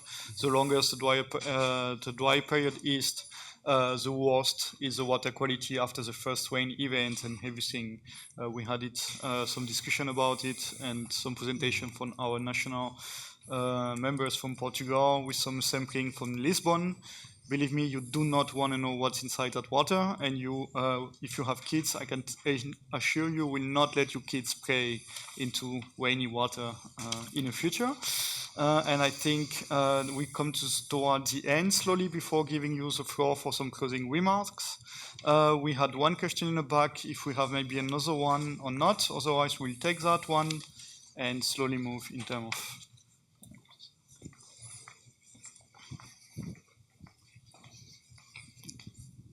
Thank you. My name is Gabriel Racovițanu. I'm from Romania. I'm representing the Romanian Water Association here. I have 3 questions. I hope it will be very short. So first of all, what about the calendar? I'm looking at my country. We joined European Union in 2007, and we said in 2018 we'll reach full conformation for drinking water and for the wastewater. We are in 2025, and only 70% of the country is conformated to the wastewater.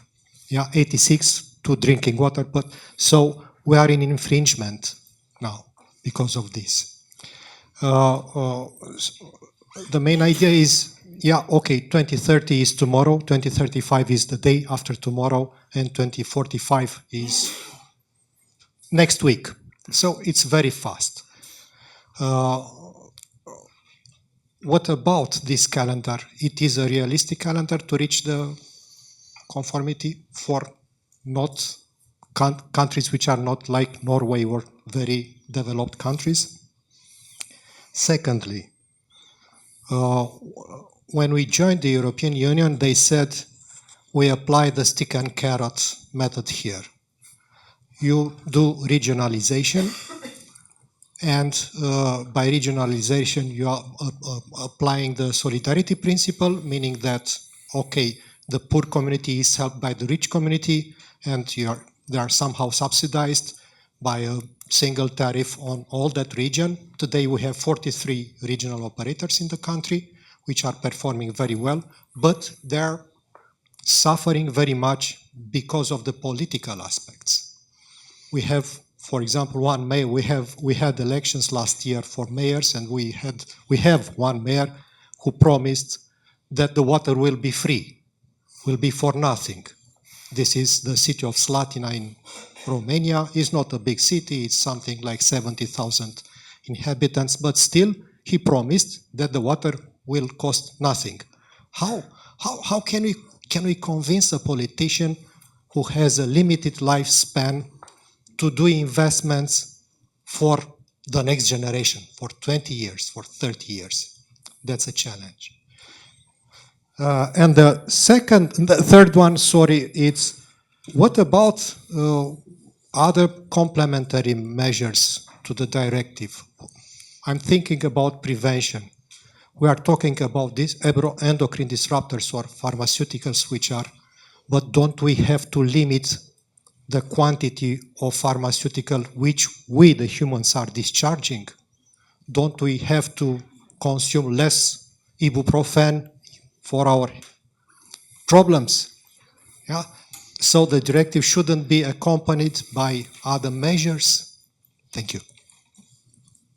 Thank you very much.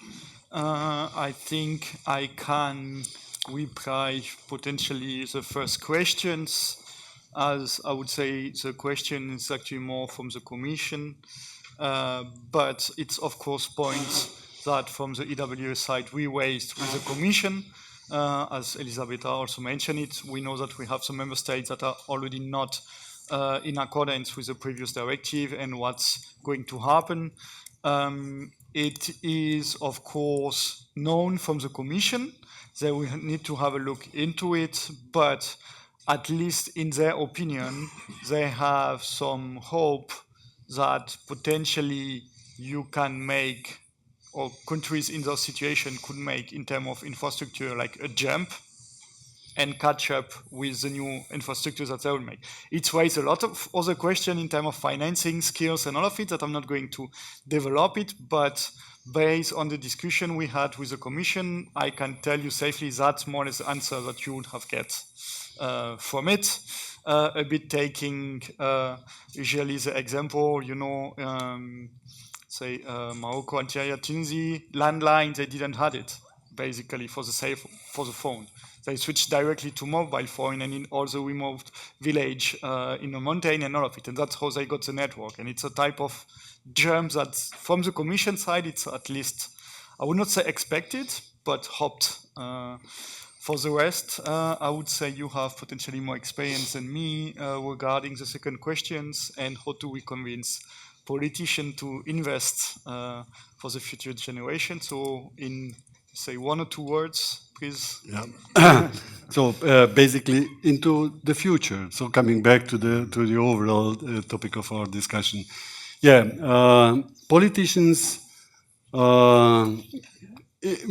can do it just in one way, coming and going to the public, and by public awareness raising and capacity building, whatever. So would be this way, but we have limited capacity to reach out to the public. But whatever we have to use it. And the other thing might be, coming back to the mayor promising zero tariffs, to come closer to the water tariff regulators, to WAREG. There is also a pan-European association of them. We have tried it already once, but they said that they are keeping their integrity and they do not want to cooperate with. But we, as European Water Association, we define ourselves not as the European Water Utility Association, being representatives of the utilities, but overall the water sector, including also protection of water resources, etc., etc. So I think we have to go this way, as we did also participated on their training programs in asset management, trying to convince them that they have to integrate, at least the independent ones, integrate into the tariffs all those costs that are necessary to prevent the further aging of infrastructures and further aging of our workforce. So communication, and cooperation with other organizations. So thank you very much. I think we are slowly reaching the end of this session. So I would like to give you each the floor. I know I told you in advance 3 minutes. I think we'll have 1, just to be sure to be fully on time. So I think I will look at my watch in front of me, and then we will make Arne, Karoy, Jan. Is that fine for you? Like 1 final word?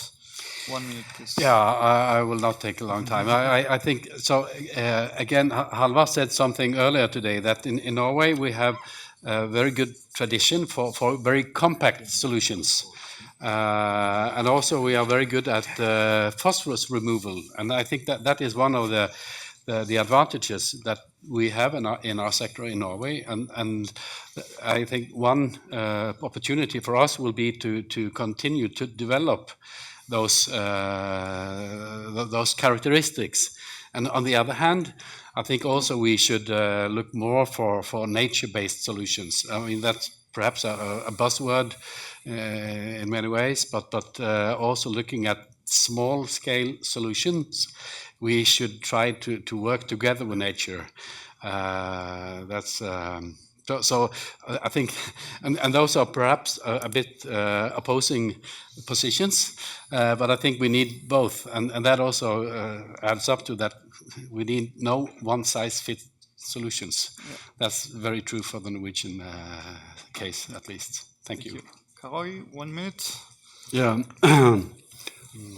First of all, to consider for ourselves the value of water, the role the water plays in all the sustainability agenda concerning our future, of course, and then the values related to our services and the communication of all of it.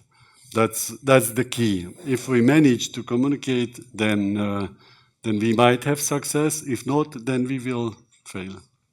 Thank you very much. Jan? Finally, just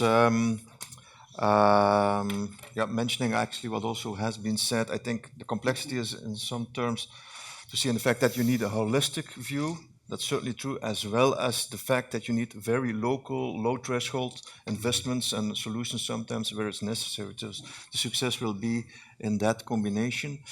And apart from that, I had just general wondering, because you mentioned these fish farms in Norway.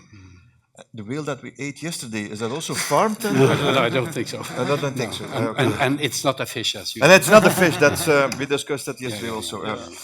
So thank you very much to the three of you for this really interesting discussion, taking us from a bit of global idea about the text to some best case and best practices at the national level, and some joint issue we saw on workforce, aging, and so on, and some question regarding the implementation.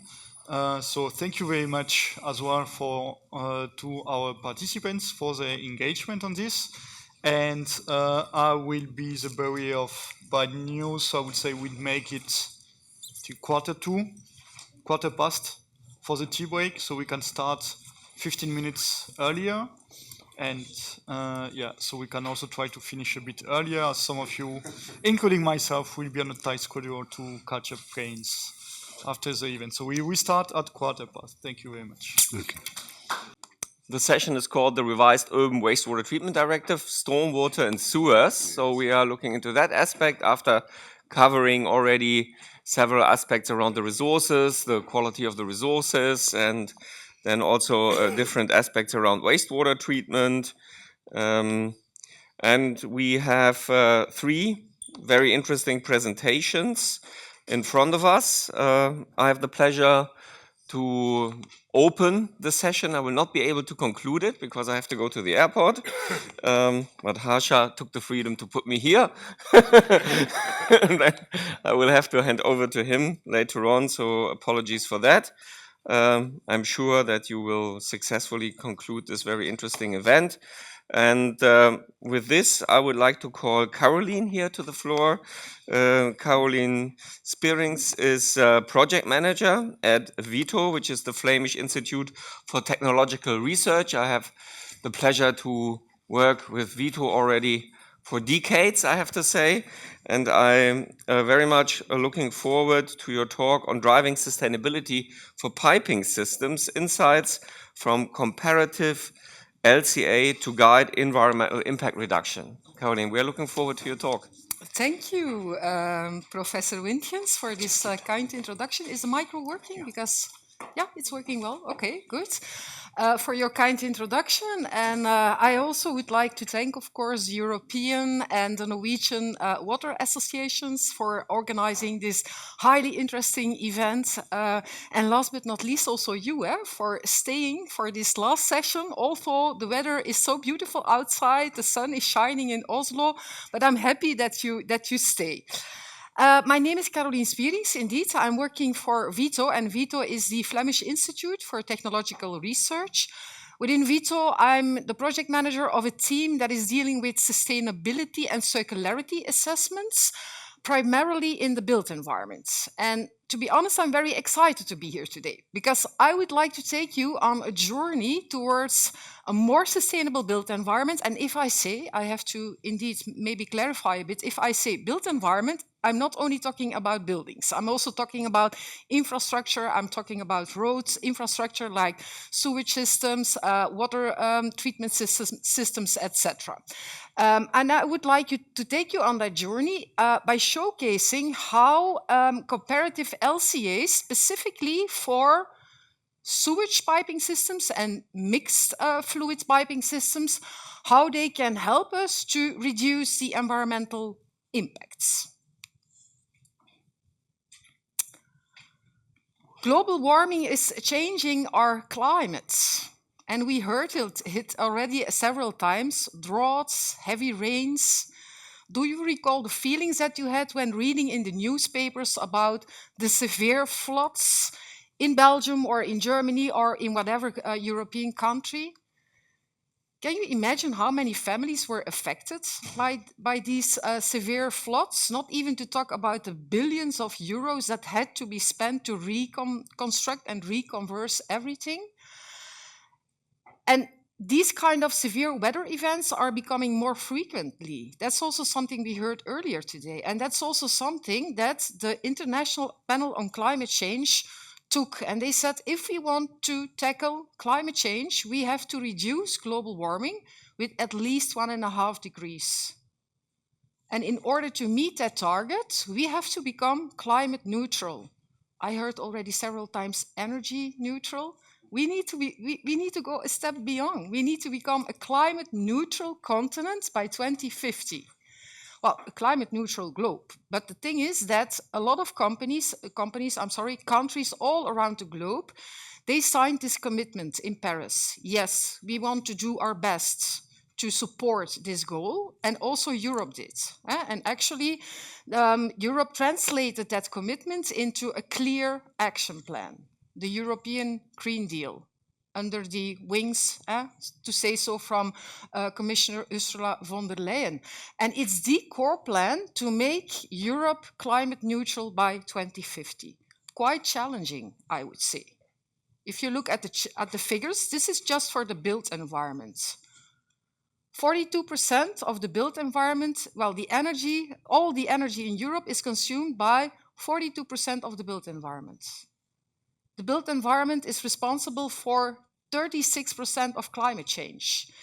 It consumes a lot of resources. 50% of all resources in Europe go to the built environment, construction, infrastructure.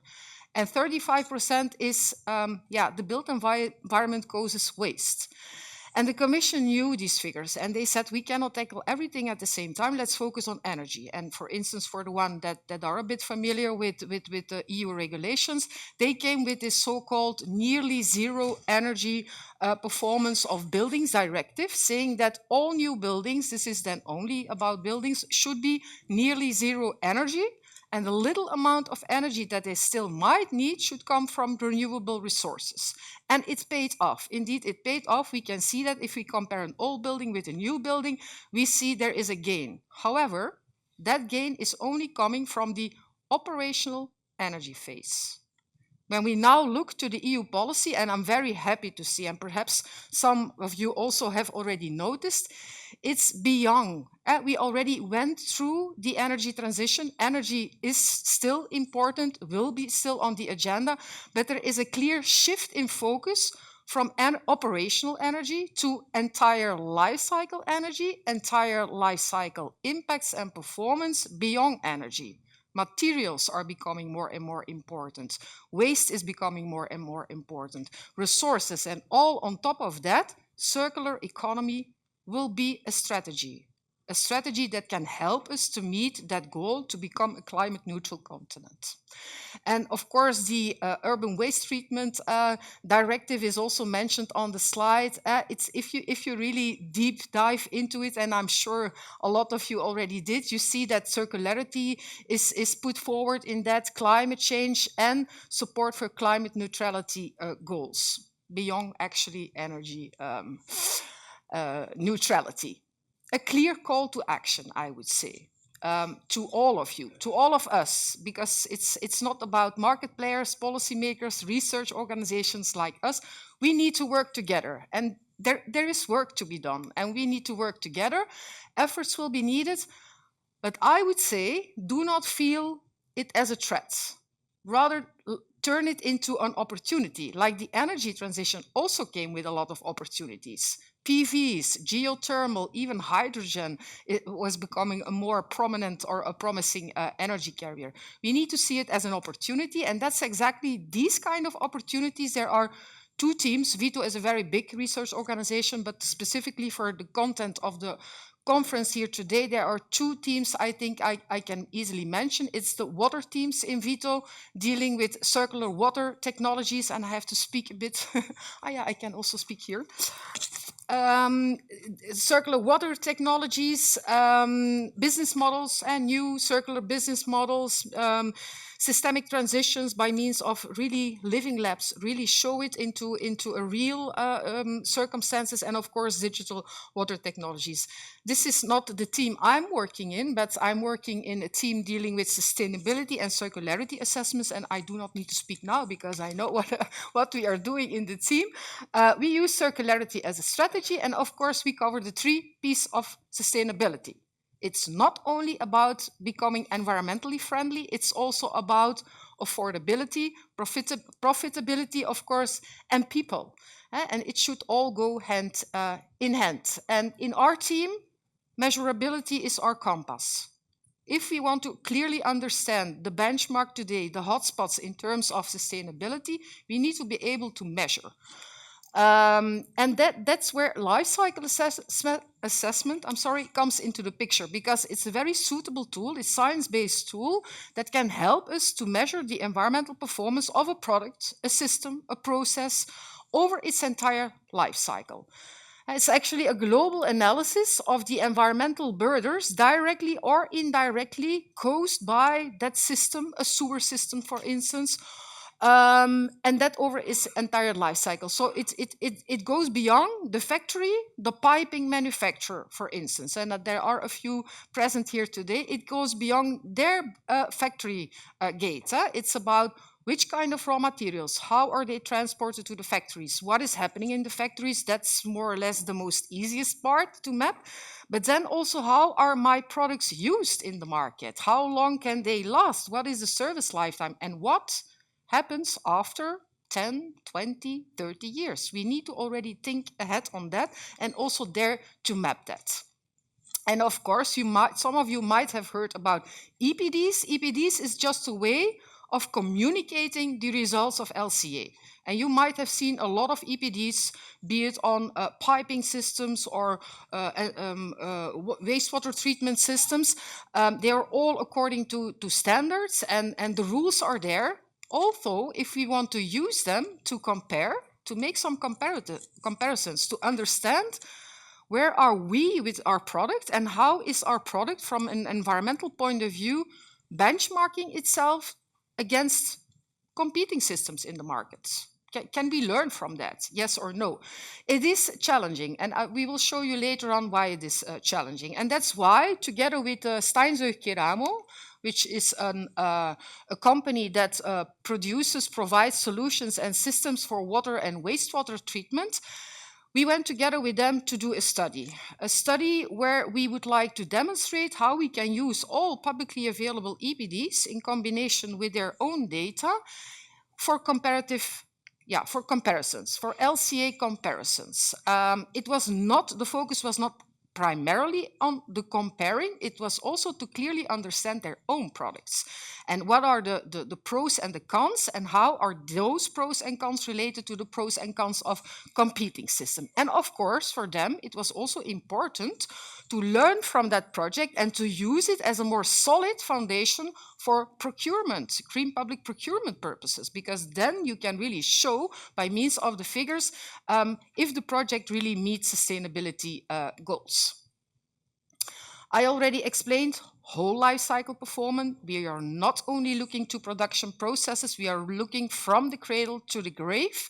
We are going beyond CO2 and climate change. We are looking to, I think, in total 20 different impact categories: climate change, eutrophication, acidification, biodiversity, use of resources, minerals, fossil resources, biogenic CO2, land use, and so on. You will see them later on. So it's the entire basket of all environmental impact categories. And this I already explained. That is to showcase that these tools can help us to understand, and that these tools can be used for comparative purposes based on LCA data.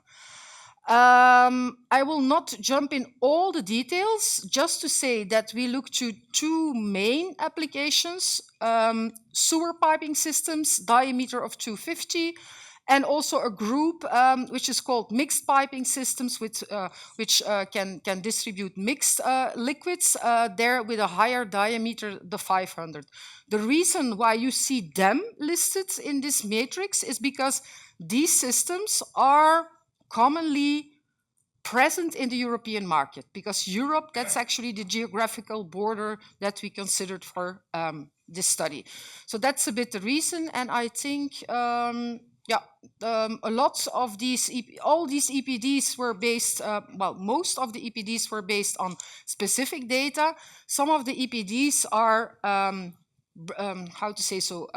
association-specific data. Like, for instance, we did a lot of work together with Claudia Topali when she was still working for TEPFA. So we developed a lot of EPDs. These were no generic EPDs. These were sector-specific EPDs, but it was an average for Europe.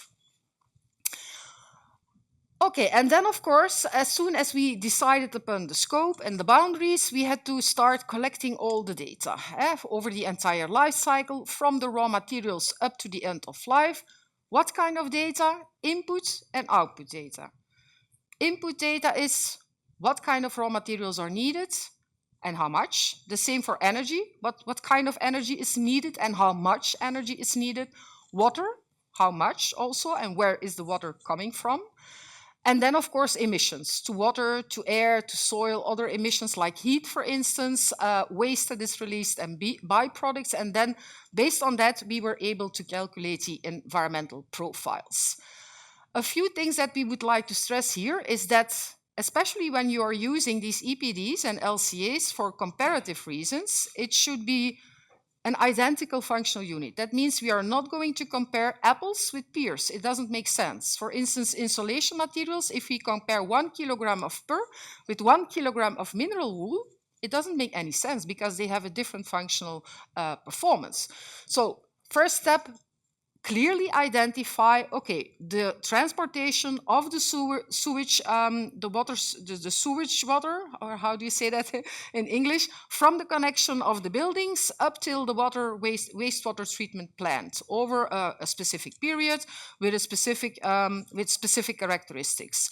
Then transportation to the trench, installation processes, also maintenance and deconstruction of end of life, different kind of scenarios, and they should all more or less be the same for all the piping systems that we are going to compare, because again, otherwise we are comparing apples with pears. And then we translated the data by means of impact assessment models. So it's actually just a translation of your inventory data to potential environmental impacts, to the so-called environmental profiles. As I explained, a lot of impacts, not only CO2 and climate change, more than that. And this is just an example to illustrate, and this is the example of the vitrified clay piping system, the sewage piping system. So on the horizontal axis, you see the different, in total, I think 19 impact categories. On the vertical axis, you see the relative contribution of the different life cycle steps. For instance, the dark blue at the bottom, that's purely the raw materials that you need to fulfill that functional unit. The orange one, for instance, is the transport of the raw materials to the manufacturing plants, so to Steinzug Keramo in this case, and up further up. And so you can clearly see, okay, based on this environmental profile, we are not yet comparing, but we can already see what are the hotspots for this system. If I want to go to eco-design or I want to improve the environmental performance of my product, where should I focus on? You can easily see that, for instance, the transportation from the raw materials to their production plants doesn't really have a significant impact. So there is no need to put a lot of or huge efforts in reducing that, while others, like the light blue, which is the installation in the trench, appears to have a more prominent impact. And then, of course, we can start comparing. This is, for instance, actually starting comparing means that for every impact category, we make a separate comparison, because all these impact categories, they have a different unit and you cannot just add them up. And so for every of the 19 impact categories, we made a comparison, and this is just, due to time constraints, we cannot present them all. This is, for instance, the climate change impact category for the diameter 250. You can clearly see the different systems that are on the European market.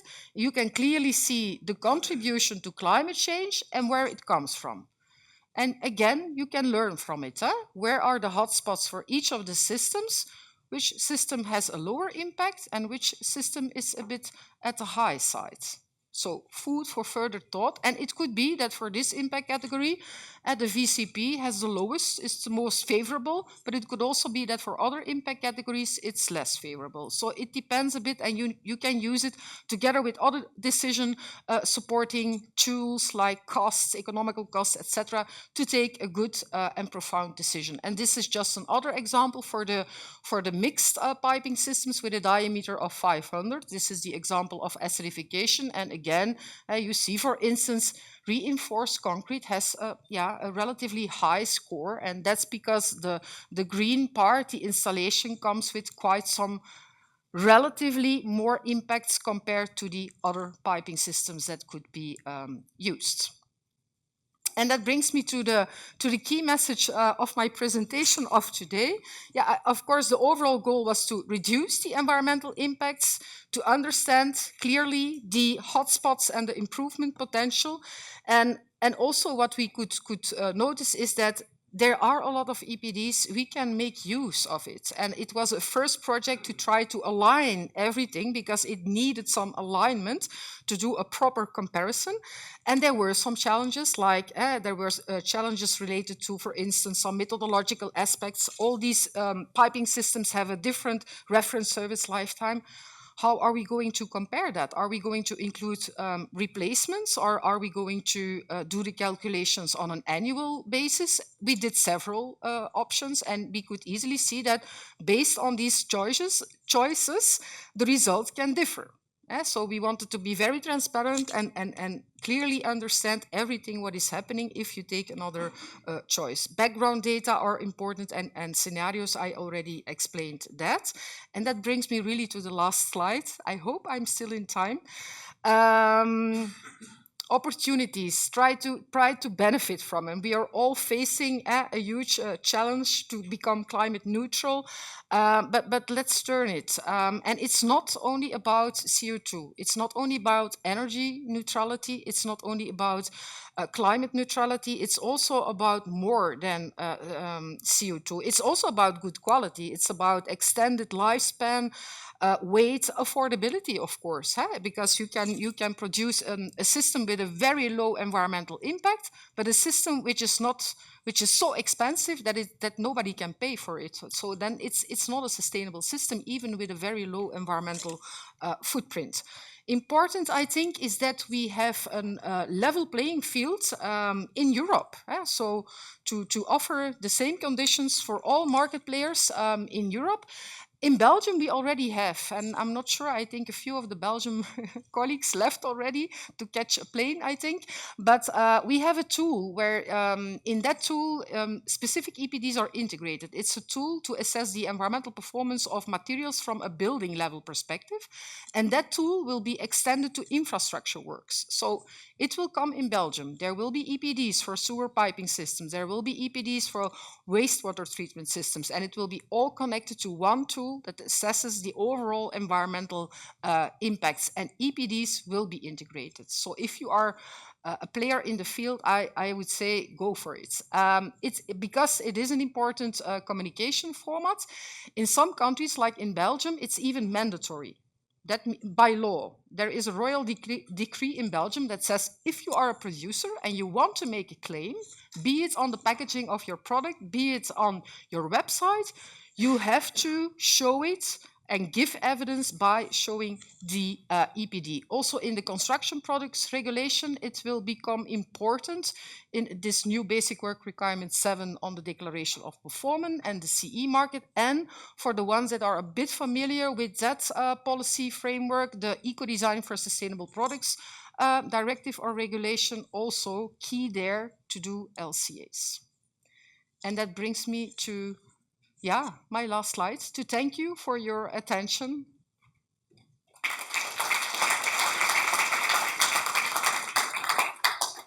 Thank you very much.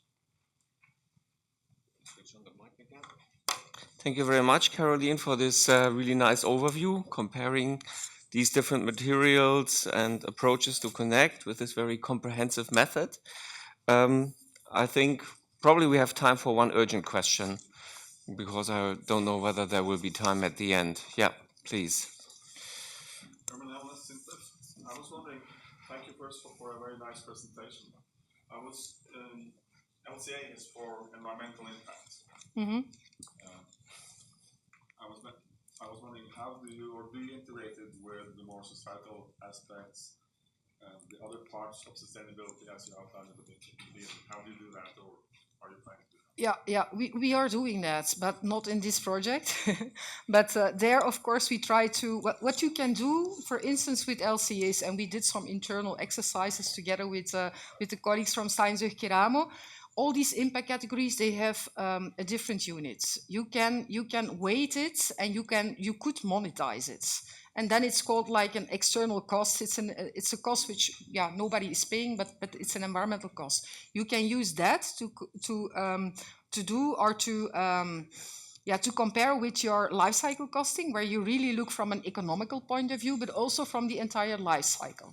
So the investment cost, the operational cost, the end of life cost, and then you can combine the two, and then you know exactly, you can have a product with a low environmental footprint cost, but with a high economical value. So you can use that to find a good balance. And then for the social part, you could use social LCA.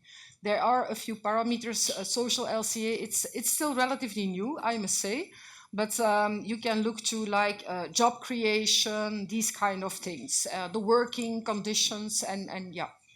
And ultimately, you combine the three into one overarching sustainability assessment framework, which, by the way, has been done by a few of our colleagues in an Horizon Europe project, which is called Orienting. So if you're interested, just Google Orienting Horizon Europe and you will find it.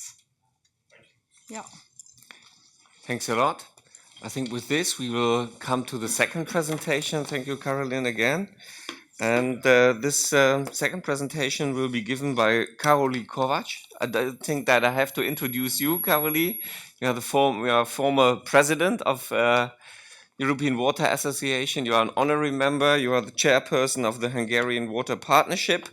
And you will tell us about critical reflections. You will give some critical reflections on improving the overall water quality by efficiently managing stormwater. Very important aspect. And I also hand over to Harsha for the moderation of the session. Okay. Thank you very much. Thank you.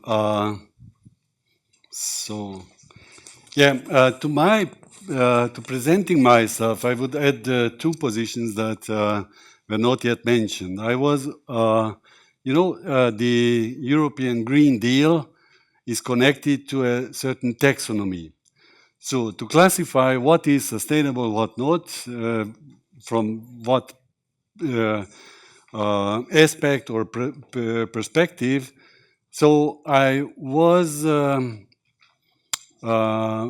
behalf of the European Water Association, member of this taxonomy platform. By the way, the only water representative from the Water Alliance associations. That's the one position, and the other one, as it was almost mentioned by Arthur, that I am also representing the European Water Association to the Commission's working group on economics. So I am working since 20 years with the Commission as well. So critical, I was maybe already some sort of critical. First of all, a couple of words about the content, some definitions of pollutants and that's the way. Okay, related stormwater runoff. The taxonomy related things, multiple challenges concerning climate change, the prevention and the adaptation, and the financial regulatory deficiencies, new approaches, urban cooling, energy needs and contributions to CO2 emissions, and then maybe a new approach in looking for return on investment in water sector based on carbon emission, carbon credits, and then some takeaways. So the runoff, urban runoff can have pollutions from different sources. As it was mentioned already, from Portugal we have heard, from Lisbon something where even human, whatever, in the concentrations like in wastewater was present. In urban runoff, not speaking about seagulls and other sorts of animals, but all the other stuff we will see soon. And their numbers from the European Environmental Agency. Partly, these are modeling results of modelings, but we can see that on the BOD side, we have almost as much of BOD load as the wastewater would have suspended solids, lot of, but also nitrogen and phosphorus compared to the wastewater loads. And here I would like to underline that in a recent, a week ago, working group meeting of the European Water Association on stormwater issues, we have heard a very interesting presentation from Wallonia, where they have had a very large-scale research on real discharges, and they approved these numbers and supported these numbers of the European Environmental Agency. So there we can also see in numbers, in tons or hundreds of thousands of tons, what's going out with the stormwater. And there, by country, we also can see the different sources. And if we compare the wastewater treatment plants, the dark ones, in the bottom with the light gray urban runoff, then we can see that also the average numbers and the specific numbers per country are quite similar. And here again, or here the proof of what, again, European Environmental Agency data and statistics, tires providing 500,000 tons per year pollution, with not only including microplastics, but it's also heavily contaminated by heavy metals. But I don't want to go into too much details about the Urban Wastewater Directive. We have heard already that we want to reduce the stormwater overflows, the polluted discharge of urban runoff. By the way, and once again coming back, we have seen that 50% is the recent load to the environment. If we want to reduce it down to 2, even if it is just an intention or not an obligatory something, we have to keep in mind that this is a huge impact, and this is a huge opportunity to improve our surface waters, and also a huge argument in our hands that, hey guys, we have to pay attention. Yeah, that's still the urban waste that we have discussed already. But now here comes some proofs, just to have an impression from this taxonomy story. Unfortunately for us, for water, people started first to deal with the climate change. So the Paris Agreement, etc., etc. So 2 years before the issues of water resource protection, the pollution control, the biodiversity, and the circular economy were discussed in the platform where I was member in, we had already classifications, taxonomy classifications for the climate change prevention and the mitigation and the adaptation. So it is, let's say, a timing backlog. But on the other hand, I have to tell you that the Commission, all the commissions, it's not the Environmental Commission, but the Commission of Finance and Industry, are regarding these sustainability goals as equal. So there is no priority, say, climate change has a higher priority than biodiversity or the others. And if we go further, and there we see water is one of 6. In the SDGs, it was one of 17. But there again, we can see that water is in everything, is connected to, and we will see that not only for example, climate change adaptation and which activities are there, we will also see, but also for climate change prevention, we will see it. There is one principle in this taxonomy classification. So there are a couple of science-based existing results, dynamic. When the urban waste directive is changing, then the requirements will change, the alignment criterions and the capital expenditures and operation. So basically it's coming from the finance. And there are three conditions which has to be fulfilled, all of them at the same time. In one category or one field, it must bring a substantial contribution. It should not harm substantially none of the other things, and it has to fulfill certain minimum safeguards. And there are then the water supply and sewage, canalization, and the solid waste or waste management is in one group of economic activities, besides agriculture, different sorts of industries, forestry, etc., which are considered as the most impactful sectors. And we can see that our water sector is also concerned also in the water supply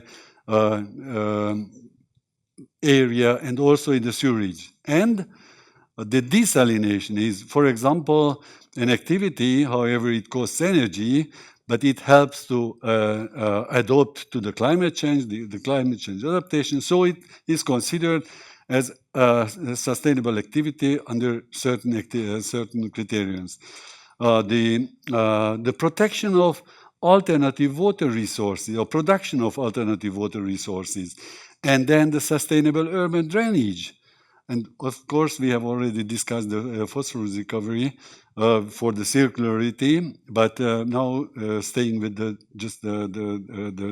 climate, water and climate nexus, these activities are or would be considered as if someone would go for renewable water resources and for sustainable urban drainage, then it would be considered as sustainable. But there are deficiencies in the financial and regulatory. There is a big mistake and big missing part. Except of few countries, there is no discharge rate for rainwater discharge. So, okay, the rainwater is given by God and it's free. Use it. But if you discharge it, someone will have to take it, to pump it, to treat it, to handle it. So you would have to pay for it. Then there are very low resource values to water. The average resource value in Europe is 1 euro cent per cubic meter. Decision makers, I can tell you, and even professionals are very often mistaken. They believe that, as the public does, that the tariff that we are paying for the cubic meter of water supplied is the value of water.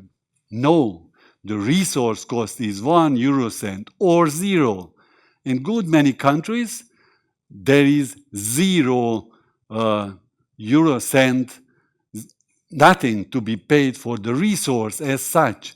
We are not valuing it. We do not have to pay. We do not notice the fact that with discharging rainwater, we are causing costs to someone, and on the other hand, we are not paying for the resource costs, and in addition, the low representation of infrastructure costs in the tariffs due to inflation, due to whatever reasons, but we know that there is no renewal of the infrastructure, so the infrastructure is not included into the public service costs. There is no return on investment into utilization of alternative water resources, also not really specifically on large scale on treated wastewater, but also not in the utilization of and keeping back or infiltration of the rainwater. So not on household scale, I could bring you calculations, but also not on industrial scale. So very disappointing experiences with otherwise very dedicated companies. New aspects in the water-climate nexus. We know that how climate change, floods, stormwater overflows, overloads, etc., but there is something that we did not take yet into account. This is the cooling effect that finally results in CO2 emission reduction. Climate change mitigation effect of water. And this is a quite large-scale study. It is science behind it. I took just one picture from a very extensive presentation, because 1 liter of water to evaporate it needs 0.7 kilowatt hour of energy. 1 liter. If we manage to keep back in our urban environment 1 cubic meter, it's 700 kilowatt hours. If we keep it back and if we give it chance, even if we infiltrate it and do not use it for irrigation or cooling of water services, then from the soil evaporating through the plantation, etc., it's providing a free of charge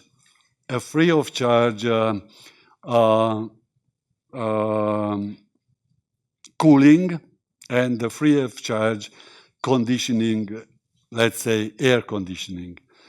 At the same time, we see especially of course in the southern European countries, but also in the European average, that the percentage of air conditioning, the energy use, is increasing substantially from 21 kilowatt hours per household per year in 2000 to 97. So roughly 4 or 5 times as high as it was before. And it will further increase. So please consider if we manage and how we can manage it.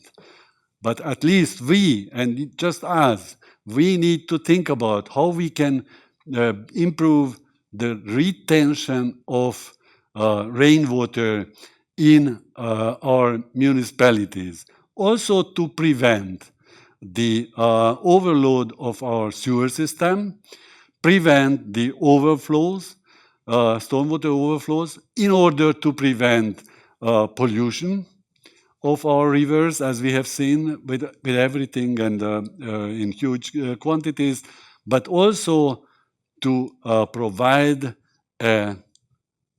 climate change, not adaptation, but this way, when we are keeping it back in the cities, then climate change mitigation effect.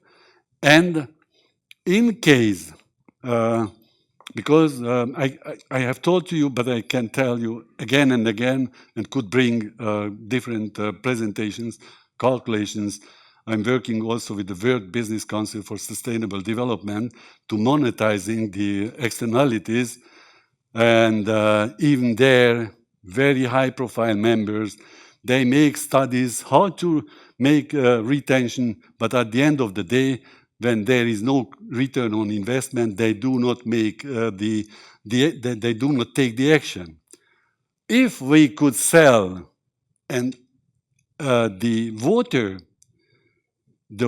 climatization effect as carbon footprint and carbon credits, and there are discussions, by the way, about this, then there would be a return on our investments or our partners' investments within 1 year, not 20, 30, 50 years, due to, as I have told you already, to the fact that there is no price for fresh water, there is no tariff for rainwater discharge, and in the public infrastructure, there is no infrastructure cost.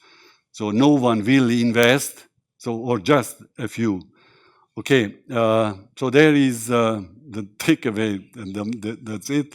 Due to bad water resource governance, too low water resource costs, and missing discharge tariffs, stormwater has no value.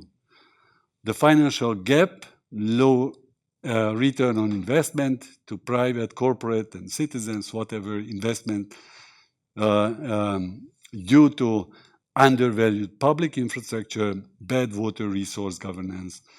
ESG and taxonomy and awareness rising are, it was formulated by the Hungarian Parliament's Secretary General of Sustainability, whatever, is the second best solution, but insufficient. The best would be if these externalities would be integrated into the prices, and then a reasonable thinking would result in proper actions. So there is a room for hope. These tightening requirements, so welcome new Urban Wastewater Directive, and let's follow up the new approach, the urban cooling effect of our water. Thank you very much.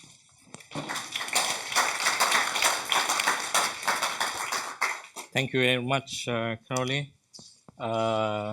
Yeah, there is hope. Yeah, sure. If there is a quick question with a quick short answer, we can take it. Otherwise, we are moving to the next. Okay. Any questions? Otherwise, you know where to find Karoli. So I'm sure that he will be happy to reply you. So thank you very much for your presentation. Okay. Thank you. Yes. So now we are at the last presentation for today. It's about benchmarking combined sewer overflows management in practice. It will be presented by Alma Shellart, Senior Lecturer of the University of Sheffield in United Kingdom. She has studied in TU Delft and working extensively on these issues number of years. We look forward to listen to you. Thank you. Thank you. And thank you everyone for hanging on for the last presentation. Well done. So to me, to keep you all awake. So I'll try my best. So this is like a presentation of an overview of some of the different tasks we've done as part of the CODI Labs European project, of which a lot of people, so I'd like to acknowledge a lot of sort of collaborators here, as well as people that helped support us with this work. So just an overview of the presentation. So I'll go a little bit in the challenges, although I'm sure you're well aware. And then there's kind of 3 parts. So I tried to squeeze quite a few different bits of our research into the one presentation. But the main thing was we did some investigation of combined sewer overflow regulation and how the regulation is actually implemented in practice and how data is used for this in a number of European countries. We also looked at some emergent experience with open, so publicly available CSO data, the potential for transparency, but also some pitfalls. And finally, as we have a lot of open data in the UK, or in England and Wales, to be more precise, in the last few years, some geospatial analysis that we've done on that data, and then some discussion and conclusion. So the challenges, there's increasing scrutiny of combined sewer overflows, there's some changing legislation and changing directives. So not just the recast Urban Wastewater Treatment Directive, there's also the new Environment Act in the UK, which actually, interestingly, in some part became even more strict when it goes to stormwater, dealing with combined sewer overflow compared to the recast Urban Wastewater Treatment Directive. Then, of course, we've got, you're sure all aware, climate change, aging assets, urban creep, emergent pollutants. But we have some opportunities, or shall I say, challenging opportunities in new sensing and data sharing developments. And also the public interaction. How does the public interact? I'm very glad Carolee mentioned communication, because we've come across this as well. It's quite important, something that we really need to look at more. And how much do we really know about the practical implementation of regulations around the combined sewer overflows? So that's the first part of this Cody Labs work, where we try to compare how CSO data was used for compliance assessment. And we had 17 experts that I did a lot of emailing, online meetings, questions, and we made a set of questions, me together with one of my colleagues who's a social scientist.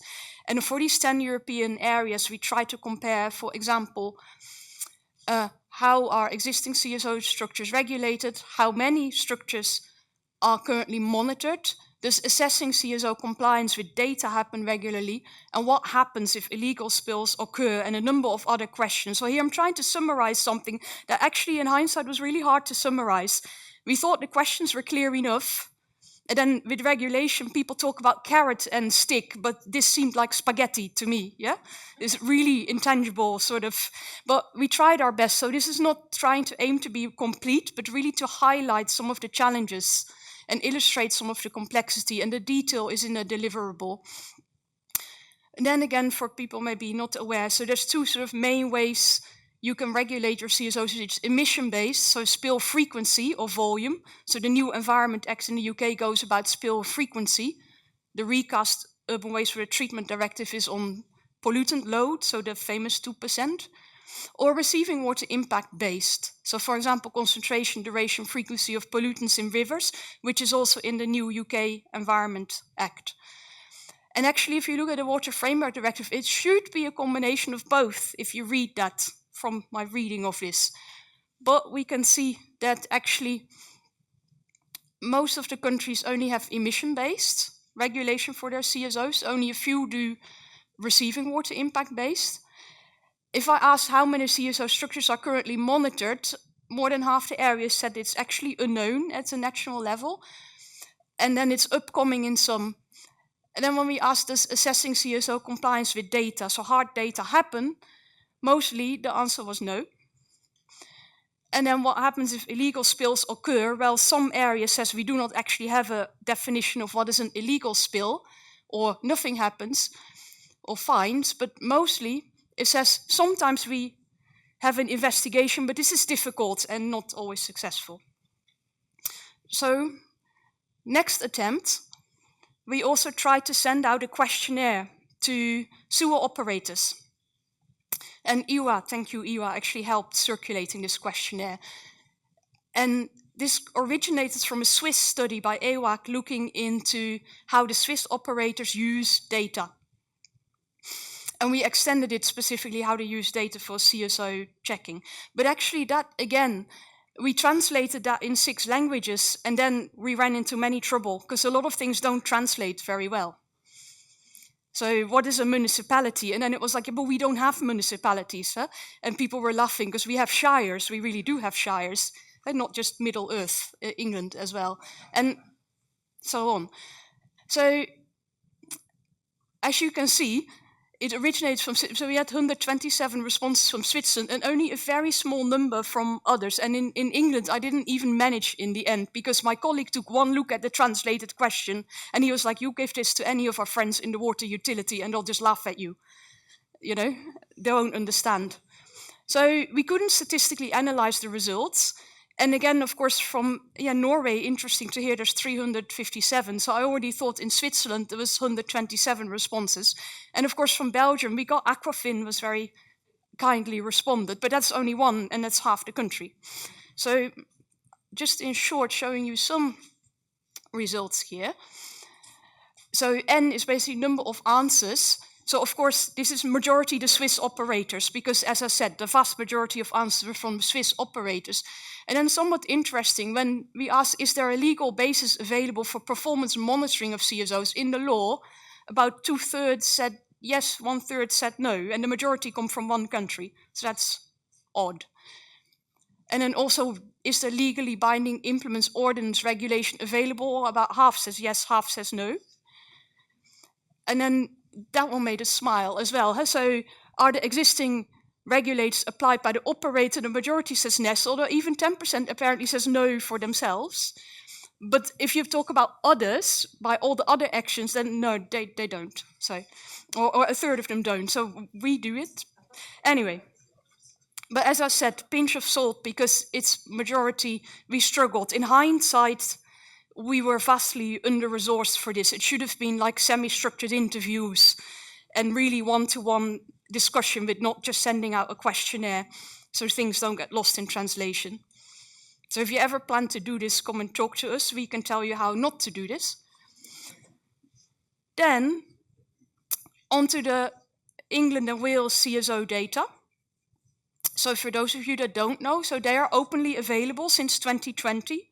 So all just over 14,000 structures have monitors on them. So we can get yearly summaries. They are openly available on the annual spill duration and frequency. And a lot of NGOs, for example, the Riveters, started to visualize this data as soon as it became open.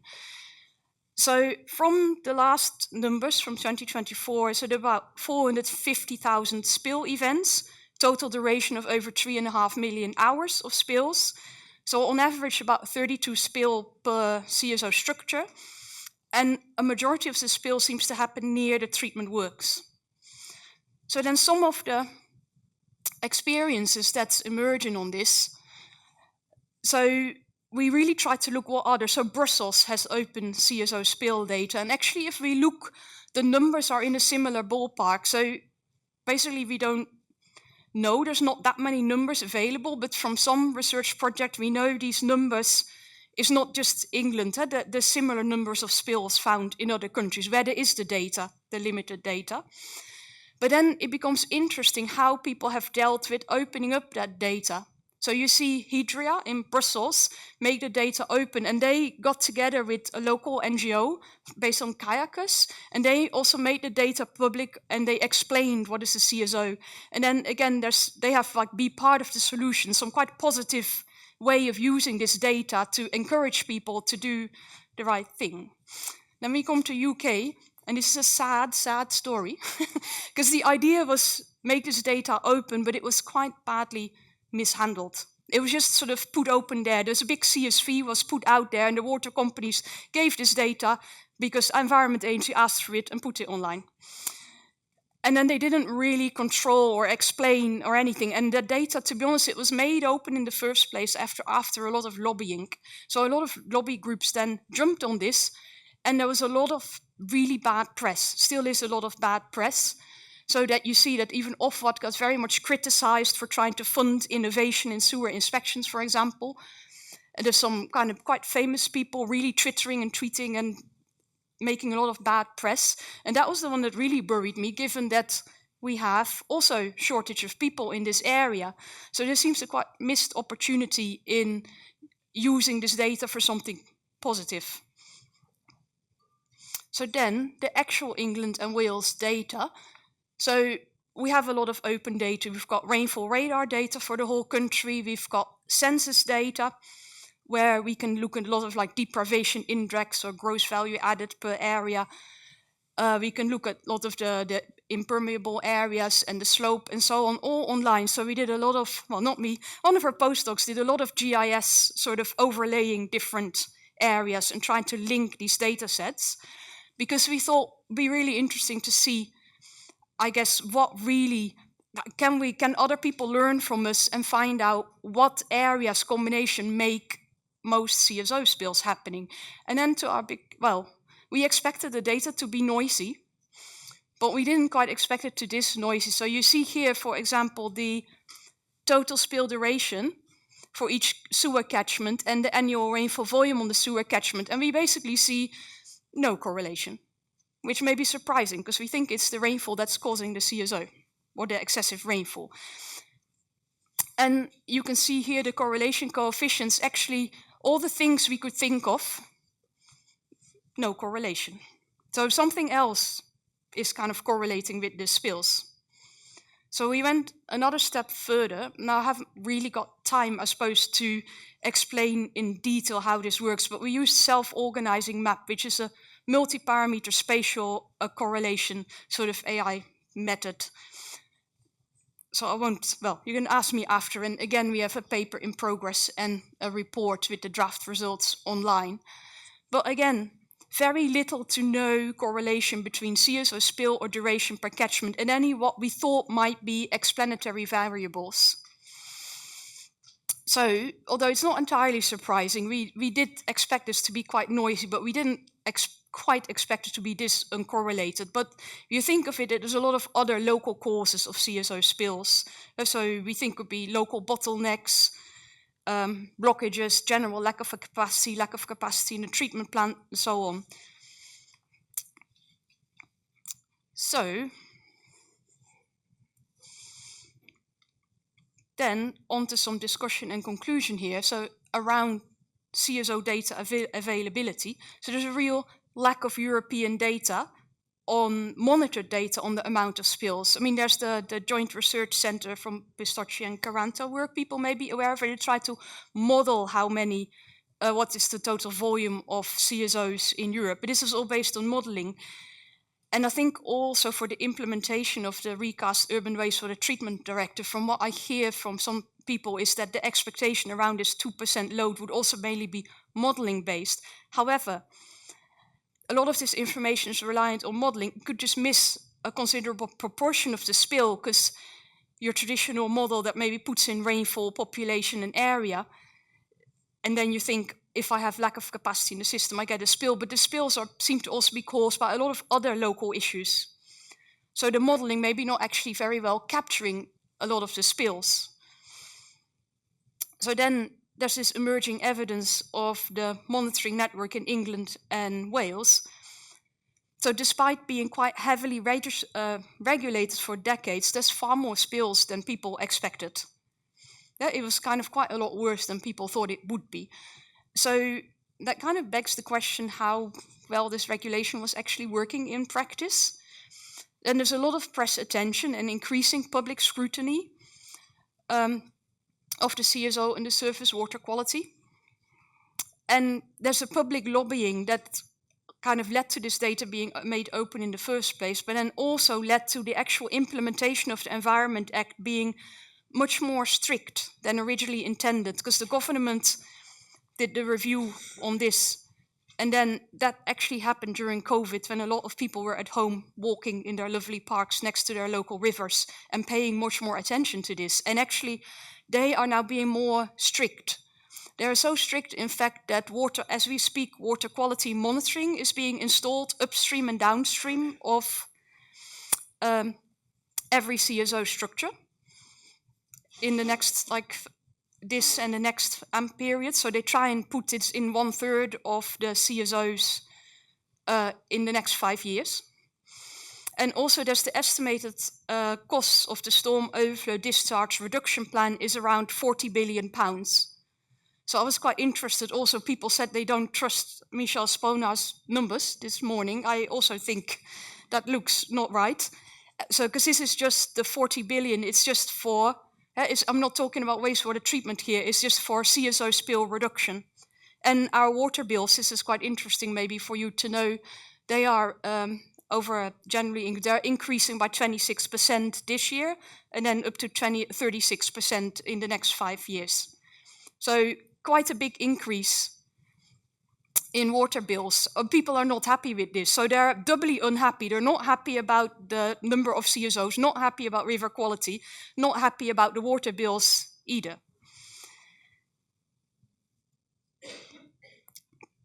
Then about the CSO benchmarking and regulation, this is basically not easy at all. Because as I said, there's these two main ideas of benchmarking, either emission-based, So just work out what's coming out of a CSO, be it load or number of spills, doesn't tell you really about the river impact or the receiving water impact. Because I can have a small spill in a big river or a big spill in a small river. But of course, that's much easier. Well, the spill frequency, this is the direction that the Environment Act UK is going. So the spills should be reduced to less than 10 spills per year per CSO, and less than 3 in some very sensitive areas. Actually, the 2% is really concerning me because that already involves a lot more quite uncertain modeling. And then we have the receiving water impact-based regulation, which is much more complicated. And that leads to, when we looked at this review between the different countries, these become often unstuck, because trying to work out really how is it my CSO or the agriculture that caused the water quality to be bad in this part of a river, is quite difficult to do. And actually, I know from various informal chats with people working for consultants, it's very easy to make your model kind of tell one thing or another. So this becomes very opaque. So checking compliance with regulation becomes difficult here. So the publicly open CSO data really does seem like a much more transparent way to help the implementation of the regulation. But it has to happen carefully. It has to be fair and also made open, like in communication with some trusted local organizations. So you can then utilize this to actually make people more enthusiastic about, well, not paving over their drive or installing a water butt or other useful things. And I also think, I'm glad this was mentioned by others, there really needs to be some discussion about citizens' expectations around water quality or their willingness to actually pay or change behavior. And I think the open data, again, is crucial for this. So then finally, based on our spatial analysis, the spills basically were not well correlated with rainfall, which was somewhat surprising, but that really has implications potentially for solutions. So of course, more suds and storage tanks should help, but it won't avoid all the spills. So we also need much more pipe inspection or local control, local warning systems within the sewer network. And then another concern, because it's so politically sensitive now in the UK, at the moment, I believe the plan is to build around 90% storage tank, 10% suds green infrastructure, because people want to see reductions fast in these numbers. So I'm not a wastewater treatment plant expert, but you're going to solve this with just storage tanks, then after that, put all that diluted water in your wastewater treatment plant. I'm not sure what's that going to do. Well, your effluent. That would be another concern. And then, although we have this extensive existing open data set linking different permit numbers, different shape files, is still not straightforward. So, just leave you with a few final thoughts. I guess there's a QR code to a policy brief we wrote as Cody Labs. And here, just to bring this locally home, can I see my pointer? Here we go. So I live there, and I can see 3 CSOs upstream. One spilled 65 times last year, which is worrying, and we can see it spilling here. My husband took that photo on a very almost dry day, very little rain. And this river is used a lot by kids in a popular park. So kids play in this, which is worrying. So some beautiful Norwegian, I thought that was a bit cliche, and it seems I'm the only one using this. And different ways of interpreting this I learned yesterday in the Munch sort of museum. And actually, I'm thinking it could also be interpreted. If you look behind, is it like a big CSO spill that's happening behind everybody's back? Well.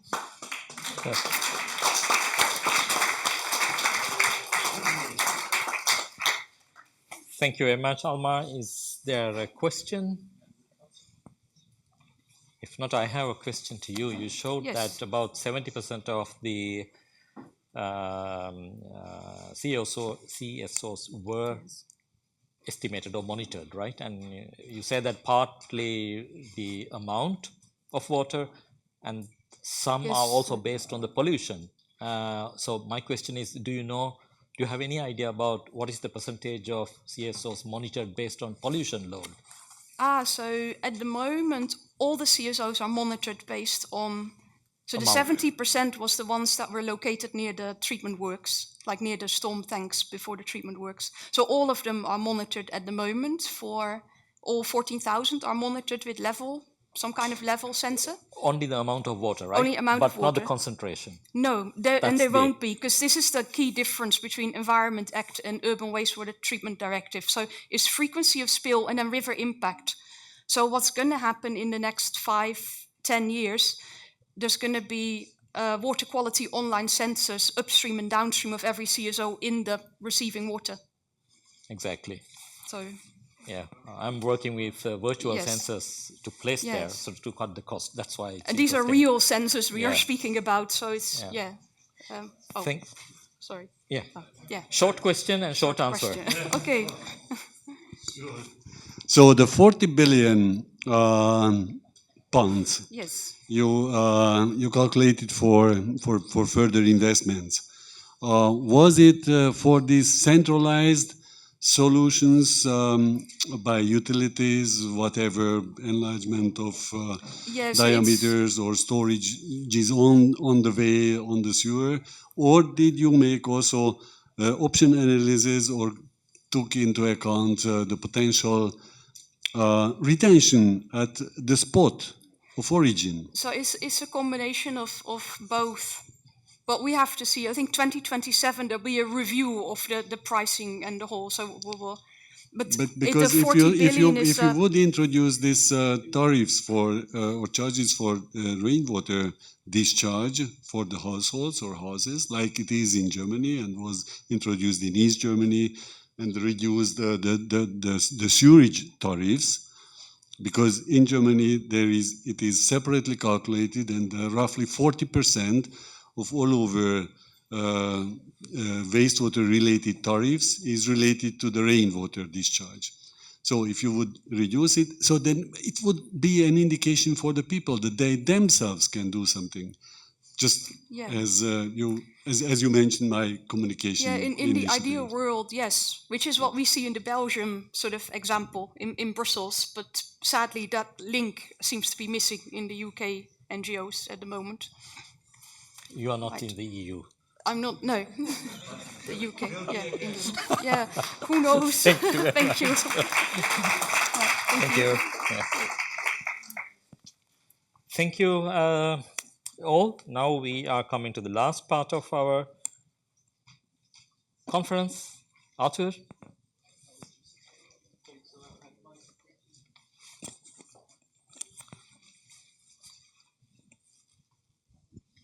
Yeah, thank you very much, Asha. I know we are in advance. Thank you everyone for being with us till this, let's say, late afternoon. I will make it really short and quick, so we can all finish a bit in advance and have potential time for further discussion outside, or for you, like myself, to catch your plane on time. So thank you very much, first of all, to the Norwegian Water Association for having us here today and for arranging all of the events and conference today and events from yesterday. I think we had a pretty interesting debates and discussions, information sharing regarding the Urban Wastewater Treatment Directive recast. First of all, with thank you. First of all, with first presentation from the European Commission on a bit explaining the text again, what were some ideas behind, and let's say the newest point of it. Then we went into, I would say, two different journeys. Once along the coast side of Norway and in terms of water quality, and another one having an overview of the Danube Balkans area and touching not only water quality but also quantity and other topics such as workforce, aging workforce. I think we discussed it yesterday with our EWA member. It's something we see everywhere. We need to see how to make the sector in a way sexy again for the young people, to have them join us, but also to keep them after it. Not always easy when you are still operating 24/7 on a plants, and when you need to ask some, let's say, concession on family life, on, say, being there over Christmas, New Year's Eve, and so on. So it's something that we need to maybe share best practices among water operators on how to tackle those issues. After it, we went to see, so legislation paradox, to retake the title from Jan's presentation. I don't think I need to develop more. I think we all know some of those issues in our member states. And then we move toward quaternary treatment and nitrogen removal in Norway with some new best practices sharing. We had, of course, our Dunbar awardee after it.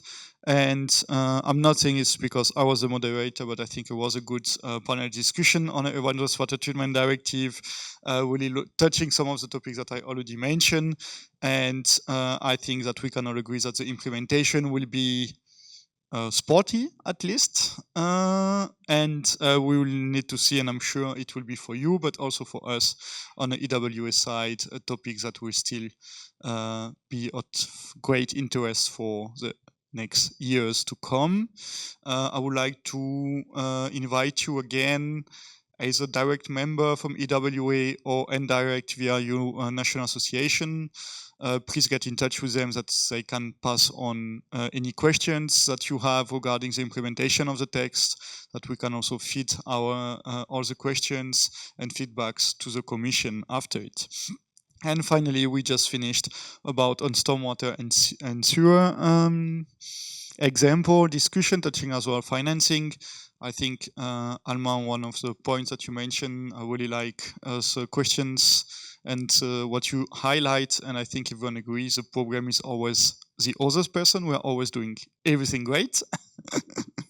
But on a more serious note, thank you very much. I think really, really nice projects that you have, also showing one good and one bad, let's say, example on what to do with data and communication. I think we all need to keep this in mind toward drafting a good and positive narrative for the water sectors from now on and for the upcoming years. So once again, thank you very much for staying here, all of you participants, also online.